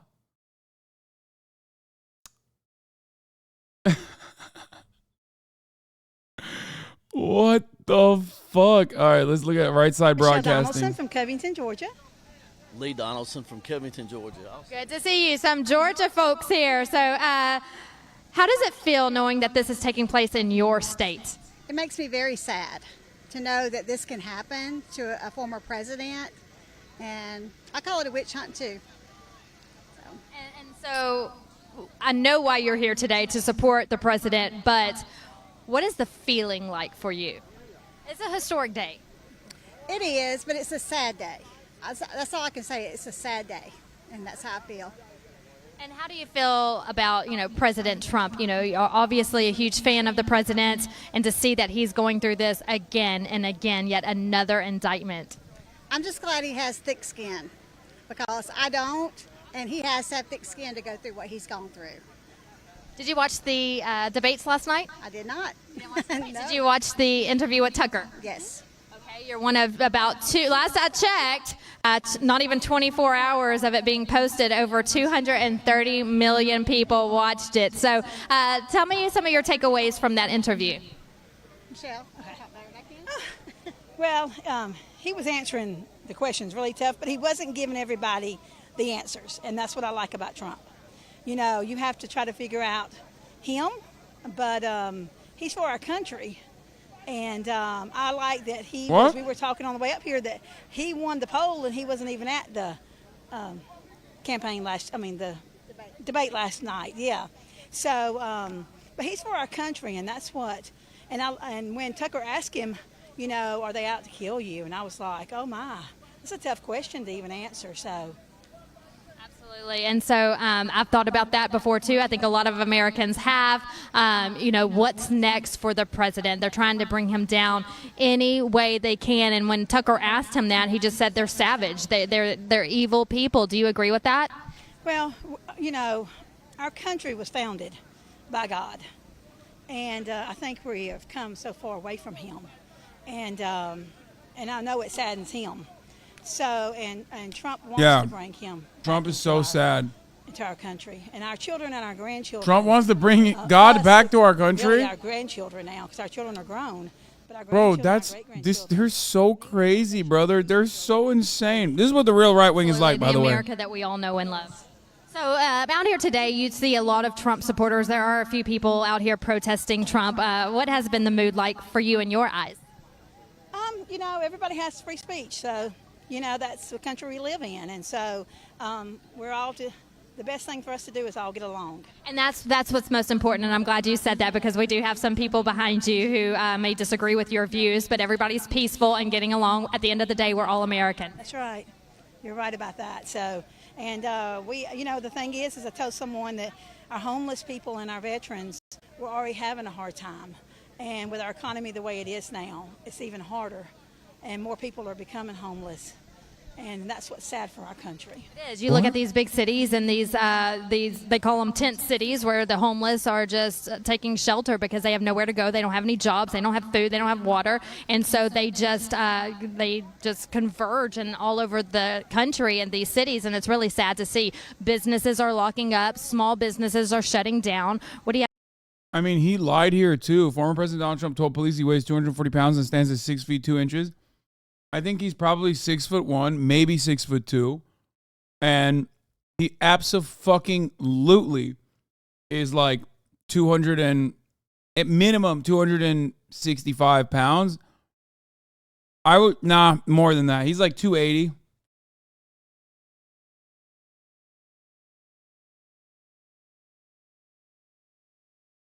$280.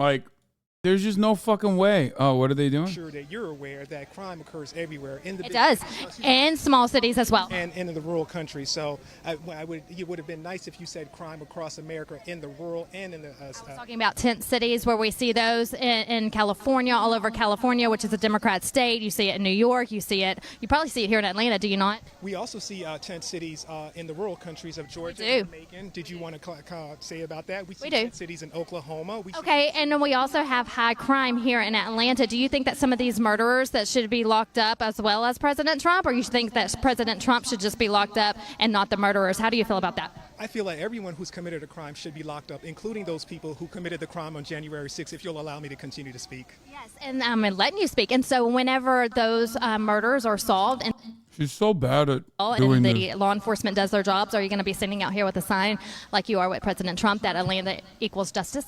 Yeah, Atlanta does equal justice, and the reason for that is because Atlanta is one of the very, few cities that have really come to the ground to hold the former president accountable, and that's why I'm here, and I think that that's why he needs to go to jail. Okay. Well, I hope to see you whenever these murders are solved and these murderers are brought in, that you're going to be out here holding this yellow sign. We're going to come look for you. Okay. Okay, why are you here? Why are you here defending a person being locked up? Are you going to come back and defend murderers from being locked up? None of what she said makes sense.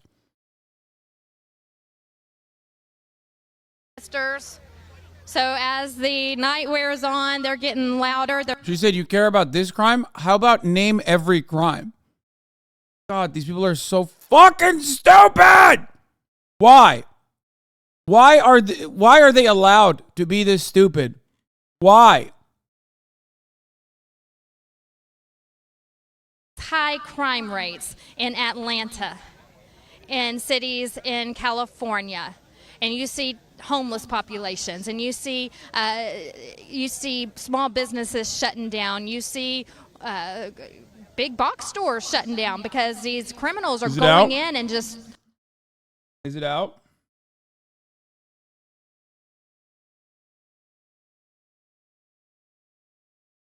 Bro, why would fucking CFC Weagle have the right one? Like, why would it be coming from CFC Weagle? Ask yourself. It's called soccer. I ain't hearing anything different. Okay? Like, why is that guy with that description lapping mainstream media journalists?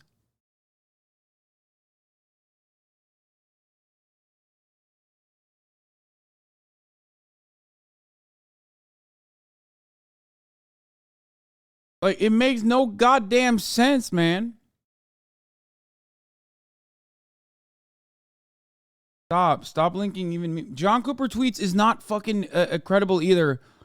Oh my God, please stop. It's real to me, brother. Keep coping. Right? He has wrapped himself in this martyrdom, victimhood, and it's quite remarkable in some ways what he's pulled off here. It still feels as if, there's still a long way to go. He's made it through the arraignment portion of this, but when we start to get information, when discovery starts to come out, and who knows, maybe he survives that too, but this is going to, there's going to be every day, every week, there's going to be a reminder. Maybe there'll be a motion by somebody to sever ties. Maybe somebody decides to start cooperating. And it won't even necessarily be in this case, could be another case. And you just start to wonder, when is this fatigue with Republicans going to set in? You see it is, the candidates are fatigued from this. We know behind the scenes there's not a lot of faith that somehow Trump can win a general election with all of this hanging over his head. But I know Trump survives more than stuff that nobody else can survive. But at some point, the straw will break his back, too. And I look at all this, I watch what happened last night, you put all this together, and you just got to ask yourself, can he really withstand more of this? We haven't even started with the actual details of what's going to come out in some of these trials. That's right, Chuck. And we haven't, what's going to happen then? Yeah. What's the feeling going to be like? You know. We've got a lot of political road ahead of us here, but we're also finding out now from our Blaine Alexander that there has been now a response to a bomb threat at the Fulton County Courthouse, according to the sheriff, with K-9 units, police en route. I want to get back to our Gabe Gutierrez, who is... Dude, I love Republicans. They just they literally have one note, dude, bomb threat. Like, instantly, dude. It's going to get funnier and funnier the more they become unhinged and they're just like, yeah, I went to McDonald's and they fucked up my shake order. Bomb threat. Like, it's crazy, man. There was a story that I didn't even have time to cover today where there was a fucking library. Where is it? Hold on.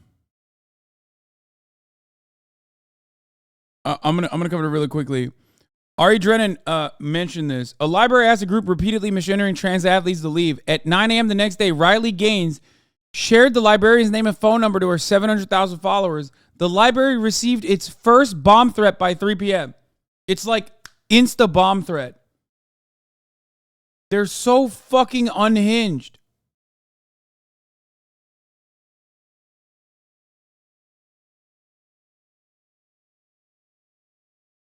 Like, what's happening? Lock these fucking Rethuglicans up, okay? Behind me, not. I'm sick and tired of these fucking criminals. Actually, lock those guys up for sure, though. Like, all jokes aside. Those guys should definitely go to jail. Like, what the fuck are we doing? Like, figure out a better way to you know, make sure that you know exactly where the call's coming from and jail these fucking pieces of shit. What are we doing?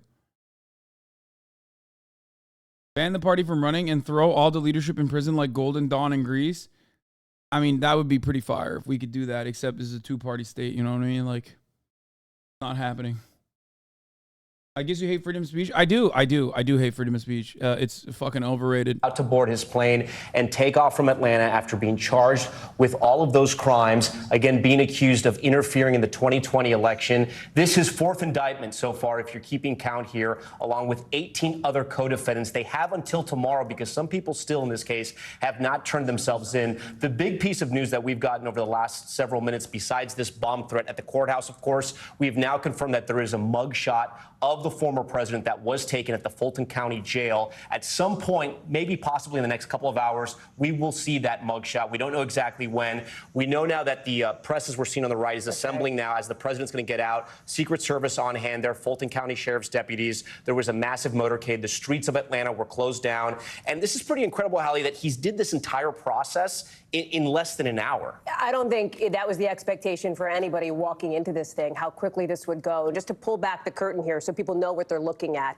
When the former president travels, there is a pool of reporters that goes with him because he is, of course, the former commander-in-chief, and there is a high level of interest and newsworthiness to what he does. Those are the people you just saw scramble into place. We are watching this extremely closely because we expect to now see, for the first time, we'll get him on the plane. He'll get on the plane. This is our election specialist chat. Look at this fucking guy. Since this surrender, Literally earlier posted, is this real, chat, on his fucking Twitter account. If you're in here right now, what the fuck are you doing? I just found this from some random guy with a tie and lighting match. We're going down with the ship. Fucking Zoomers, bro. Ay. On the plane, but knowing the former president, you don't know what to predict here. He could come out and he could say something. We already know he's going to speak later. I know it's not the main point, but I cannot fucking comprehend how they let him do self-scaling, self-reporting on his weight and height, man. That's kind of sad. Let me tell you, I had really, really high expectations from Georgia as far as content goes. Like, they were like, oh, we're going to prep rock them, all this stuff, right? That was wrong. Where's the fucking mugshot? Hello? Why wouldn't you put him on a scale and then also look at his height?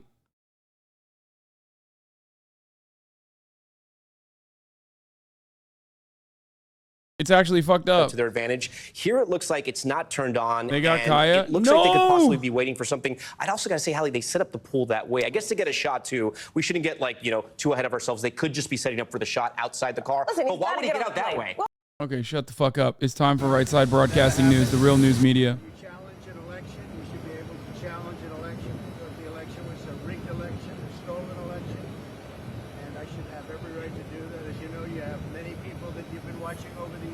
Thank you, sir. You're right.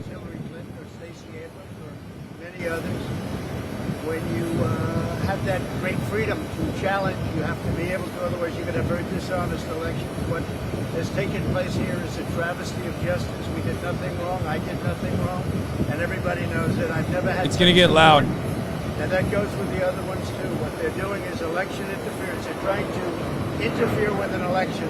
There's never been anything like it in our country before. This is their way of campaigning. This is one instance, but you have 3 other instances. It's election interference. So I want to thank you for being here. We did nothing wrong at all, and we have every right, every single right, to challenge an election that we think is dishonest, that we think is dirty. So thank you all very much, and I'll see you very soon. Thank you. They should make it illegal to do these interviews at the tarmac, I think. It's just so fucking annoying whenever they do it on the tarmac. Also, I did such a good job of sheltering your ears, shielding your ears. Shut the fuck up. Speaking out against the rigged election, the fact that it had an opinion on the election. Oh my God, what is this that audio, man? I'm sorry. Noah Kareem Mikhail is 6'3" and 250 pounds, same height as weight as Trump self-reported to the Fulton County Jail. Yeah.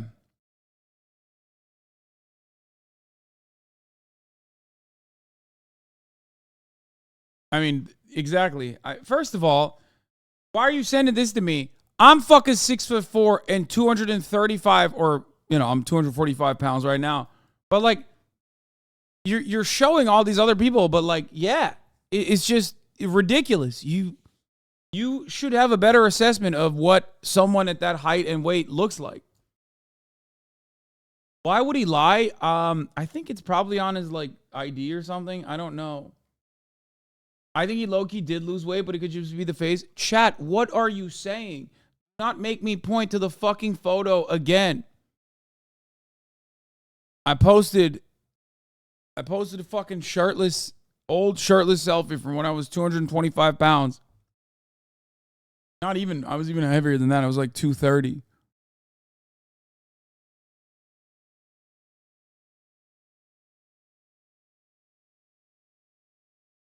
Please show us again. Yeah, they arrested Kaya. I'm 10 pounds heavier than Trump here. 15 pounds heavier than Trump here. Does that make sense to you? I'm only 6'4". He's 6'3", apparently. You just watched him. Look at how he looks. Here, let me run it back real quick. You think this man and myself have like what, 10, 20 pounds between us? Everybody stop saying muscle weighs more than fat. That is so stupid. It doesn't matter. The disparity is not that vast. You're out of your fucking mind. Like, he would have to have no bones, man. What are you talking about? It's a defamation suit against him, and he just acknowledged that he did defame them. He called them criminals. He said their house would be searched. The voting machines, those voting machines were tampered with. So Trump these is are like a bird. He's got acts that hollow Hillary Clinton bones. and Stacey Abrams did not do. Hallie, as a Trump watcher over the last decade, what did you notice about the president's sort of demeanor and his comments there? Did he seem almost, I mean, he didn't seem like he was that fighting spirit, right? I think he seemed defiant, and I think that is par for the course for him in these moments. I think you make an important point here about the conditions of his bond. That is serious, and if he violates those conditions, there could, of course, be repercussions against him. And I think it's important to sort of bottom line the conversation that you and Catherine are having. There are mechanisms by which to challenge results of the election that happen in a court of law. Dozens of those legal challenges were losses for the former president and his allies in court. There has been no evidence of widespread fraud in the 2020 election around the country, or specifically in Georgia, where he is facing these charges. Now, he is linked his legal issues to his political future. They are one and the same. There's no two lanes, right? We may talk about it like it's two different buckets. It's all. God, this analysis is so boring, dude. Oh my God. So hanging out with all these lawyers, I learned so much more, including Van. I think I'm going to go back to Fox News. How do you campaign? right? Like, I mean, in your best estimate, is that like, do you have 30 Platforms. extra minutes a Check us day? out on So Rumble. to be clear, Check us out on for your Local. trial, some of the hearings, your arraignment, you have to be there. But some of the intermediate hearings that are just about the evidence and the motions, that the defendant can waive, can give up his physical appearance. The former president is on the plane waiting to take off. Let's go back to Caitlin Collins outside the jail. Thanks, Anderson. Yeah, we've been watching as the few people that were here behind us. The Trump Someone link me a free Fox protesters News Live has link. been dying down ever since former President Please. left. He was here very briefly on the ground. I'm joined again by Sarah Murray, but also the former mayor of Atlanta, Keisha Lance Bottoms. Thank you for being here. I mean, just what is it like to see the former president come to the Fulton County Jail and be arrested, have his mugshot taken, and have this booking sheet? Did you miss the mugshot? This No. is surreal, and I Not out don't yet. think that there's anybody who This field of candidates understands that it's not just about one man, Donald Trump. It's about the entire country, the entire movement, and this kind of desperate Jesse Waters is so lashing cooked. out at people they can't control. Well, I think they better, because there's a two-pronged effect here. Obviously, they want to prevent Donald Trump from ever becoming president again. That's No. been pretty clear for a long time now. But this is also I knew that this was something that the Hogs were doing. I'm so happy that Marjorie Taylor Greene is also participating in it. Oh, that's so good. This is about a warning to the rest of the country. Don't you step out of line, because today it's Donald Trump. Tomorrow it could be you. So I sure hope that every person running for president of the United States understands what is at stake right now, because it really, Jesse, is a frightening time and a very dark time for America. Will it work neutralizing him this way legally, tying him up in the courtroom for months in the beginning of next year into the spring while he should be fundraising and campaigning and traveling? Is that going to be effective? Well, I don't think it has been so far. The latest CBS poll has Donald Trump at 62% in the Republican field. No one even comes close. His poll numbers, of course, Jesse, continue to rise every single time they try to throw something like this his way, because I think it becomes more and more obvious to the country what they're trying to do and why it is so dangerous, why this precedent cannot succeed here in America. And so, no, I don't think it will be successful for them. I sure hope it's not, because it kind of feels like this is our last chance to save this country. This is our last chance to get it right. Once you give power to people like this, who are literally willing to burn it all down, like they are doing to this country right now, we don't come back from that. They don't give you your rights back. Once they try to shave some more fat off the United States Constitution, you can't put it back again. So I don't think it will work. I think people understand what's going on. And I think that tonight just solidified Donald Trump as the 47th president of the United States. All right. I think you're right about that. If they get away with this isn't going to be the first political arrest. There's going to be a whole lot more where that came from. Thank you so much for joining us, Lara. We really appreciate it. Thanks, Jesse. A convicted mafia underboss joins us next. Plus, how did last night's debate go? Who was the biggest loser of last night's debate? No matter how you look at it, my person.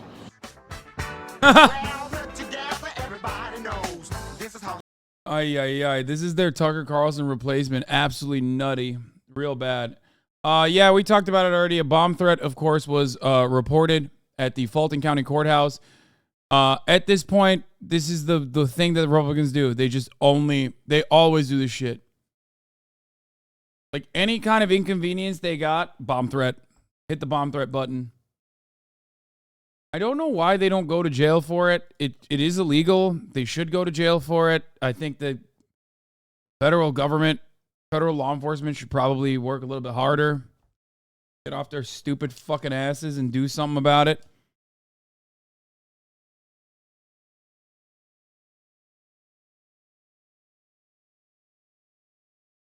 Why is Ross from Friends doing Fox News, a British person? What?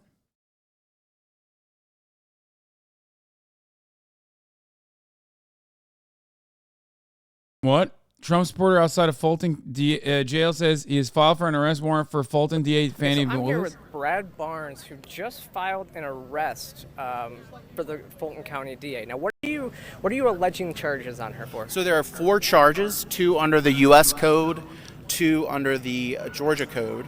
So the two under the Georgia Code are violation of oath by a public officer, which is 1610-1, and unprofessional conduct by public officers and employees, which is 4511-4.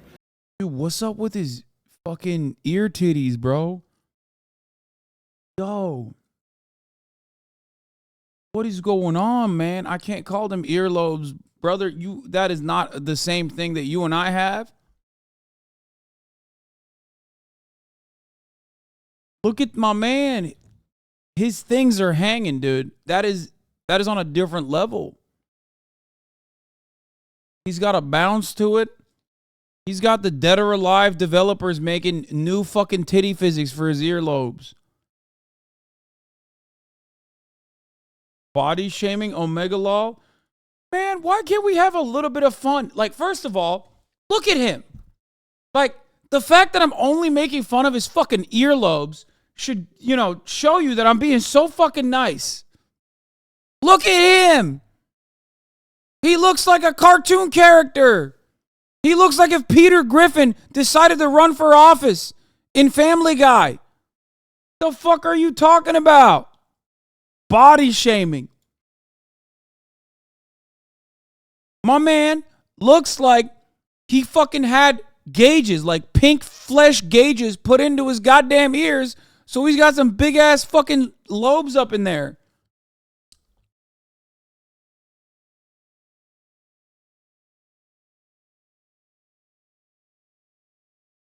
Why are you tearing this guy apart? I wasn't even doing nothing. I was just having a little bit of fun.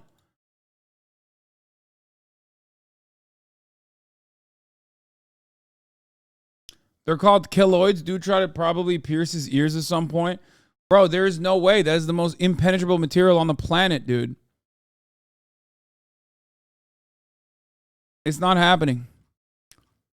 What did he try to do? He would not be able to get through. Keloids? My man's got testicles in his ears. Mugshot may not drop till tomorrow. Wait. Oh my God. Some of the chatters earlier in the morning were correct.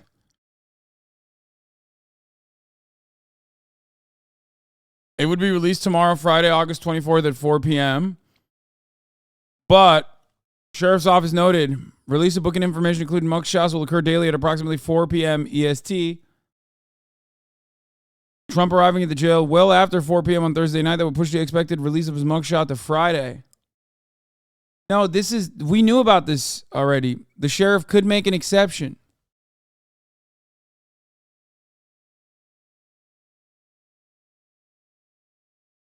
I told you. Yo, Hasi, you're right. Thank you, man. Look at this. Come on now.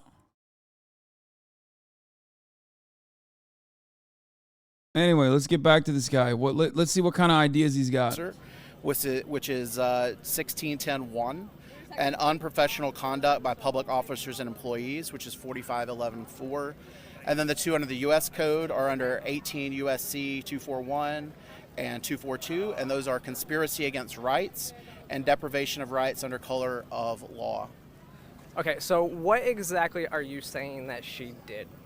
So it's very clear that she is using her... By the way, the guy that chatters we're trying to defend here is trying to do a citizen's arrest on Fannie Willis, the DA who used the RICO charge against Donald Trump and is prosecuting Donald Trump.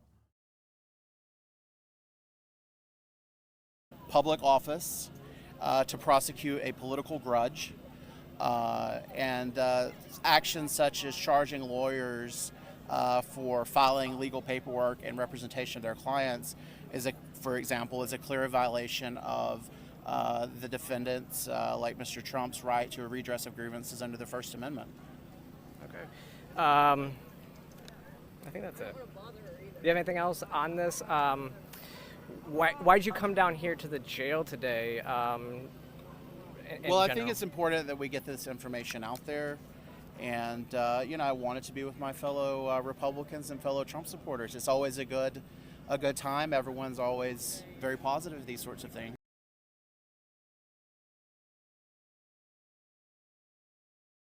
If you're in line to be processed at Fulton County Jail, stay in line. Blacks for Trump, Hogwatch. Oh. Put those tariffs on China, made China back up? No, not that's my man. That is a man. NTD.com. Dude, that's crazy that these outlets literally still exist. For the record, like, I mean, I guess it makes sense. This is like a Epoch Times adjacent. He knows the world system better than any of those guys. We need this country saved. It needs to be saved right now, as everyone knows. Everyone can see, even though some won't admit it, it's going down and fast. So he has 4 years of proof that he can turn it around, and I believe he will. This is a Falun Gong operation, yes. My support for him is unwavering. They're making the claim of illegality, and they never checked the reason that they're claiming the illegality. They're saying he questioned the election. So did we. We were up that night, and we watched the vote stop, and we're like, what's that all about? And then he was winning, or won at that point, and then it flipped when it came back, and we're looking, what happened? And yeah, why is this flag so straight? And it's like, clearly, what is happening here?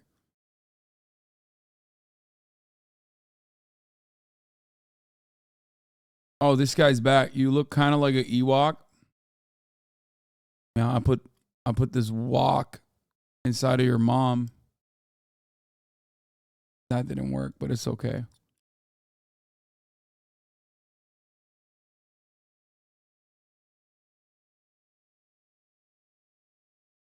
I took the walk to Poland.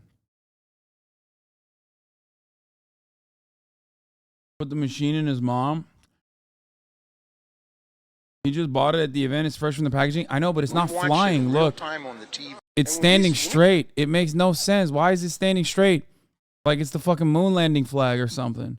Oh wait, the moon landing flag actually waved, right? That was the move. That's why people were saying it's fake. Defending one. Oh my Michael Franzese, former mobster, analyzing the Biden family. No, wasn't this guy dope? I feel like I've seen videos from this dude. He's like kind of cool, right?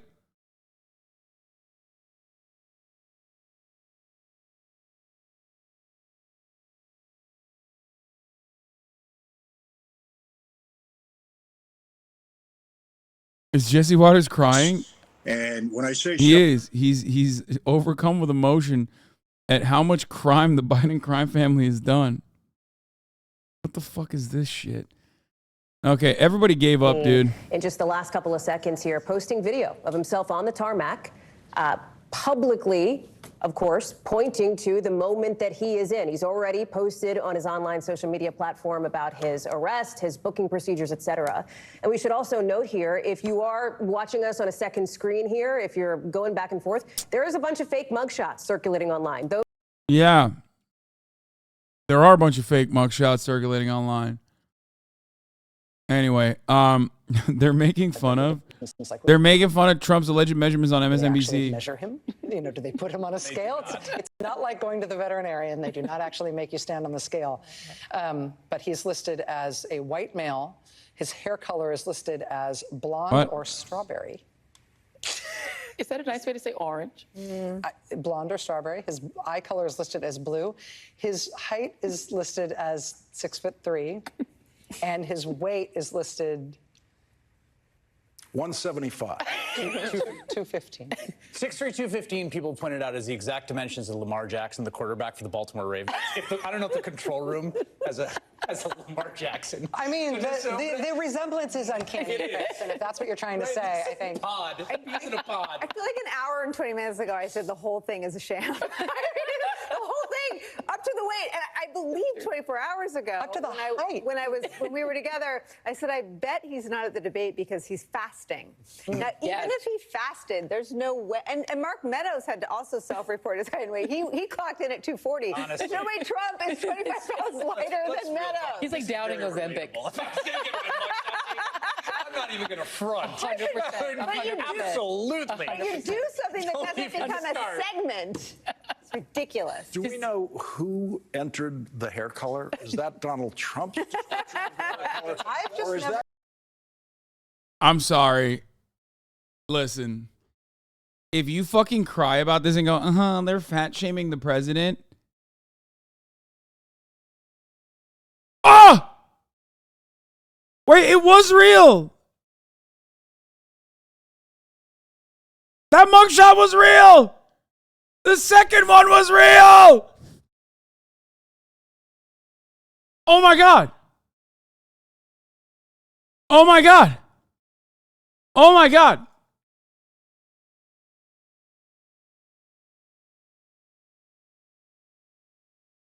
It's over.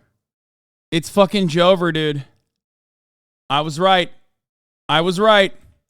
Pay up, bitches.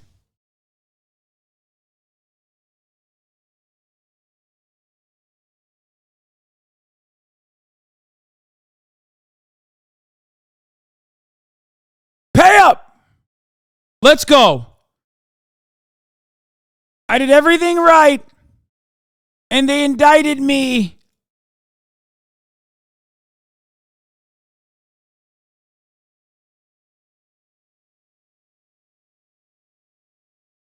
They even got him on his good side. Dude, he looks so hot.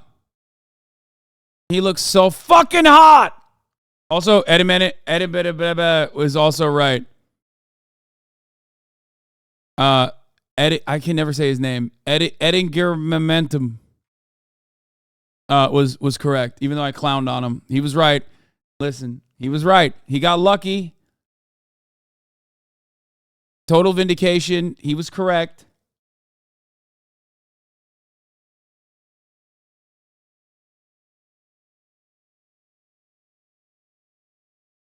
Ettingermentum.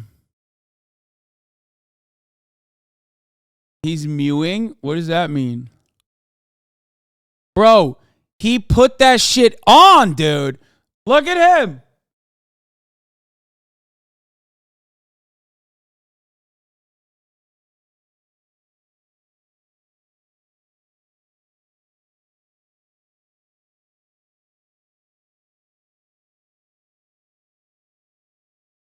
Why is he flexing that there's like, that he posted this photo? I don't understand. We saw the photo 100 times in this fucking chat. You can't tell me he didn't go full blue steel. I told you he did. I told you he was going to. Can you watch the Andrew Tate, Alex Jones interview? Fuck no. I told you that he would serve cunt. I told you that he would smolder. I told you that he would hit the blue steel, and he fucking did. He did. Bro, this random dude beat a CNN anchor to the punch.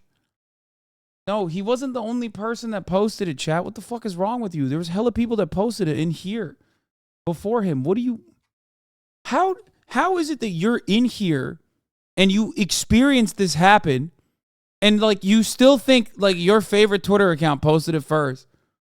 Like we saw it like 8 times before he posted it. That's why I thought it was fake still.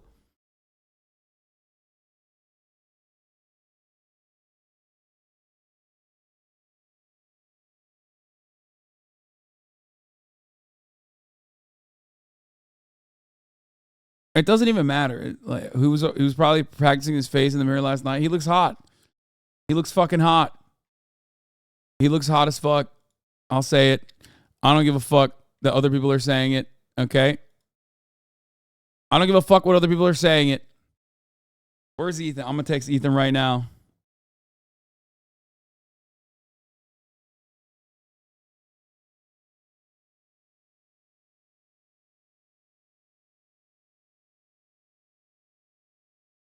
There was no way he was going to smile. There was no way. No shot. What's the payout, by the way? Did we do the Gamba? What's the Gamba situation?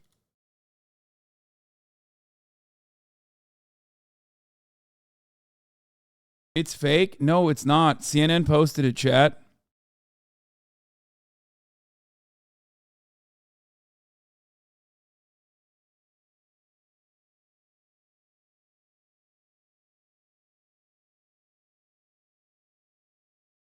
I'm not gonna, dude, I'm not gonna fucking,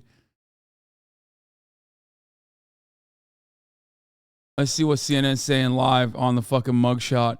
Trump is officially a mug shouty. Okay, that's it. It's done. It makes me sad that a former president has conducted himself in such a way that it's warranted not one indictment, not two, not three, but 4 different jurisdictions, and to now be booked into the Fulton County Jail and included in that indictment is What are you saying? harassment and Fake according to this guy? torture, Yeah, fuck CNN.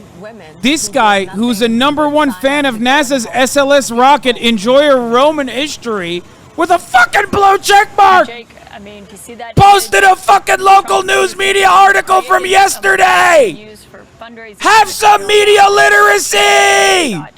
of the former president of the United States. Yeah, it is a stark and This sad guy's a image dino of the enthusiast. side of your screen. He must know better. Jail inmate number P01135809, otherwise known as 40% of the United States, Donald John Trump. We see on the right side of the screen his Boeing 757 about to take off from Hartsfield-Jackson International Airport in Atlanta, Georgia, on its way back to Newark, New Jersey. Even Dana if Bass, this, no doubt, even if this is still fake, that doesn't make that guy right.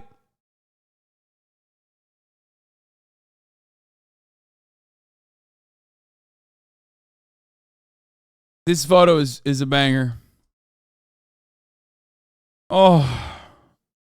Anyway. Why is he and only he pictured at a slight angle? Because he's the fucking president, dog. He can do whatever he wants. He's still the president. He's the president to me. He's still brother.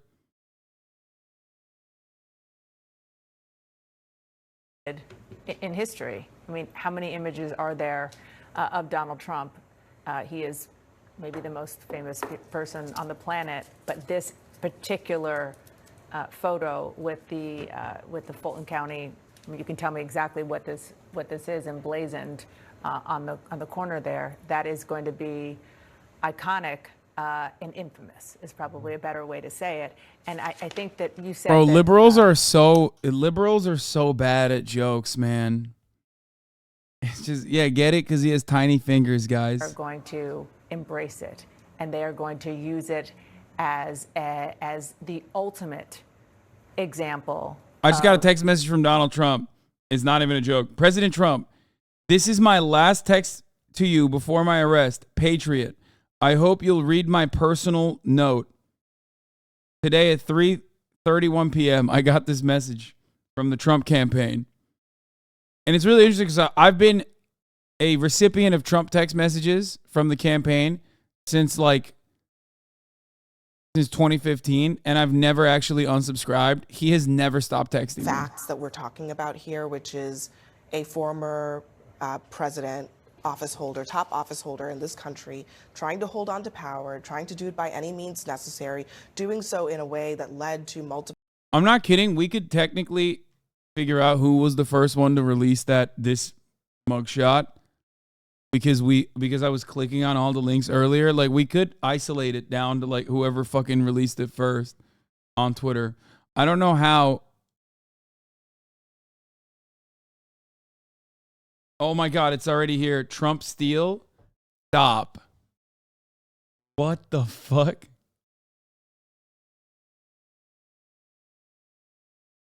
They get to see the entire story. The advantage. Showing up at the White House with the guy coming after you and shaking hands and sitting down and having a tea. And Trump's refusal to do that. That tradition that's not bound in law, but is part of our tradition, is what has led us to this moment. We should point out there have been numerous disputed elections in the history of this country. In 1876 between Rutherford B. Hayes and Samuel Tilden. In 2000 between Al Gore, George W. Bush. Jamie Gengel, on that note. None have ever gotten to this No, point. no, that's my point. I'm agreeing with you. Ultimately, they had their day in court. They lost, and they conceded defeat. Yeah. On that note, I want to Donald Trump on the tarmac on his way home this evening. We did not bring you those comments, but just to tell you one of the things he said, and I want to get your reaction, Jamie Gengel. He said, "It's a very sad day for America. And then he went on to say, we challenged an election. You should be able to challenge an election. And then later in his comments, he said, we did nothing wrong at all. We have every right, every single right to challenge an election that we think is dishonest, that we think is very dishonest. And that's accurate. He has every right to challenge an election. And in fact, Jamie Gangel, as you know, he exercised those rights. And then he went beyond it. Right.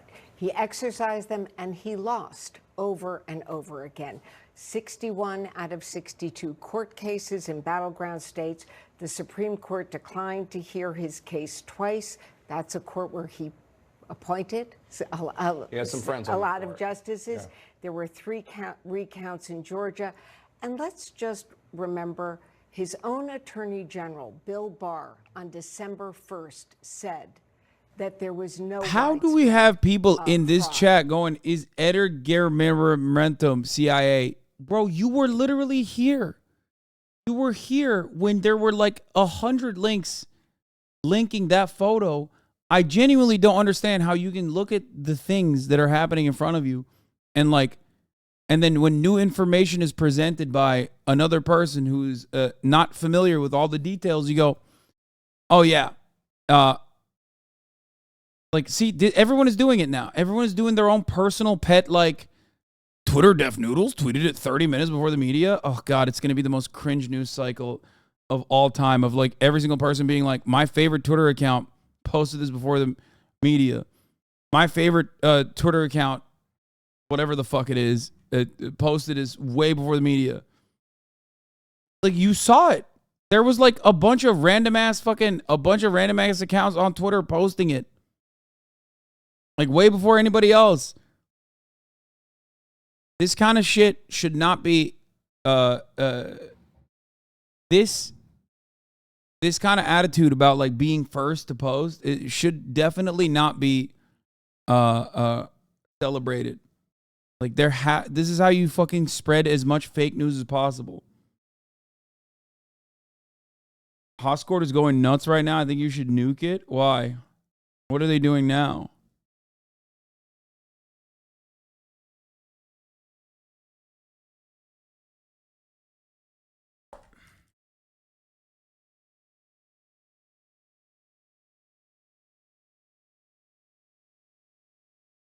What are they fucking doing in there? They tried to play off of it and capitalize, I think, on this idea, and now suddenly it appears they've grown a conscience. I mean, this, if you think about this indictment, and I kind of step back sometimes from the case, because I do think that lawyers need to think about how to lose it, and even as this coming motion is before us on Monday, and the federal judge will hear this, 154 of the 157. This guy's my favorite. That are alleged in this The indictment big city lawyer. occurred while he was a sitting president of the United States. Sitting president of the United States. 154. 154 of 157. That's staggering. So everything except for that last document that he sent in September 2021. And those are the 2 counts that occurred after he was president. So when you think about the enormity of the decision that this federal judge has to make about, do we move this case? Is this a federal executive? Clearly he is. Do we move it to federal court, or do we let it stay in the state court? If this is not a case that merits some consideration about transfer back to federal court, I don't know that there ever would be one. And he's already facing charges at the federal level on similar conduct, maybe not exactly. So let me ask you a question, Andy McCabe. You were acting FBI director. You were deputy FBI director. You dealt with Donald Trump when he was president as a law enforcement official. Did you look at that image on the screen right now? Did it ever occur to you that would happen? A mugshot of Donald Trump? Of course not. Right? Of course not. And my interactions with Donald Trump, my personal interactions with him, were very early on in his administration. I love how much they're showing this into the future as to where we would end up. But I think the point that you make on the consideration of removal, there is no question that could be a very effective legal strategy. It is an obvious and momentous thing for any of these similarly situated defendants to do. But I still think it's going to be very hard here. And I totally respect your tallying of the counts, but ultimately, to make the case that these acts were committed within the scope of their authority, they have to have been authorized by federal law. He had to have been acting under the authorization of some federal Discord is so authority. And stupid. federal law gives the President of the United States zero role in the calculation of state election results. And that's ultimately what they were all doing. But it does allow the Y'all are so dumb. Stop posting the same sticker, you fucking idiots. to inquire about possible election vote in federal elections. And that's what inquire it he is. did. So, This is a good one, when too. I think about was he in fact a federal executive, I try to ask at what point is he not the president of the United States? Yeah. He can't ride his bicycle and not be president. He can't take if he has to have surgery for a minute, they have to bring somebody else in. He's president 100% of every day. You know, going back to where you live and where you practice in Georgia, I'm also reminded of some of the things that we learned during the January 6th hearings and since in other court cases in Georgia about what went on in and around the then president's circle. I mean, the intimidation of those two poll workers, the lies about the things that they were saying that they were stealing votes. Never mind this slate of fake electors, which is the subject of several of these counts, and questions about whether that move and the work that these characters did, presumably on behalf of the then president, to try to steal the Georgia election from Joe Biden, which is effectively, I mean, the opposite of what Donald Trump says happened. But this transfer motion will be not about is there even probable cause that the indictment is correct or that there's enough evidence to move forward. This is just, is there a plausible claim that he was serving in his federal capacity? So it's a low standard to me. Joining me now, our senior legal affairs correspondent, Paula Reed, who is outside the Fulton County Jail. And Paula, we just saw Donald Trump leave after being arrested and booked. When is he next expected back in Atlanta, Georgia? Well, Jake, it's going to be busy next month in this case because the next step here is arraignment.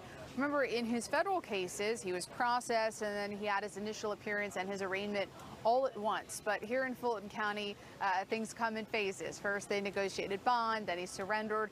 Then they schedule this first hearing before the judge. And the district attorney, Fani Willis, has said she would like to do these arraignments the week of September 5th. So the former president and his What is this? co-defendants will all What the have fuck to is going on? to Fulton County for that arraignment.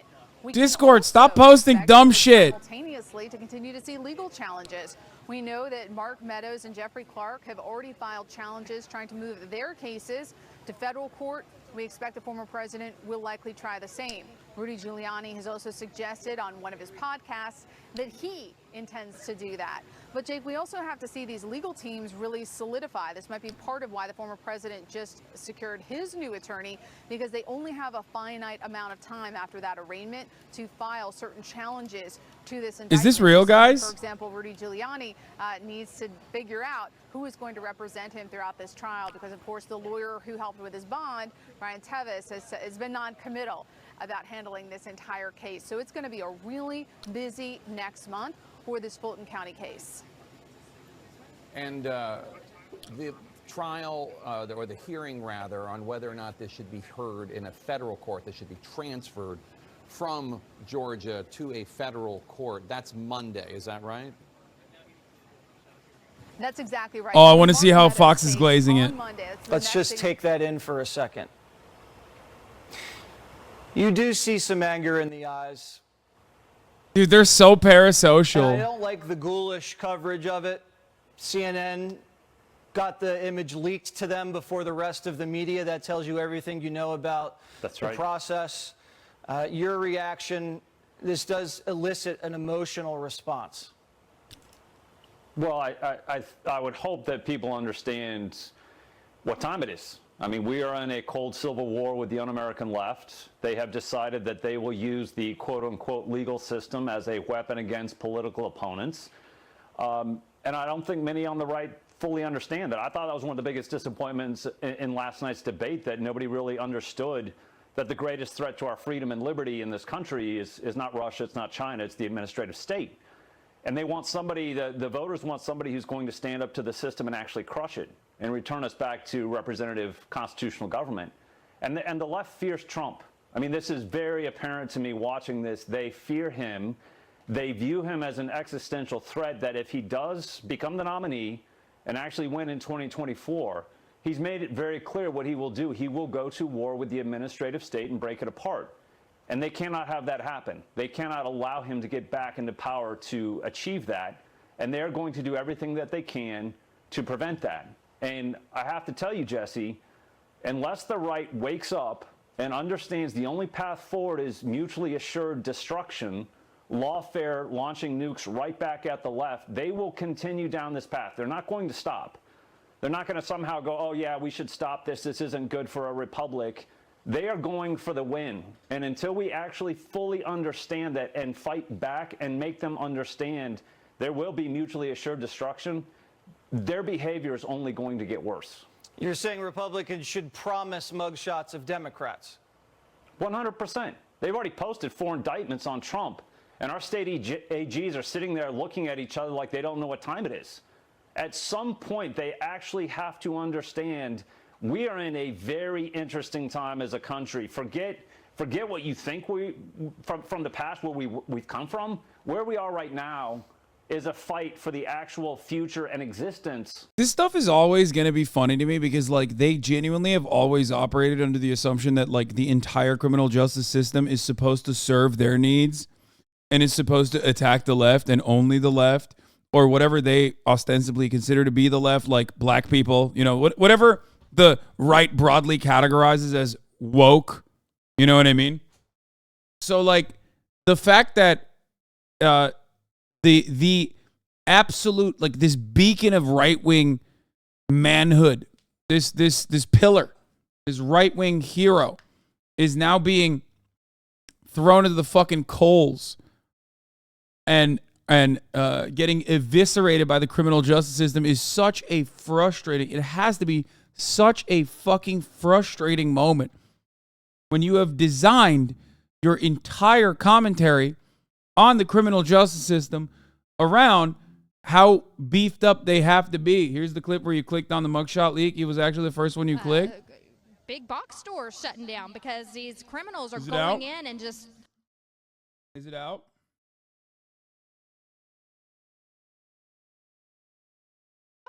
Oh my God, it's the guy I shit on. It was literally NASCAR playoffs Weagle. Oh my God.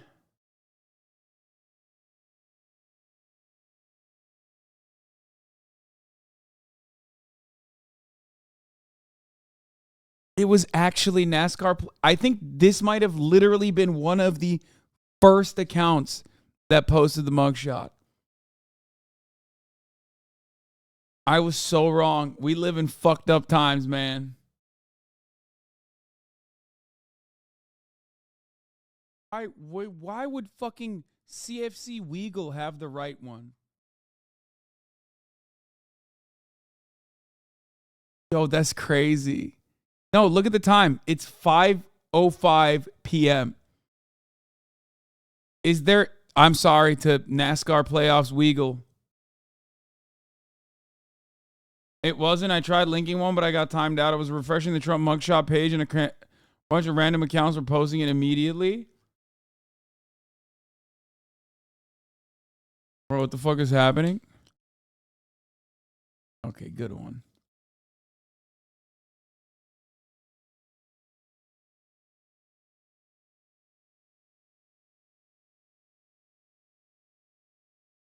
I just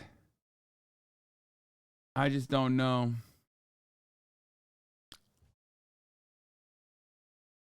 Trump will do an interview on Newsmax, supposed to start soon. What? What do you see there? I see a couple of things. The definition of injustice, number one, this should not be happening, and everybody knows it. I also see courage. I really do. And I see a fighter. And I see someone they're trying to destroy, but they are only making him. Dude, this is so funny. They don't have enough words in the English language to suck this man sideways, dude. They don't. Who would you vote for today? GOP primary voters, 60% says Donald Trump. 16% says Ron DeSantis. God damn.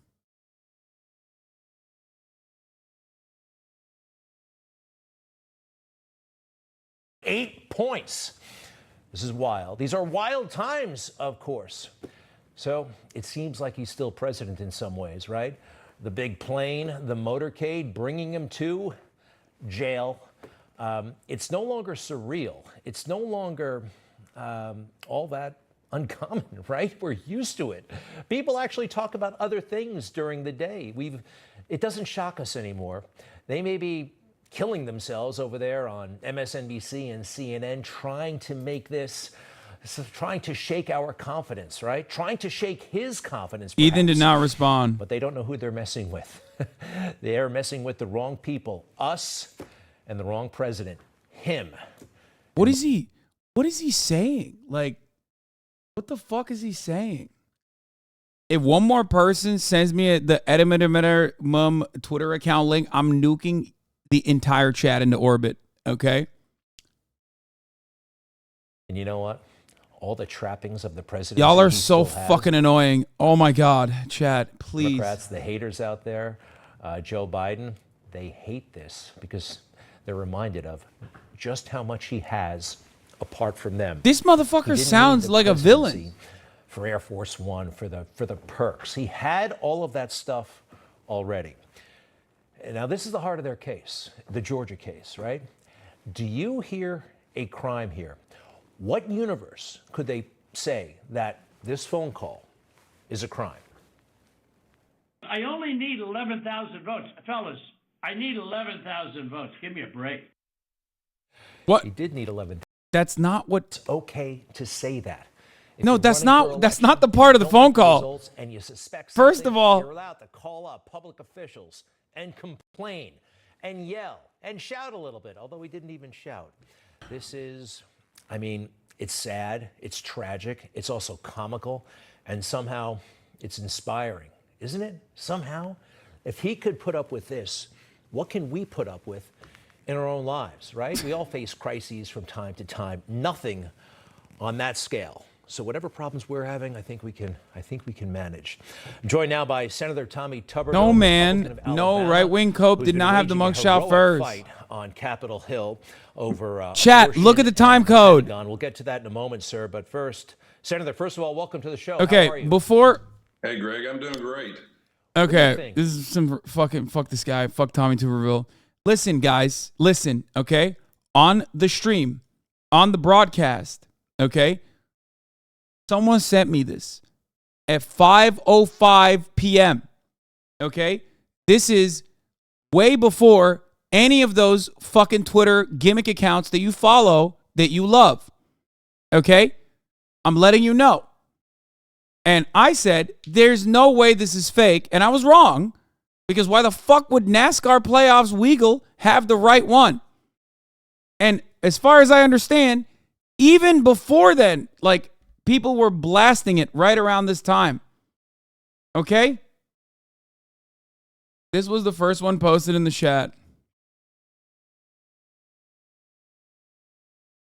Yeah, 5:05 p.m. is when the actual fucking first one came.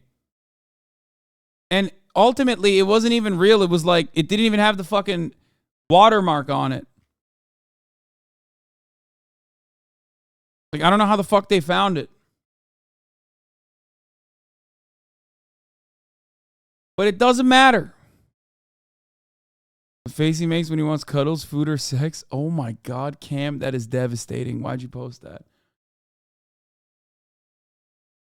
You get stun locked on the most dumbass shits, dumbass things. I know, because chat has this like incredibly, unimaginably neurodivergent way of just like hammering on a point where they just can't let it go. And it really frustrates me because I, in an incredibly neurodivergent way, have to be like, no, that is not the truth. It doesn't matter. This speaks to a broader issue about media literacy. And now I have to fucking correct you. And a lot of people know that. So they keep coming in here and fucking saying the same shit over and over again. Being like, no, it was this account that first posted it. Not that it fucking matters.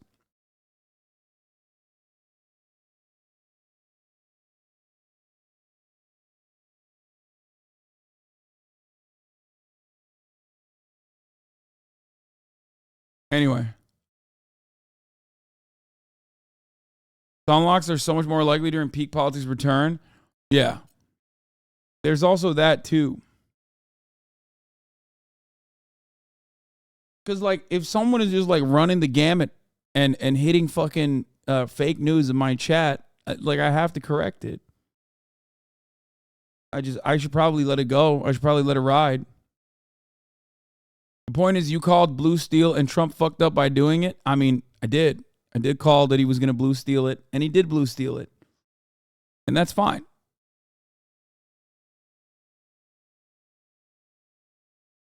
I love this. This old school HasanAbi vibes. It's very cozy. Yeah, I mean. He said debates plural, and there was some indication that he meant those first couple. What we have seen, though, but there's a side of me that thinks he watched last night, and he's like, I can take every single one of these guys, with the exception of Governor Chris Christie, who. I'm telling you, I think I'm right on the reason why Trump didn't do the debate last night. No, never once have I seen a deal like this before. Okay, so the judge rejected the deal. Now we're on to Plan C.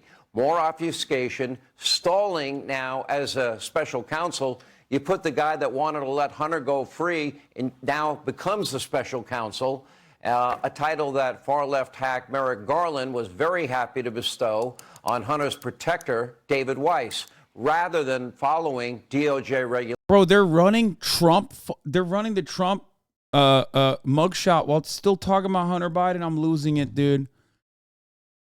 Oh, my God. Oh, my Lord. At least talk about how beautiful he is or something. Like, what the fuck's going on? I feel like at this point, Fox News is not even, like, talking about news that's happening at all. They've just completely given up on that. Their only project is just talking about Hunter Biden.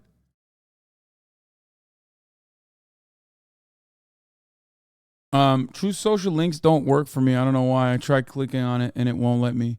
So send it to me in a different... send it to me on Twitter, like a Twitter link or an attachment or something. Oh my God. The full Trump photo leaked. Are you ready for this?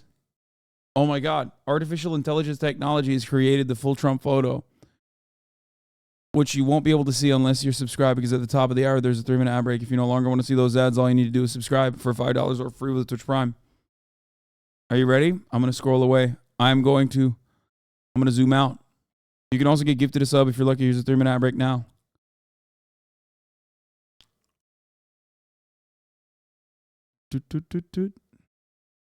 Real. Turns out he was 215 pounds. We were shitting on him for no reason. We were body shaming him. Body dysmorphia is very real. And then Ron DeSantis really seemed to figure out, okay, what's every... God, these guys are such fucking freaks. Is Armored Core 6 out yet, by the way? Well, here are the conditions they want Donald Trump to face during the challenge during an election season. Take a look. Oh my God, everyone said You have yes. some images of just the horrible conditions. Grime, dirt all over the place, toilets overflowing, air conditioning. Bro, this is broken, crazy. Lice, bed bugs. They're other talking insects. about how terrible prison conditions are. Absolutely horrible. What the Now, fuck? One notorious case from last year, this young man, LaShawn Thompson, found dead in his cell last September, 35 years old. His lawyers and the medical examiners say he died from neglect, malnourishment, other horrible conditions, but it was also, he was found with bed bugs and lice just infesting his body. His lawyers released images of his cell. Look at that, just absolutely deplorable conditions, Jake. All right, here now with a full report on the ground. He's outside the Fulton County Courthouse in Georgia. Steve Harrigan. I'm Steve, downloading what's the it. latest? I'm downloading Armored Core Deluxe Edition right now. Sean, that entire process took just about 15 minutes. President Trump had mentioned earlier that he expected to be arrested proudly, he said, at exactly 7:30. He was just a few minutes off. The president touched down in Atlanta just after 7 o'clock. He was taken by a large motorcade to that notorious Fulton County jail. Several dozen motorcycle police out in front. He went inside. It wasn't seen him entering. He went inside. Armored Core 6, Fires of the Rubicon, baby. That mugshot was taken. When you ask most people about that mugshot, many describe it as an angry frown, but people certainly eager to see that mugshot. And then a preset bail of $200,000 was paid. He was out exactly 15 minutes later. The president returned to Atlanta Airport. He came out and spoke to the traveling media very restrained, almost sad, just for about 1 minute. He said it's a sad day for America. He said what we are seeing now is election interference. Sean, back to you. All right, Steve Harrigan in Georgia tonight. Thank you. Joining us now, former President Trump's legal Why didn't I get a spokeswoman, sponsor? now legal spokeswoman. Yell at my Alina, management. good to see you, Alina. Fox News legal analyst Greg Graham. They're clapping for her? Oh, they have a live audience. Yell at my management. You think I wouldn't have wanted a fucking Armor Corps sponsorship? Same with Starfield. President ever indicted. We never had a chief political rival of the opposition party ever, treated like this before. You look at the case. Let's analyze it from a legal standpoint. Sure. It's garbage. How about a very plain, simple English standpoint? When you have the president whose sole responsibility is to take care of America, the Constitution, election interference, and make sure that we are the America that I used to know, not the America you and I know now. And he is then prosecuted because he is leading so significantly, frankly, in the polls that he doesn't even need to go on a debate. Her lav mic is fucked, yes. That we're in as American people. There is no case. Unfortunately, we have library books, Sean. We have bookkeeping because they didn't like the category on the QuickBooks tab that he put on a legal expense. And then we have this, which is him doing his job as the president of the United States, frankly, something we haven't seen for several years since Biden's been in the administration. Yeah. And they're going to try and put him in prison because they can't beat him. Let's talk about, and by the way, how do you get 4 trials in during a primary season into a general election season? It would be an impossibility from my standpoint. Right. Now, in the case of this RICO case, the obligation to prove intent is critical on all of these charges. In other words, that the defendant acted with the intention of committing a crime or a fraud. I would bet every penny I had that if you gave Donald Trump a lie detector test and you asked him whether he believed everything that he was saying, the answer would be 1,000% yes. Holy fuck. And yet we have these, historically, we've had... Dude, I gotta say, mad respect to my fucking internet service provider. Can't believe I'm saying this. I just started downloading it, and it's burning through while I'm simultaneously fucking streaming. How crazy is that?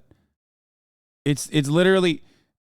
Technology has gotten to an unimaginable level at this point where you can download like a fat-ass 48 gig game or 60 gig game in a matter of minutes while simultaneously streaming live on Twitch. The legal process and Exhibit A, and this is the most exculpatory for the president, is his conversation with the Secretary of State in Georgia, in which he is complaining about ballot irregularities, faulty machines. I mean, I'm also using upload versus download. I know, I get it, but like, you know, I'm also doing a bunch of shit online on top of that. That are being ignored, and in the end, he is demanding a recount and a review, which, by the way, Brad Raffensperger has a duty to do. So he's asking him, do your duty. Fannie Willis is misrepresented and lied in an earlier filing about what Donald Trump said, claiming Why he said didn't you just need download to find 11,780 votes. That's not what he said. Read the transcript or listen to the conversation. It is a long transcript. Right. And in that transcript, at times he's talking about there are hundreds of thousands of votes that you guys got it's not. wrong. It didn't download fast because of the. I need to find that many votes because that is my vote. Because I'm downloading the game.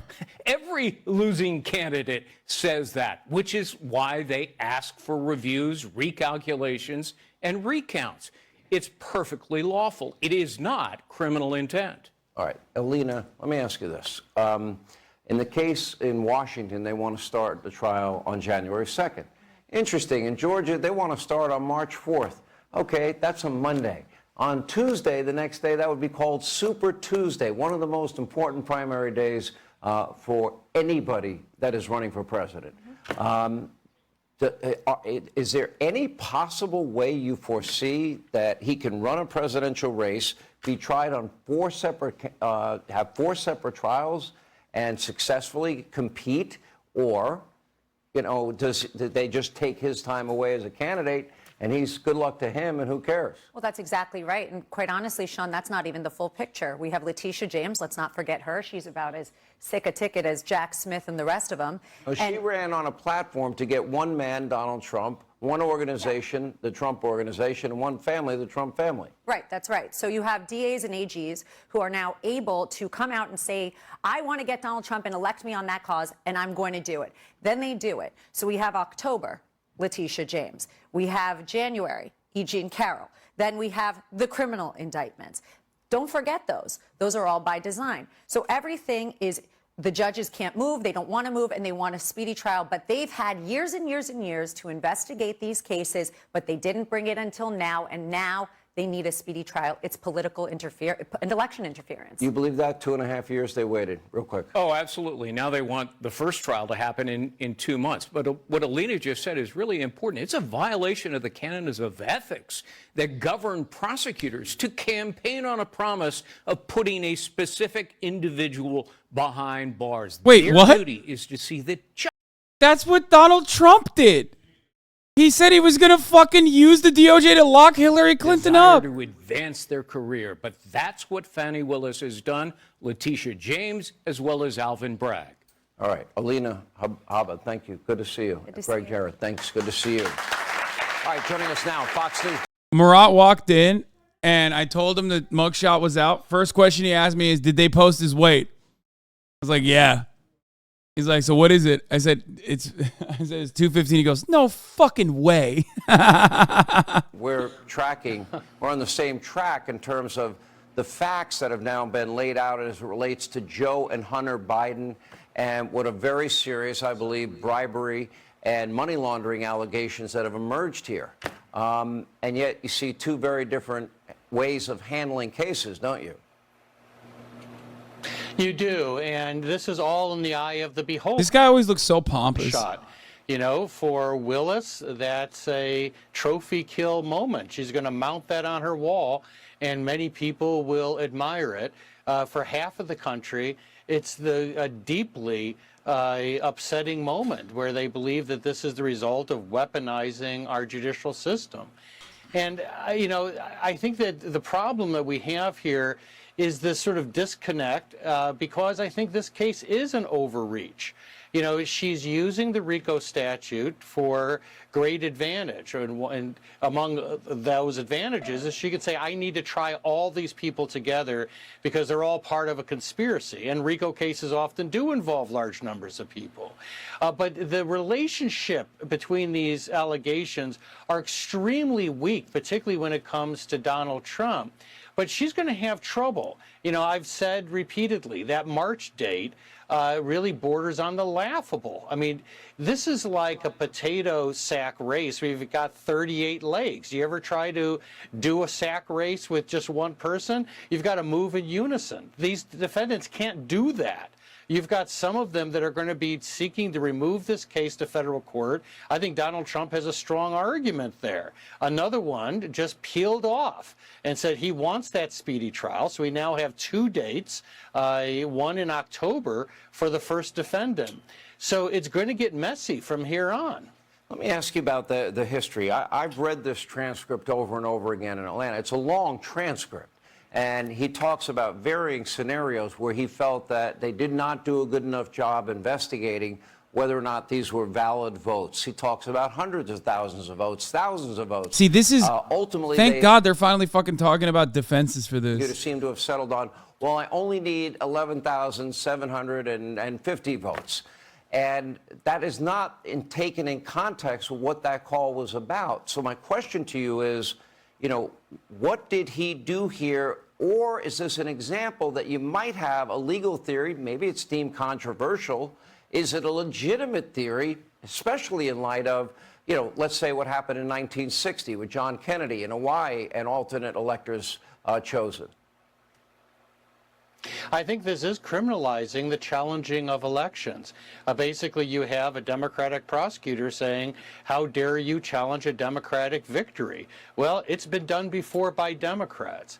And the whole case is based on this theory that Donald Trump really didn't mean it. Well, Neither did those, even if that were true, neither did those Democrats. They challenged Trump's election on no grounds at all. I mean, yeah, Chatter, you're right. It's quite interesting how they never play the phone call on Fox News. Have you guys noticed how they never play the phone call on Fox News where he very specifically says, I need 11,780 votes, one more than we have right now. This indictment, you know, it makes perfect sense when you're challenging an election to say, you know, I only need around 11,000 votes. So if you do a statewide review, that's not a lot. Bitch, he didn't say that. He did not say that. That's not criminal. That's making a case for a recount. All right, Jonathan Turley, great to have you as always. We appreciate it. All right, when we come back, House Republicans, they're actively working to... They played it on Right Side Broadcasting, but not Fox, because Right Side Broadcasting says nothing about this call was illegal, while Fox is like, it sounds pretty illegal. No, they played it on Newsmax, but they didn't actually play the original one on Newsmax. They actually played another part of the phone call where he just goes, I need 11,000 votes, 11,000 votes, which is not the actual part. So no, even on Newsmax, they're not actually playing the offending part of the call.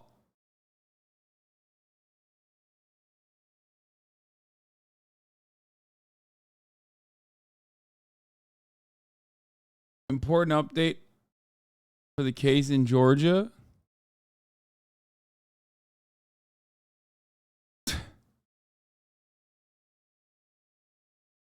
Will Trump win the election? Asking as a non-U.S. person. I don't think so. But who knows?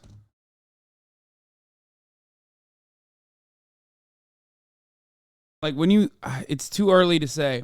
But when you think about like a decision that voters are going to make, they're going to make a decision on like possibly taking a shot in the dark with Donald Trump, who they love. Let's say they love, right? But Donald Trump is going to create like possibly a constitutional crisis, unprecedented issues that we have never accounted for, like can a president pardon himself, yada, yada, yada, right? Versus the boring, banal Joe Biden, responsible for inflation and all that sort of stuff. And I feel like voters, when push comes to shove, when we stop thinking about like the party line voters that are always going to vote for one party over the other, when we start thinking about, holy shit, Armor Core is already downloaded. When we start thinking about the people that could swing in either direction, I feel like they are probably going to vote for boring over like possible bedlam.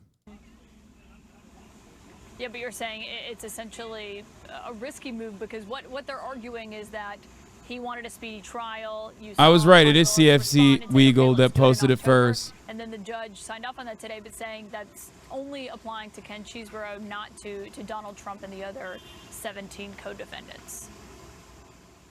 But that's the point. That's what, if his attorneys had thought this through carefully, they believe. Are you in the chat? Separating Cheeseborough from this massive, complicated. Who the fuck sent me that CFC Weagle post that I spent so much time yelling at? Who the fuck sent that to me?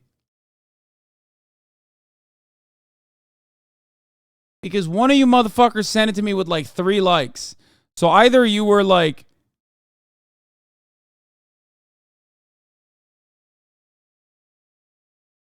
Garelon, 15-month subscriber. Explain yourself right now. This is the real one at literally 2 minutes after this post had come out, and it had like 3 likes at the time.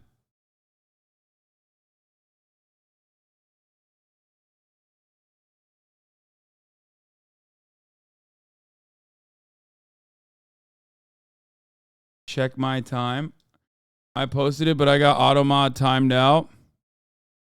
No, you posted it later. 17:08. You're too late, brother. I got this. I clicked on this literally 1 minute or 2 minutes after this was posted. Someone said, it's not real, sadly. And he said, oh, no, it's real. And he was right. Ashley Shendel. Hasan was shitting on you, and you got it right. I know I'm listening to him. Still funny. What is wrong with these people? What's wrong with all you motherfuckers in this chat? Why do you have to go and like at me and shit in the fucking bottom of the replies?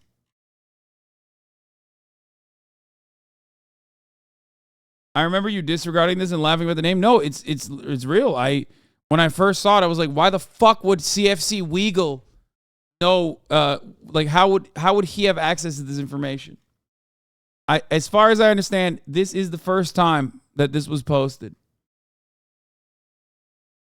But to be fair, it could be a little bit older. I don't know. A lot of people were scrolling.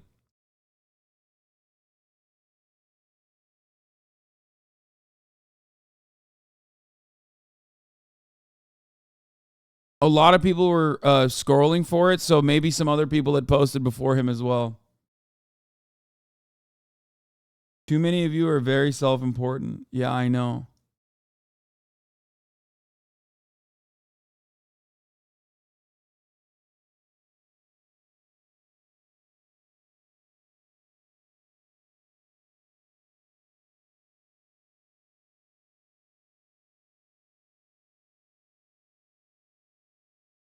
I wonder how they got it. Also, as much as I like Eric Toller's research, he does come across like a fucking cop here. We'll eventually figure out the your source for it, probably some Chan or Discord server. There's no watermark logo because it was leaked from the jail. It hasn't been processed for public release yet.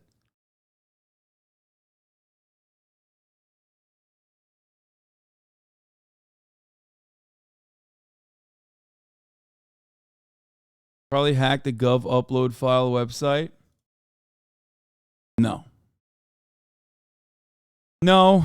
I suspect someone took a fucking phone photo.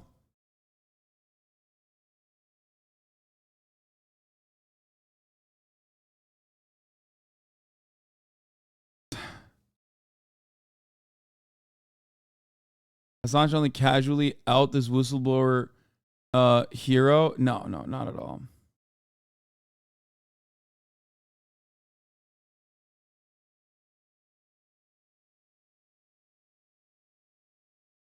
It looks a little bit like a photo of a photo.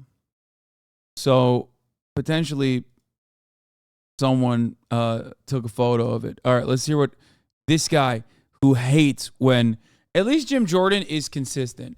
Jim Jordan, before he became Jim Jordan, okay, in the House Judiciary Committee, he was still spending all of his power stopping investigations from happening into sex crimes that were being committed under his watchful eye. So trips that Hunter Biden took with his dad. So he's consistent. And as a result of those trips, he was making business deals. Did we help facilitate and pay for some of those foreign business deals? It looks like we paid for all of them. I mean, the president's lied about. Oh my God, he's still going. They're still going about Hunter Biden. Flown with him on Air Force Two. It's taken a long time to get that information out. We finally know now. There were over a dozen times. 13 times that we know of, sir? Yes, over a dozen times. Oh my God. For the record, chat, you don't want me to fucking jump on random posts from like CFC Weigel or whatever in the future. So that my attitude on media literacy and sources that are verified and trusting sources that are verified is not going to change. All jokes aside, even in the future, if you come to me with like random fucking Twitter posts being like, this is verifiable source, I'm not going to trust it until it is actually a verifiable source. Because mainstream media legacy publishers also end up getting things wrong from time to time. So there is just no shot. Is CFC Weigel considered verified? No, fuck no. And you shouldn't either, okay? So my job is to parse through misinformation especially at times of breaking news and things like that. And I did the right thing, and I stand by it. And I will continue doing this exact same thing in the future as well. I'm not going to immediately assume that some random fucking account is actually offering the correct information.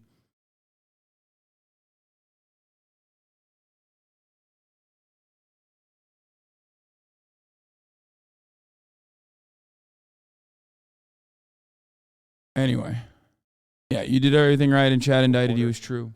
Maggie Haberman to talk about this important day. And Maggie, obviously, Mr. Trump, and let's to be frank, it would be political malpractice for him not to do so. This is so ugly. He's using this mugshot and trying to raise money off of it, posting it on Truth Social. We know that the former president is someone who cares quite a bit about his image and legacy, this pose that he considers to be menacing, we're told, is part of that. He does not like to be perceived as a loser, despite what he would call perhaps braggadocious behavior and statements in light of this. How do you think this latest arrest and mugshot in particular, and the fingerprinting and all of what he went through today, how do you think that's actually sitting with him tonight? I don't think especially well, Jake. From what I heard from people who had spoken to him, he actually seemed less agitated heading into today than he had the previous 3 indictments, which is still a remarkable sentence to say.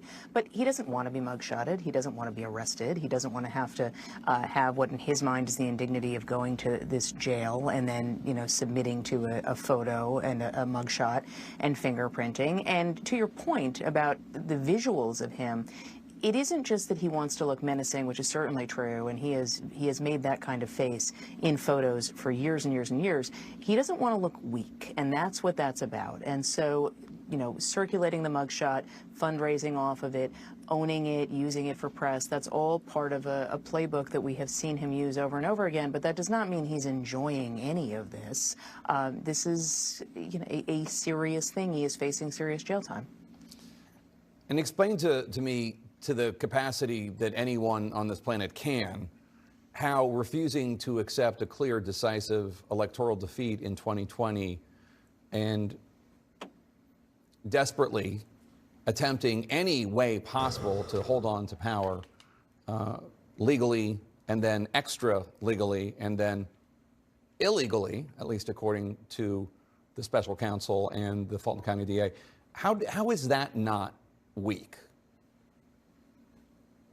Because in his mind, he didn't concede, and that has been how he has operated for decade after decade after decade, through business failures, through bankruptcies of his casinos, through losses, through products failing, through divorces. It has all been, if you pretend it is not happening, if you create your own reality, if you don't give in to what other people are acknowledging as objective reality, then maybe it really isn't there. And he is somebody who does not think in terms of long-term strategy. He thinks in very short increments of time, and it's all about just getting from one post to another. And so that is how somebody thinks like that. It's also how somebody thinks who has lived, Jake, and this doesn't really get said, I think, enough about him. Mm-hmm. He lived a fairly consequence-free life before he was president. The bankruptcies cost the banks. Now, he did not like the press. He was very unhappy about it. But the bankruptcies were a loss to the banks.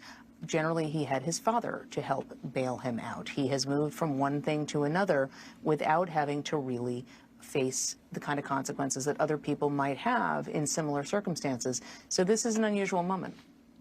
There was another shakeup of Mr. Trump's legal team today. His new attorney, Stephen Sadow, was with him tonight, met him in person on the tarmac at Hartsfield-Jackson International Airport in Atlanta. What can you tell us about the decision to bring Sadow on? We should note that Sadow is a very well-respected defense attorney, but why switch now? It's obviously notable that he's switched several hours before he went to go be arrested in Georgia. My understanding, Jake, is this had been in the works for several weeks. He was always planning on adding to the team. Sadow had been in discussions with Trump's world for some time, as I understand it. Trump, I think, only recently was introduced to him, but there was a decision to let his other lawyer, Drew Feindling, go, and that came in the wake of the indictment. Kind of wish he would have smiled on his mugshot so we could have joined the mugshots of Rick Perry, John Edwards, and Tom DeLay. Nah, he's not. Dude, he wasn't going to smile on that. There was just no way. He wanted to look, because smiling is difficult. You can't always nail it, right? It requires, oh my God, Newsmax is so funny. Pence, talk faster. What is happening on Newsmax? You can't always hit the smile right, but you can always hit the smolder correctly. You know his ass fucking practiced it too. The state trial would likely be televised. The federal one would not. Would Donald Trump, do you think, in the event that this does actually get heard in a Georgia court where cameras are allowed, would he, do you think, embrace that? Or would he try to get cameras barred from the courthouse? I actually think that he would embrace it, Jake, although I don't think that there's unanimity of opinion around him about how to handle that. I think your point that legal experts, and we've been hearing the same thing, Ben Shapiro's dick riding. What else is new? Definite, obviously, but there is a real chance that a removal motion, meaning asking for this trial to be moved to federal court because these were actions taken in the capacity, they'll argue, of his office. Prosecutors, I think, would argue that it was outside of his capacity, but he was a federal office holder. There is a non-zero chance that that happens, and if that happens, this does change things significantly. Yeah, it doesn't have anything to do with whether or not somebody thinks Donald Trump is guilty or not guilty. This is just a question of law, and the law would seem to say there's a plausible case that a judge will rule that it does belong in federal court. The jail, Fulton County Jail, that Donald Trump was processed at today, we've been noting that it's notorious for its harsh conditions. The Justice Department is investigating it. Prisoners more regularly than they should die while in custody. We saw images earlier today. Drew Griffin, our reporter, Brian Todd, our reporter, showed us images of the inside of the jail. It's shockingly awful.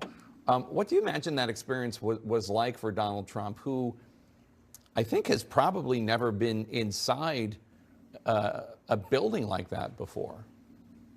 Weeby. First Trump tweet. Oh my God. Oh my God. Guys, first Trump tweet since January 8, 2021.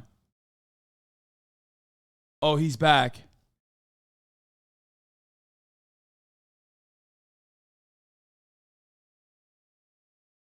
Oh my God. Oh my God. Oh my God. Oh my God, he's back. Oh my God. Does this mean he's going to tweet more? Oh, wow. That would be sick. That would be so sick. If he starts tweeting on here again, I'm not even joking when I say if he starts tweeting on here again, he could literally win the election outright. Whole lot of Trump. The fuck? This would unironically revitalize Twitter. It would get every single journalist that has left Twitter to come back to Twitter. It would get every single journalist that came back to Twitter extra annoyed with him. So they would constantly cover him. Because right now, it takes effort to figure out what the fuck Trump is saying.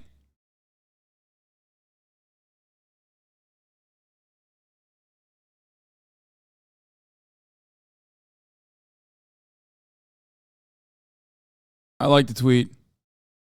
I fucking liked it.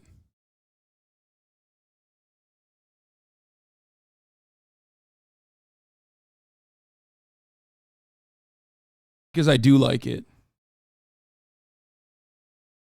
Please tell me you were being sarcastic in that tweet. Sorry. No, I'm not.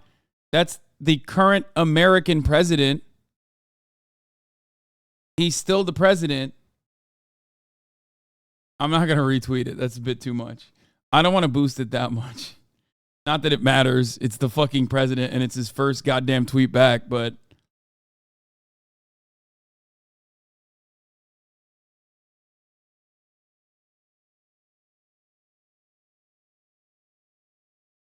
claim your free shirt. If you make a contribution of $47 or more to help defend our movement from the never-ending witch hunts, we'll send you your very own Never Surrender t-shirt for free. This is the ugliest shirt I've ever seen.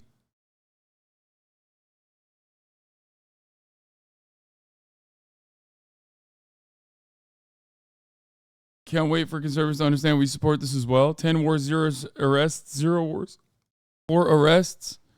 I mean, yeah, it'd be awesome. Also, how are you going to arrest, I mean, dead, soon to be fucking dead, but also definitely arrest all of them. You know what I mean?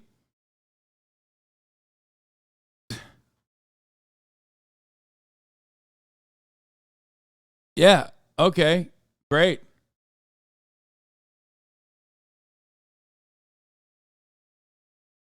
Got sucked off in the White House, instituted horrifying welfare reforms that absolutely eviscerated the working poor population. Okay, right here.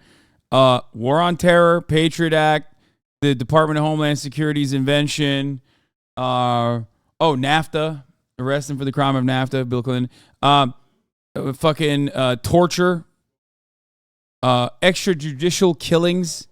Extrajudicial killing of an American citizen in a drone strike.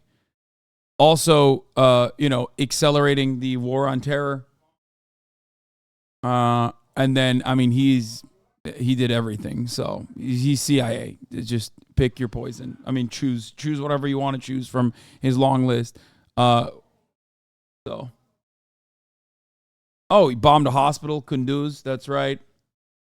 Might have been the shot that killed JFK. There's a lot.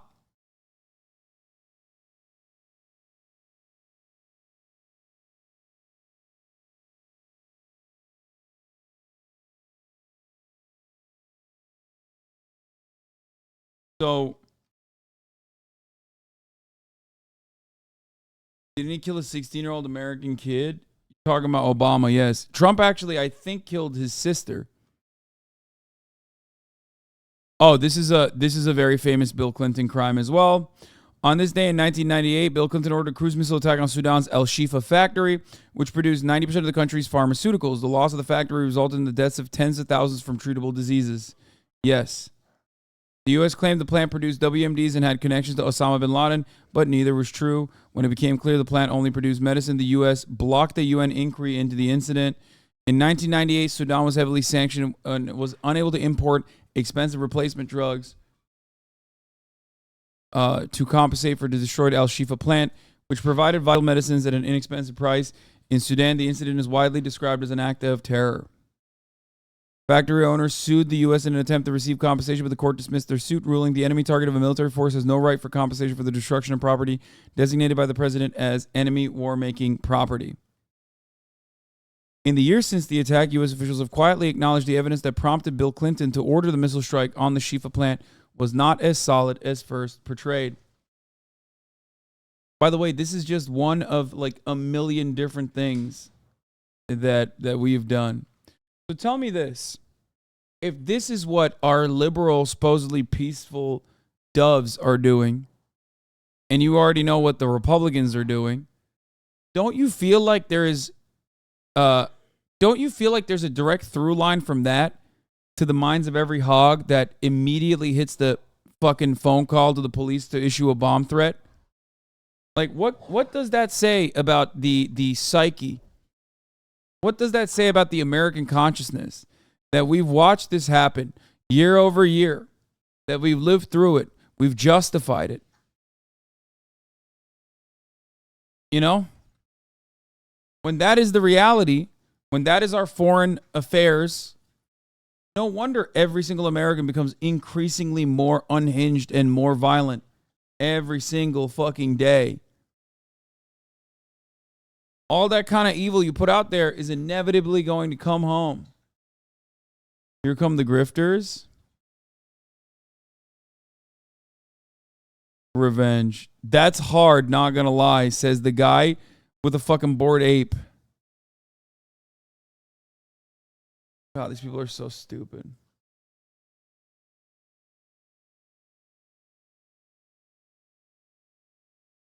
Anyway. On Twitter. Twitter. What is formerly known as Twitter. Has he tweeted in? He's saying something that is not accurate, but it is the first time he has been on Twitter. I think we're going to discuss how he put it up there. But the mugshot is on Twitter now. Donald J. Trump is back on Twitter. But oh, again, come we're on. going to be Bubba. and how we show it because of the But it's the first time expression that he has on there about the election. And obviously, I mean, the significance, right, is My dad is cooking up too much. He's cooking too much, and now the fire alarm is going off. ends on January 6th. And now I think it's a clear choice on the part of his campaign, on the part of his aides, to use this particular moment to be back on there, tweeting out the mugshot, tweeting out, you know, It's a smoke alarm. inflammatory comments. I don't think anybody at home would be surprised by what he's saying. I mean, he says it all the time, but at the same time, we don't have to repeat it or show it necessarily. You live with your parents in your mid-30s? Yeah, I know. I'm such a fucking loser, dude. It's in the minds of folks. I mean, they've been holding off on this for quite some time. They chose this moment. Yeah, this is the same thing that he posted on Truth Social, which is a fundraising appeal, defiance, election lies, et cetera. Yeah, Jamie? Two notable things. The last tweet before this, or whatever we call them now, Why is someone crying January in the 8th, audience? 2021. To all of those who've asked, I will not be going to the inauguration on January 20th.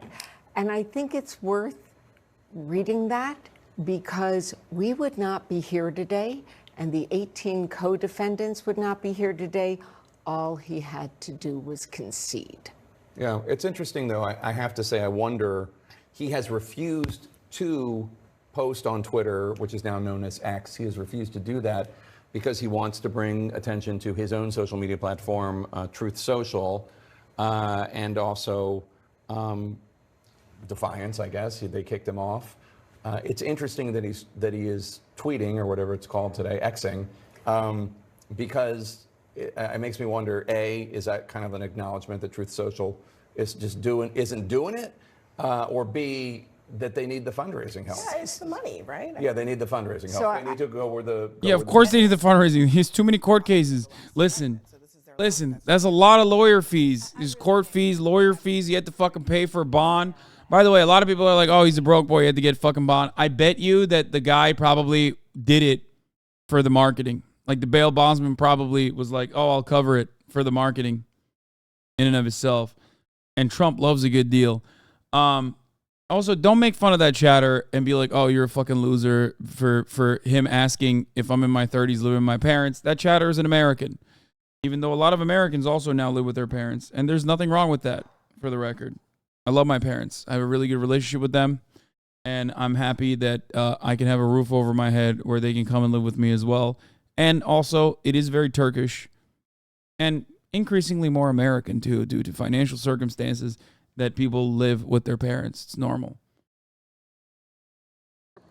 Taking a lot of attention to this mugshot. They're sharing it. The former president just rejoined Twitter, also recently rebranded as X, to share that mugshot. And I think you can expect them to fundraise off of it, as they have fundraised off a fake mugshot in the past. And so Campaign funds can be used for court cases, not directly, but super PAC funds, yes. Super PAC funds have been they have been used. They are using it right now for his court cases. To Georgia and go through another process like this yet again. Now, some other reporting I have, Jake, is that Donald Trump on the plane ride to Atlanta was watching. Oh shit, M HUD, thank you for the raid. Uh-oh. Elena, hold on one second. Uh-oh. What the fuck's going on with my internet? What? That was weird. I got raided by MHUD and then my internet effed out. Hold you responsible for that. Yeah. Please proceed. Now we can hear you better. No, what I was trying to say, yeah, so I'm still by the airport where Donald Trump had just recently taken off and is heading back to Bedminster. But on that plane, on the way here, his team, as well as Donald Trump, was watching cable news coverage of his surrender, as well as the debates, dissecting it as they often do on these trips. And he's continuing to watch it on his way back. I know we have another plane coming, so apologies for the audio. But they are very tuned in to what the media is saying about his surrender today. And again, with that mugshot, Aren't you downloading Armored Core? No, I already downloaded Armored Core like an hour ago. My stream was being weird too. Got too scared of playing Hardcore WoW with how weird it was, so I ended it. Could be a Twitch issue. I don't know. Damn, you got scared, so you brought that evil on here, MHUD. What the fuck? No, I'm kidding. from that mugshot, Jane. All right, Elena Trine, who's about to return to her job with those cones, where she's going to be bringing planes in and landing them. Thank you so much, Elena. Appreciate it. Good one, Jake. Morning. Michael Moore, in addition to the big question about whether or not a federal court or a state court is going to hear this case, which you've convinced me is a serious question. There's also the question about when this trial will take place. Right. Kenneth Chesebro, who is one of the co-defendants, he wants a quick trial. District Attorney Fani Willis said. So do liberals expect us to vote for Joe Brandon now? This only makes Trump look harder, especially with this mugshot. I agree, brother. Hell That's yeah. actually going to be the start date, but Kenneth Chesebro is entitled to that as a start date if he wants it, you say. So presumably some of these cases will drop off or be severed, et cetera. He just got a new attorney today, right? Donald Trump. I would think that would bolster the argument. Bro, that I he can't needs do even this. More time. All right, I can't be the only one who thinks this is boring. This coverage is not fun. Fox News has moved on. What the fuck is happening with this guy's face? Never mind. Live stream has been concluded. We have a lot that I didn't even go through with the... There's so much that I haven't even gone through with the Trump-Tucker crossover. But I guess we're going to do that tomorrow. And tomorrow, there's going to be incredible amounts. There's this, when corrupt cops realize they're done for. Tomorrow, there is going to be incredible amounts of hogwash that we're going to engage in. But right now, we're going to engage in something else. And that's called Armored Core. That's right. FromSoft has done it again, baby. Folks, FromSoft, they did it again. They're fucking crazy out. I'm going to test it out. I'm going to see if it's good. You can test out the top of the hour ad break and see if you see it. Of course, if you're subscribed, you will not be seeing it for $5 or for free. Here's the Thurman ad break. Now, Armored Core is a franchise that I have never touched. I am not a fan of Mecha, but I am going to try it out.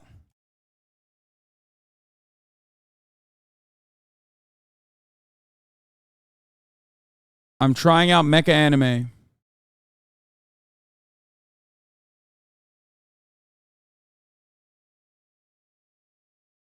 I'm trying Mechas. I'm trying Medinas. You know what I'm saying? Armored Core Fires of Rubicon is a FromSoft game. The reason why I'm playing it is because I love FromSoft. Mecha is the most leftist genre of anime. Yeah, I know, but I don't fuck with it like that. Oops. Uh-oh. What the fuck? Oh, Jesus Christ, what is happening? That's not good. Not sponsored, you fucking weirdos. Hold on. God damn it. This is like fucking up my shit. Hold on a moment. Let's see. The full screen is like messing up my my situation. All right, it should be good now. Okay. Let's see if this worked. I think it should have worked, yeah.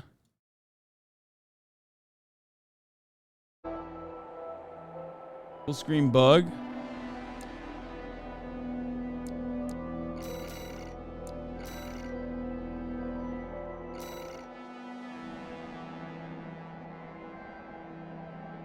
All right, I'm not reading any of that. Let's go.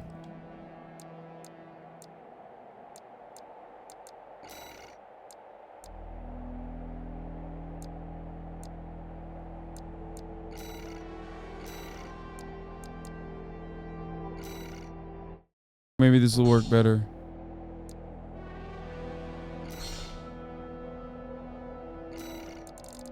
Oh, this is better. Yeah, this worked better. Okay. I know that mecha anime is the most political.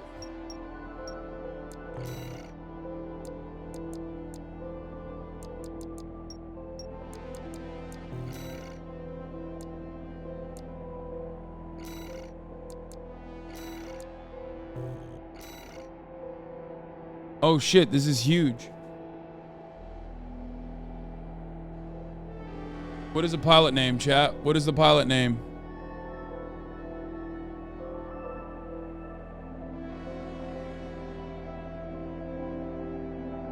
Chat, what is the pilot name?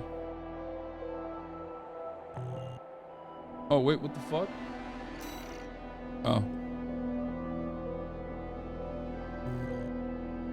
We're doing Hasan.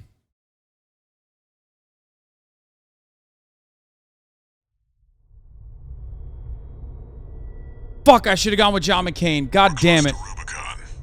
Wake the dog up. Handler Walter verified. Activating cerebral coral control device. Augmented human C4621 has awakened.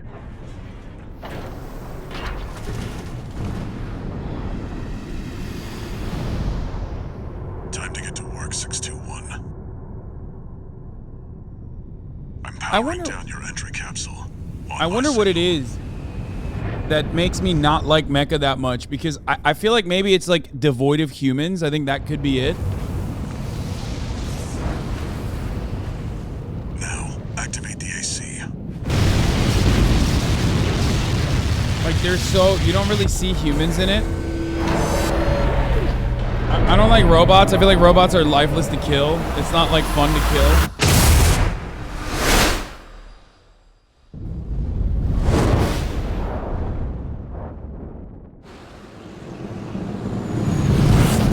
I want to ask Murat to come analyze this.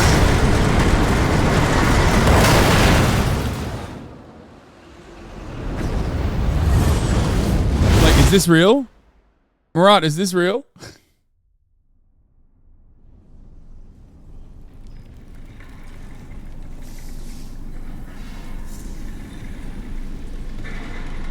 Murat!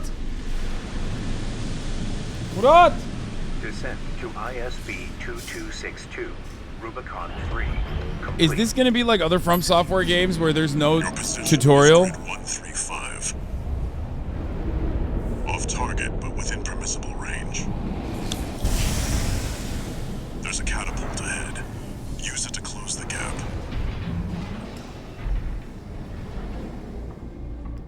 Murat, come here. We're playing a mecha game, and I need your help.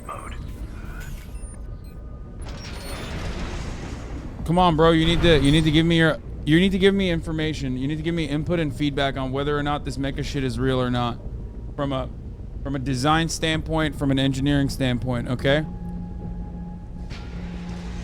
Is this possible? I was in the middle of dinner. Oh, really? Okay. Well, cool. Now you're doing this. That's nice.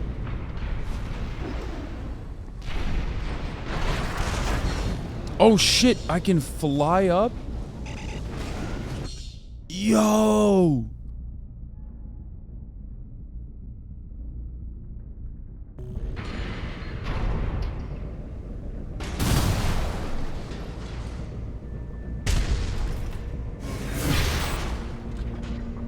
Okay, you can leave.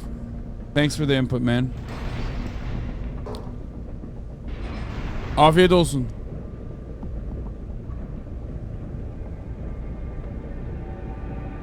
You have limited ammo? Oh, fuck. This is from software game. I do have limited ammo, don't I? Well, it's tutorial, maybe.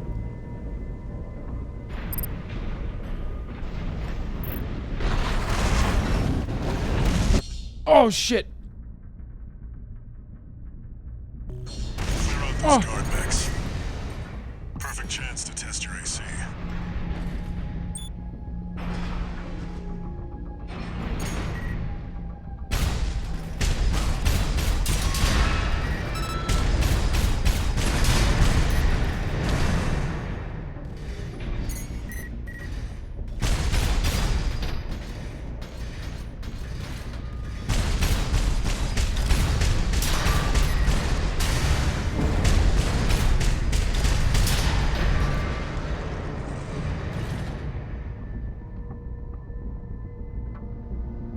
Trump's talking on Twitter Spaces?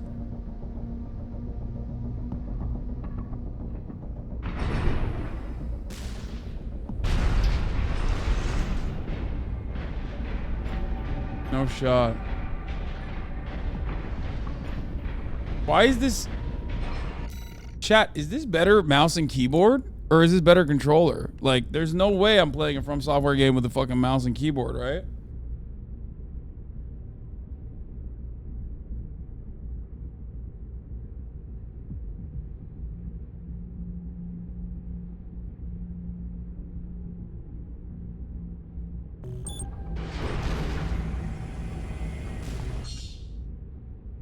Target assist keeps the AC oriented towards target. When enabled, your AC will automatically lock its orientation towards enemies as you approach them.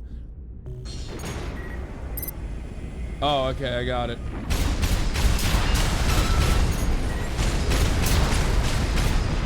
Oh, that's sick. Multi-lock. The missile launcher on the right shoulder. Hold E. What is that on a PlayStation controller?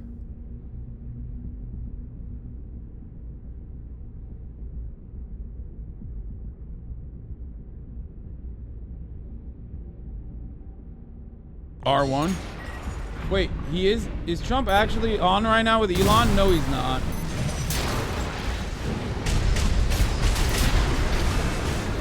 And R1 is not the right number. I don't think R1 is the right one. Or maybe it is. I don't know. I can't tell.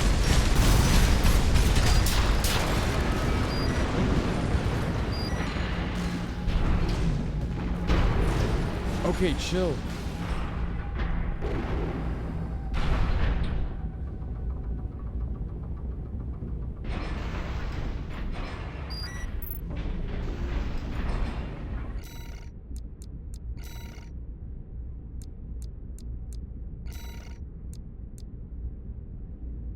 I mean, I have this, but it's just not. But in the game, it's just only showing. Your resolution is whack. Is it? No, it's not.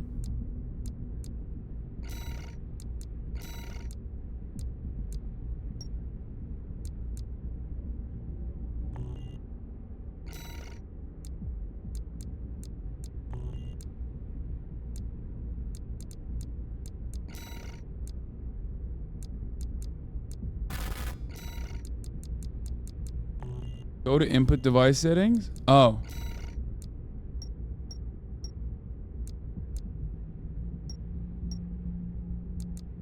Thank you, chat.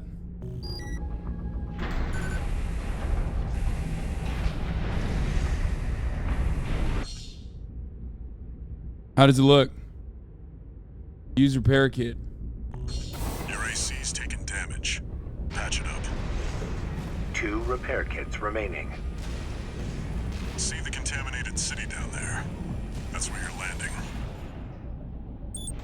Access the catapult.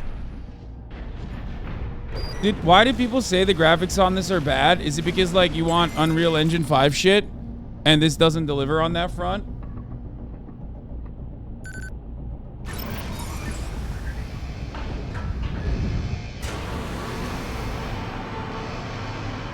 I don't think OBS is cutting anything off the game, by the way.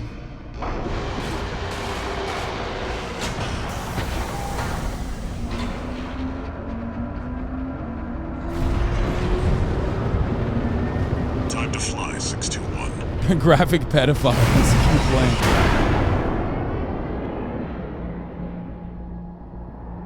If we get our heads on Rubicon's coral, we'll make a killing. Plenty for a merc with a fried brain like you to buy their life back.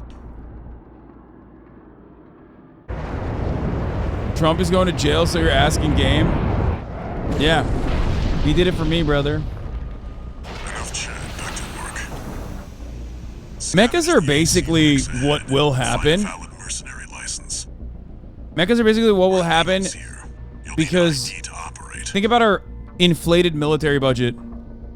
And also because that's what Hideo Kojima said is going to happen.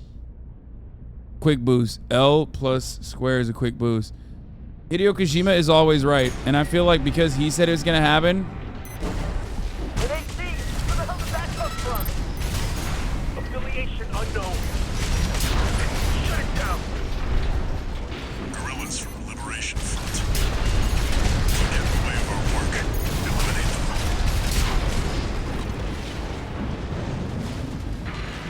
them. Obtain a mercenary license? You've got a license for that mercenary, man. Use the assault boost to rapidly move in the direction of the camera's facing or to rapidly approach targets. Picking up signals from AC Rex. Follow the markers. Did you hear anything about what? We're being attacked! Unidentified AC! Oh! Oh, melee is sick! Oh, shit. Bitch! I'll cut you!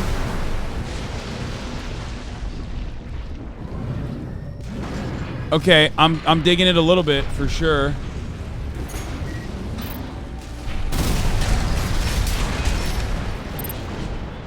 Wait, why don't I have R... I don't have any R1s left. Am I out?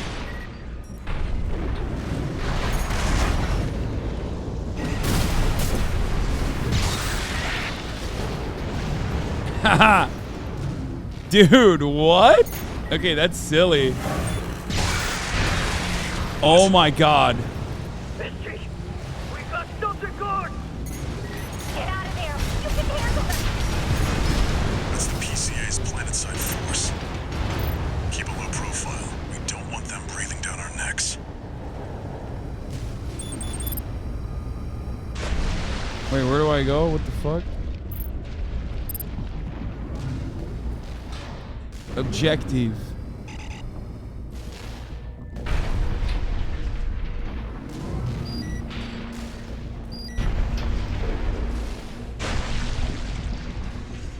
Extract the pilot data. I'll analyze it from my end.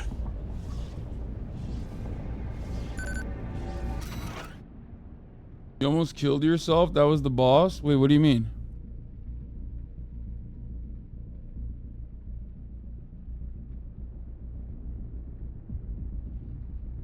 Look at the bottom right corner of the screen. That's your ammo. Forget it. Dude, there's too much going on the screen. I haven't been able to figure it out yet. I'm not gonna lie. I'm so stupid. These games are not meant for stupid people, and I am too stupid to understand.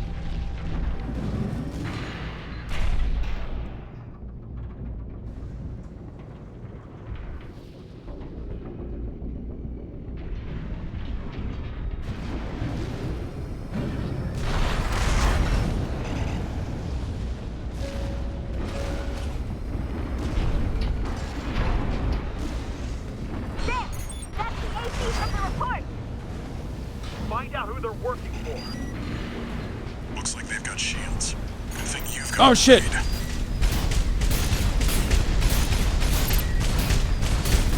Fuck, he's deflecting! Look, fuck this, fuck him up. Oh, fuck him up. Ah! No!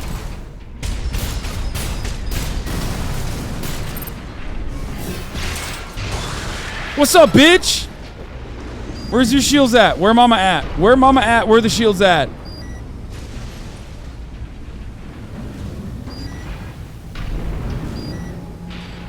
Okay. All right, I'm here.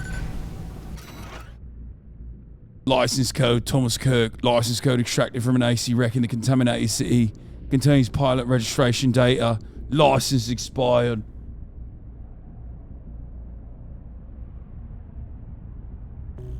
This one's already expired. I don't know why I need a license.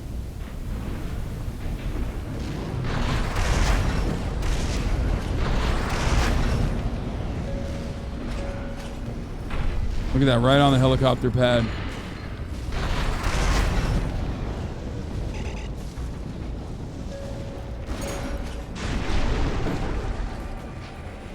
Dude, I am skating around, dude.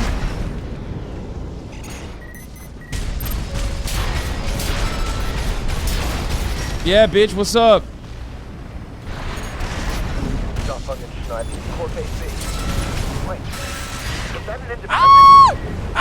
Destroy it! You're outnumbered 6-1. Oh! Use your missiles. I am trying! What the fuck? They're everywhere! Okay, that's crazy.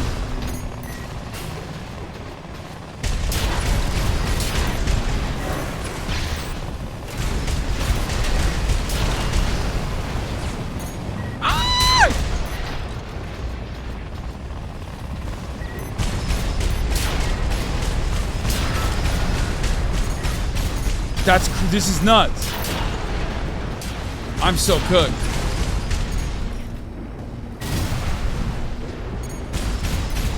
Wait, what are these humans? What the fuck is this?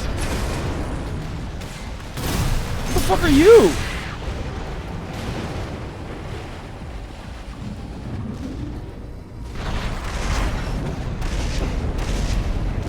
Wait, fuck.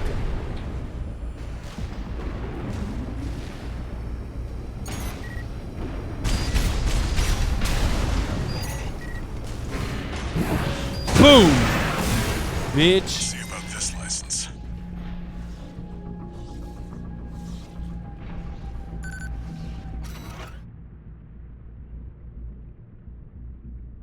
That was a blammo moment. License expires in 15 days. Good enough for me. It's still valid, but the pilot's rank is no good. We can't use this. What? I've picked up one more wreck, 621. Transmitting marker. Go and check it out.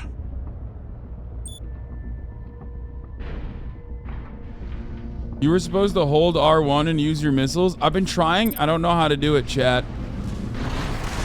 If that much hasn't been clear to you, I don't know what to say. Flight children ammunition at 50%. I'm hitting R1. It's not.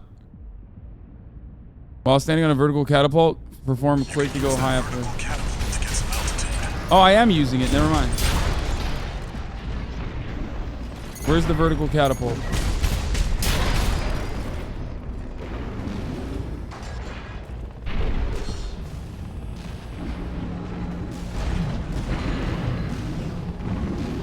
Wait, that didn't work.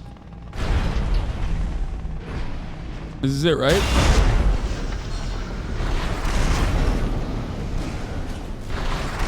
That's it.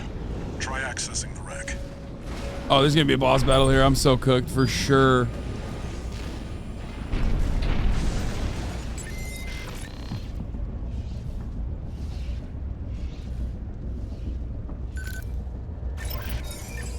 Registration number RB23.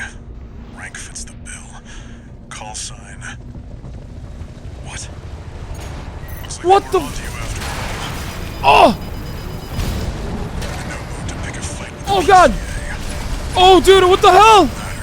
Take it out now. They won't have enough to ID you.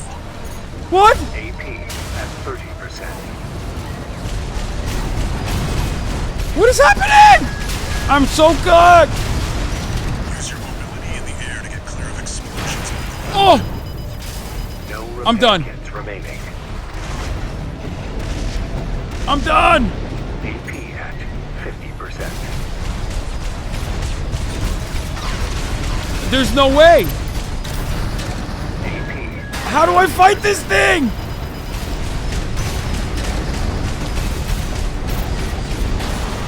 Oh my god! Dude, what the fuck?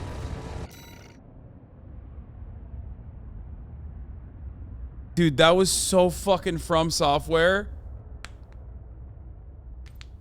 No, actually, what do I do? That filtered? Yeah, filtered. I don't even...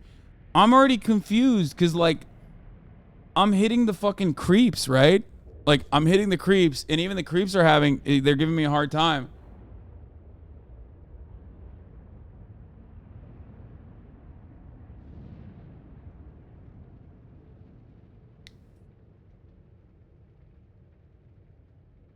Knowing what I know about From Software, this has to be a very difficult boss regardless.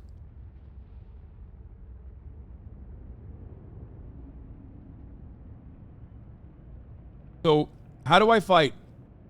Do I try to hide behind... Do I try to hide behind cover? Is that how you're supposed to do it, chat? Come on, come on, come on, come on. This is a serious question. Everyone's saying mimic terror and shit, but like... I feel like there's got to be some mecha fans in here, considering how political mecha is as a genre. Strafe? How do you strafe?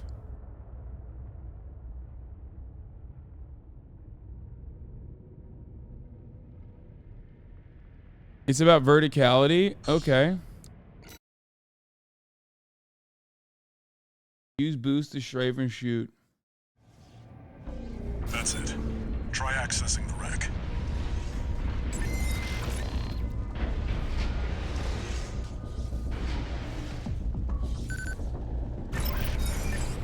Registration number RB23. Rank fits the bill. Call sign. What? Looks like they were onto you after all. And no room to pick a fight with the PCA. It doesn't matter. Take it out now, they won't have enough to ID you. Wait, am I shooting it? Oh! I ate that. 2 repair kits remaining. Oh! No!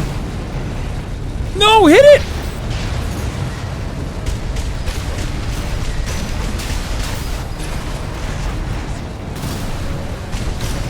Wait, is that outside of the bounds? What is happening? Don't fucking do that to me, helicopter. Eat it! Beat it, nerd! Dude, what am I supposed to do here? He's outside. AP at 50%.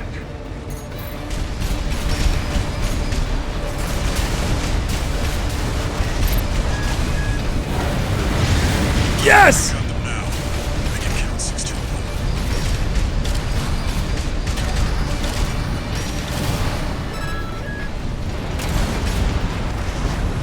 Yes, bitch! We got what we came for. Tie up the loose end, 61. AP at 50%. Yes! AP at 30%. No! No!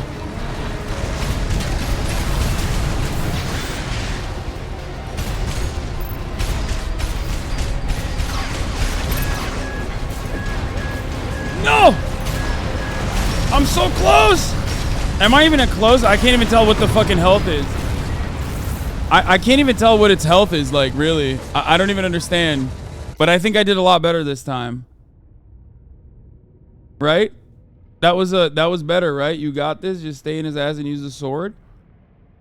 Melee is not a good strat here. I don't think you're right. I think melee is a good strat.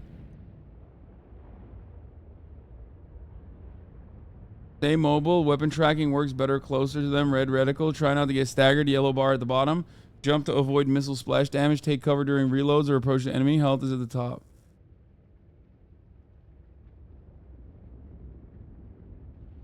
You have to stance break him and then melee. I was 2/3 of the way. Oh, let's go. Okay. I'll take those. That's a dub. Stance break him with missiles. Melee him when he's stunned. This game has Sekiro stagger system. You gotta dodge and strafe. Take out the stagger bar with missiles and gun. Use sword to finish when staggered. How'd you manage to miss with a lock-on? Lol? I don't know.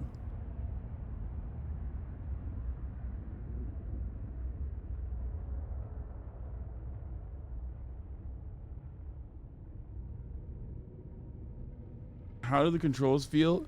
I'm gonna be honest with you guys. Right off the jump, it is incredibly chaotic. Okay? It is incredibly chaotic. And the problem with the lock-on is that it is very from software in the sense that the greatest boss is not the bosses that you fight, but instead the camera. And I feel like this is a game where I'm going to struggle with the camera a lot. Because the final boss is the camera boss, and you can buy different targeting computers that do multi-lock better, and it only has a finite effective range.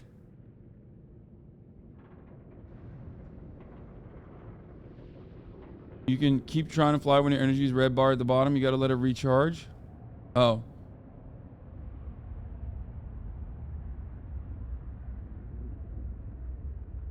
I'm playing on mouse and keyboard, and it's so much better. Try to bait the heli into the center if it keeps getting out of bounds. I was switching between on and off camera lock, by the way.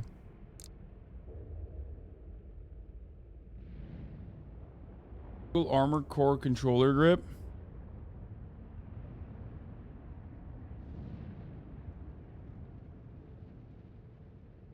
Did you read tutorials at all? LMFAO, it's all spelled out. No, I did not. You want to know why? I'm not a fucking nerd. Shut the fuck up, nerd. Do you mean tutorials at all? Actually, it's spelled out in the tutorial. Like, shut up, dude. That's it. Try Fucking accessing hell. the wreck. God damn. Freaking little nerds in here.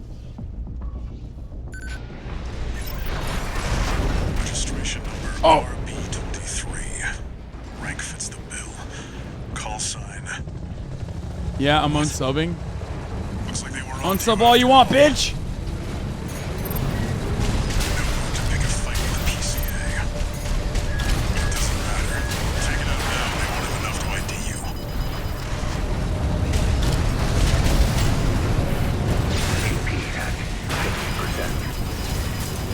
Oh shit.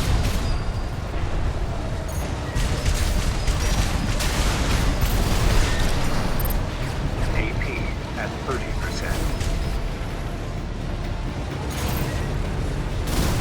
Ah!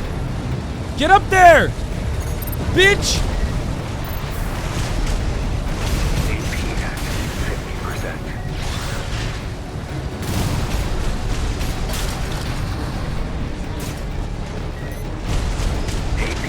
At 30%. Oh shit, he's outside of bounds! AP at 50%. I feel like he's... No repair kits remaining.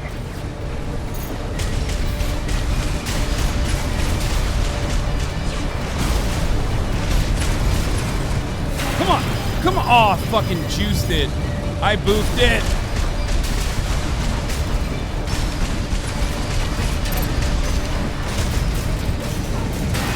Oh! Destroyed! Wait, why can't I hit it? Why don't I have the, I'm trying to use my katana, but it's not working.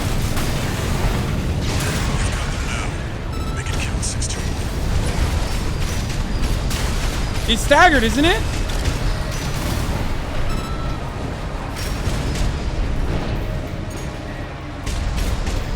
We got what we came for. Time to lose that 61. AP at 30%. Oh shit! No! That was so close!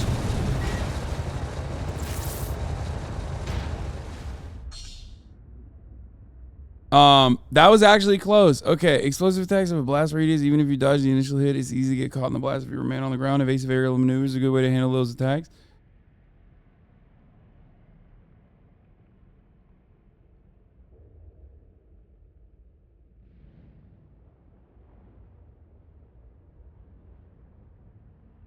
This game works well on a Steam Deck, by the way. It's good to know. That's why you stay off the ground or use buildings for missile volleys.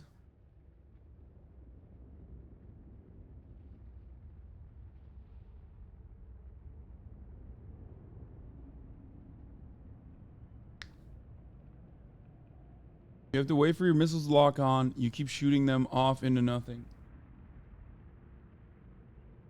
Okay. Look at this actually reading nerd. Oh my god, people take this.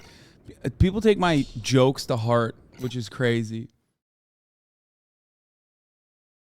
Prigozhin is on that plane. Down it. That's it. Okay, suka blyat comrade. Now that I know Prigozhin is on the plane, I will do this because I push Z. Registration number RB23. Rank fits the bill. Fuck's the ad. What's up, bitch? What? Looks like they were on to you after all.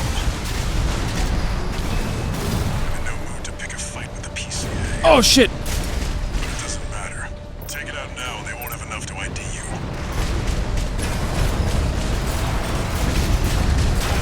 Oh, come on! Oh no! 2 repair kits remaining. I already used up a fucking repair kit. Sucks.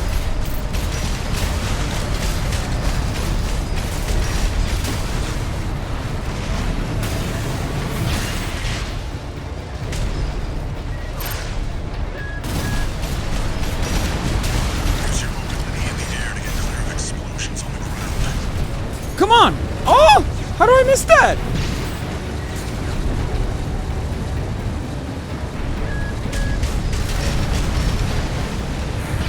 Oh shit, I'm fucking waving this at nothing right now. That's not good.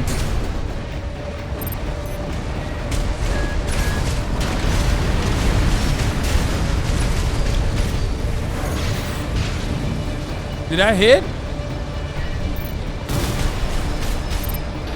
I'm getting better control now. Oh, no, I'm still getting hit though. AP at 50%. AP at 30%.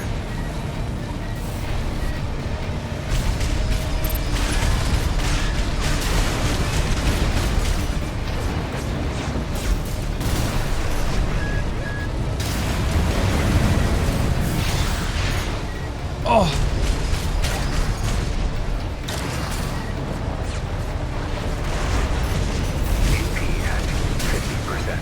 Hit it in the face! Hit it in the nose! Wait, what is happening? Oh, I'm getting staggered. 30%. No repair kits remaining.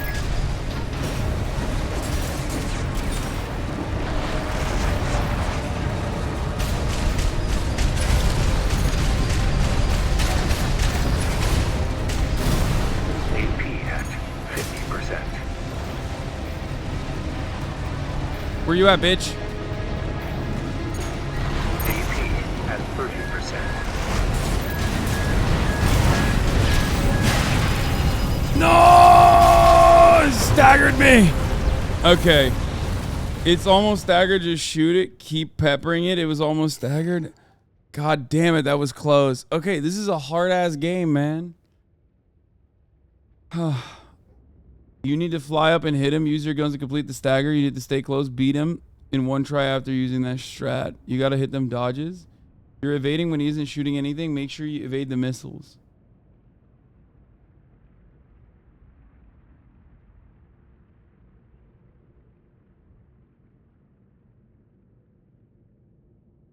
Yellow bar at the top is like posture in Dark Souls. No, I got that. Above his health is like stagger. You added like 99% stagger for a solid 15 seconds.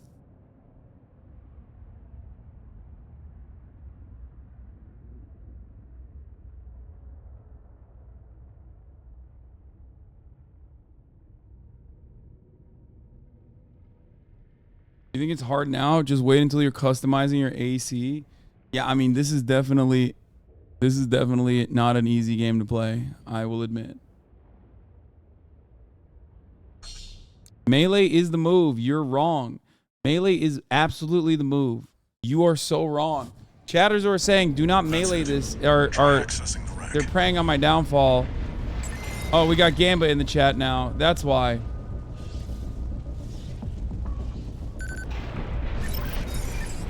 Registration number RB23. I'm just gonna hide in here. Hello, open up. What? Looks What? like they were onto you after all. I'm in no mood to pick a fight with the PCA. But it doesn't matter. Take it out now and they won't have enough to ID you. Oh shit. Ah! He's eating me. Oh.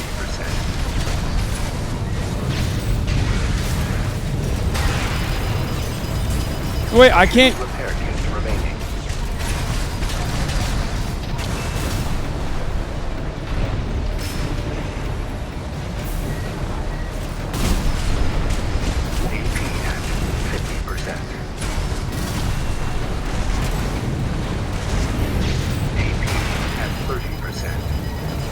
I'm so close!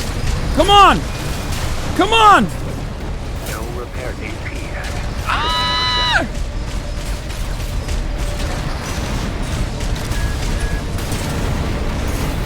We've got them now. Make it count, 621.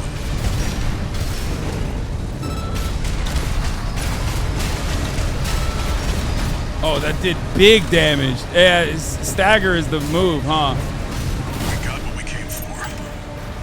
Tie up the loose end, 621.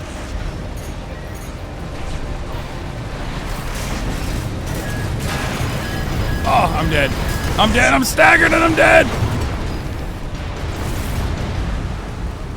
Oh.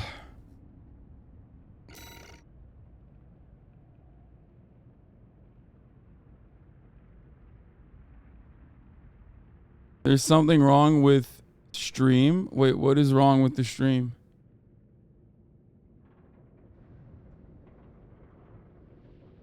Okay, I'm tired. I think I'm gonna end it here before I'm gonna call it quits before I kill this boss.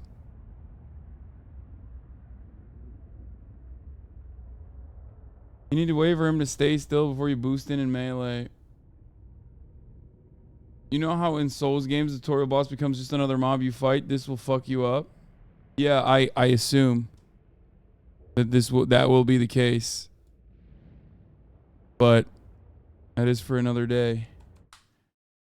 Because for the time being, I'm ending the stream here. Hang out with my family. We got a big day tomorrow. Big day tomorrow. Stream ruined by one chatter. No chatter ruined the stream. What are you talking about? Some of you guys are so dramatic for no reason.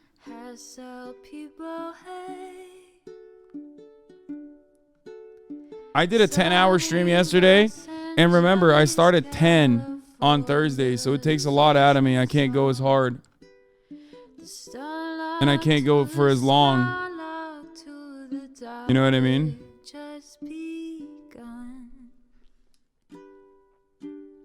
Anyway, love you all, and I will see you tomorrow. Bye-bye. Peace. Oops. Wrong thing. Peace.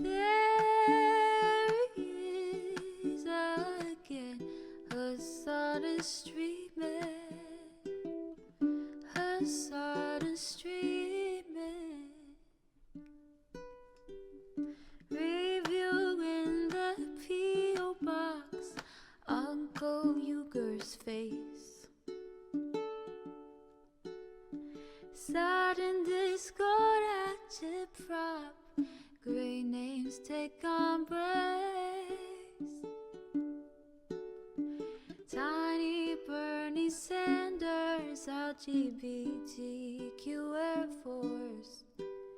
The whole left at your fingertips, on at your door.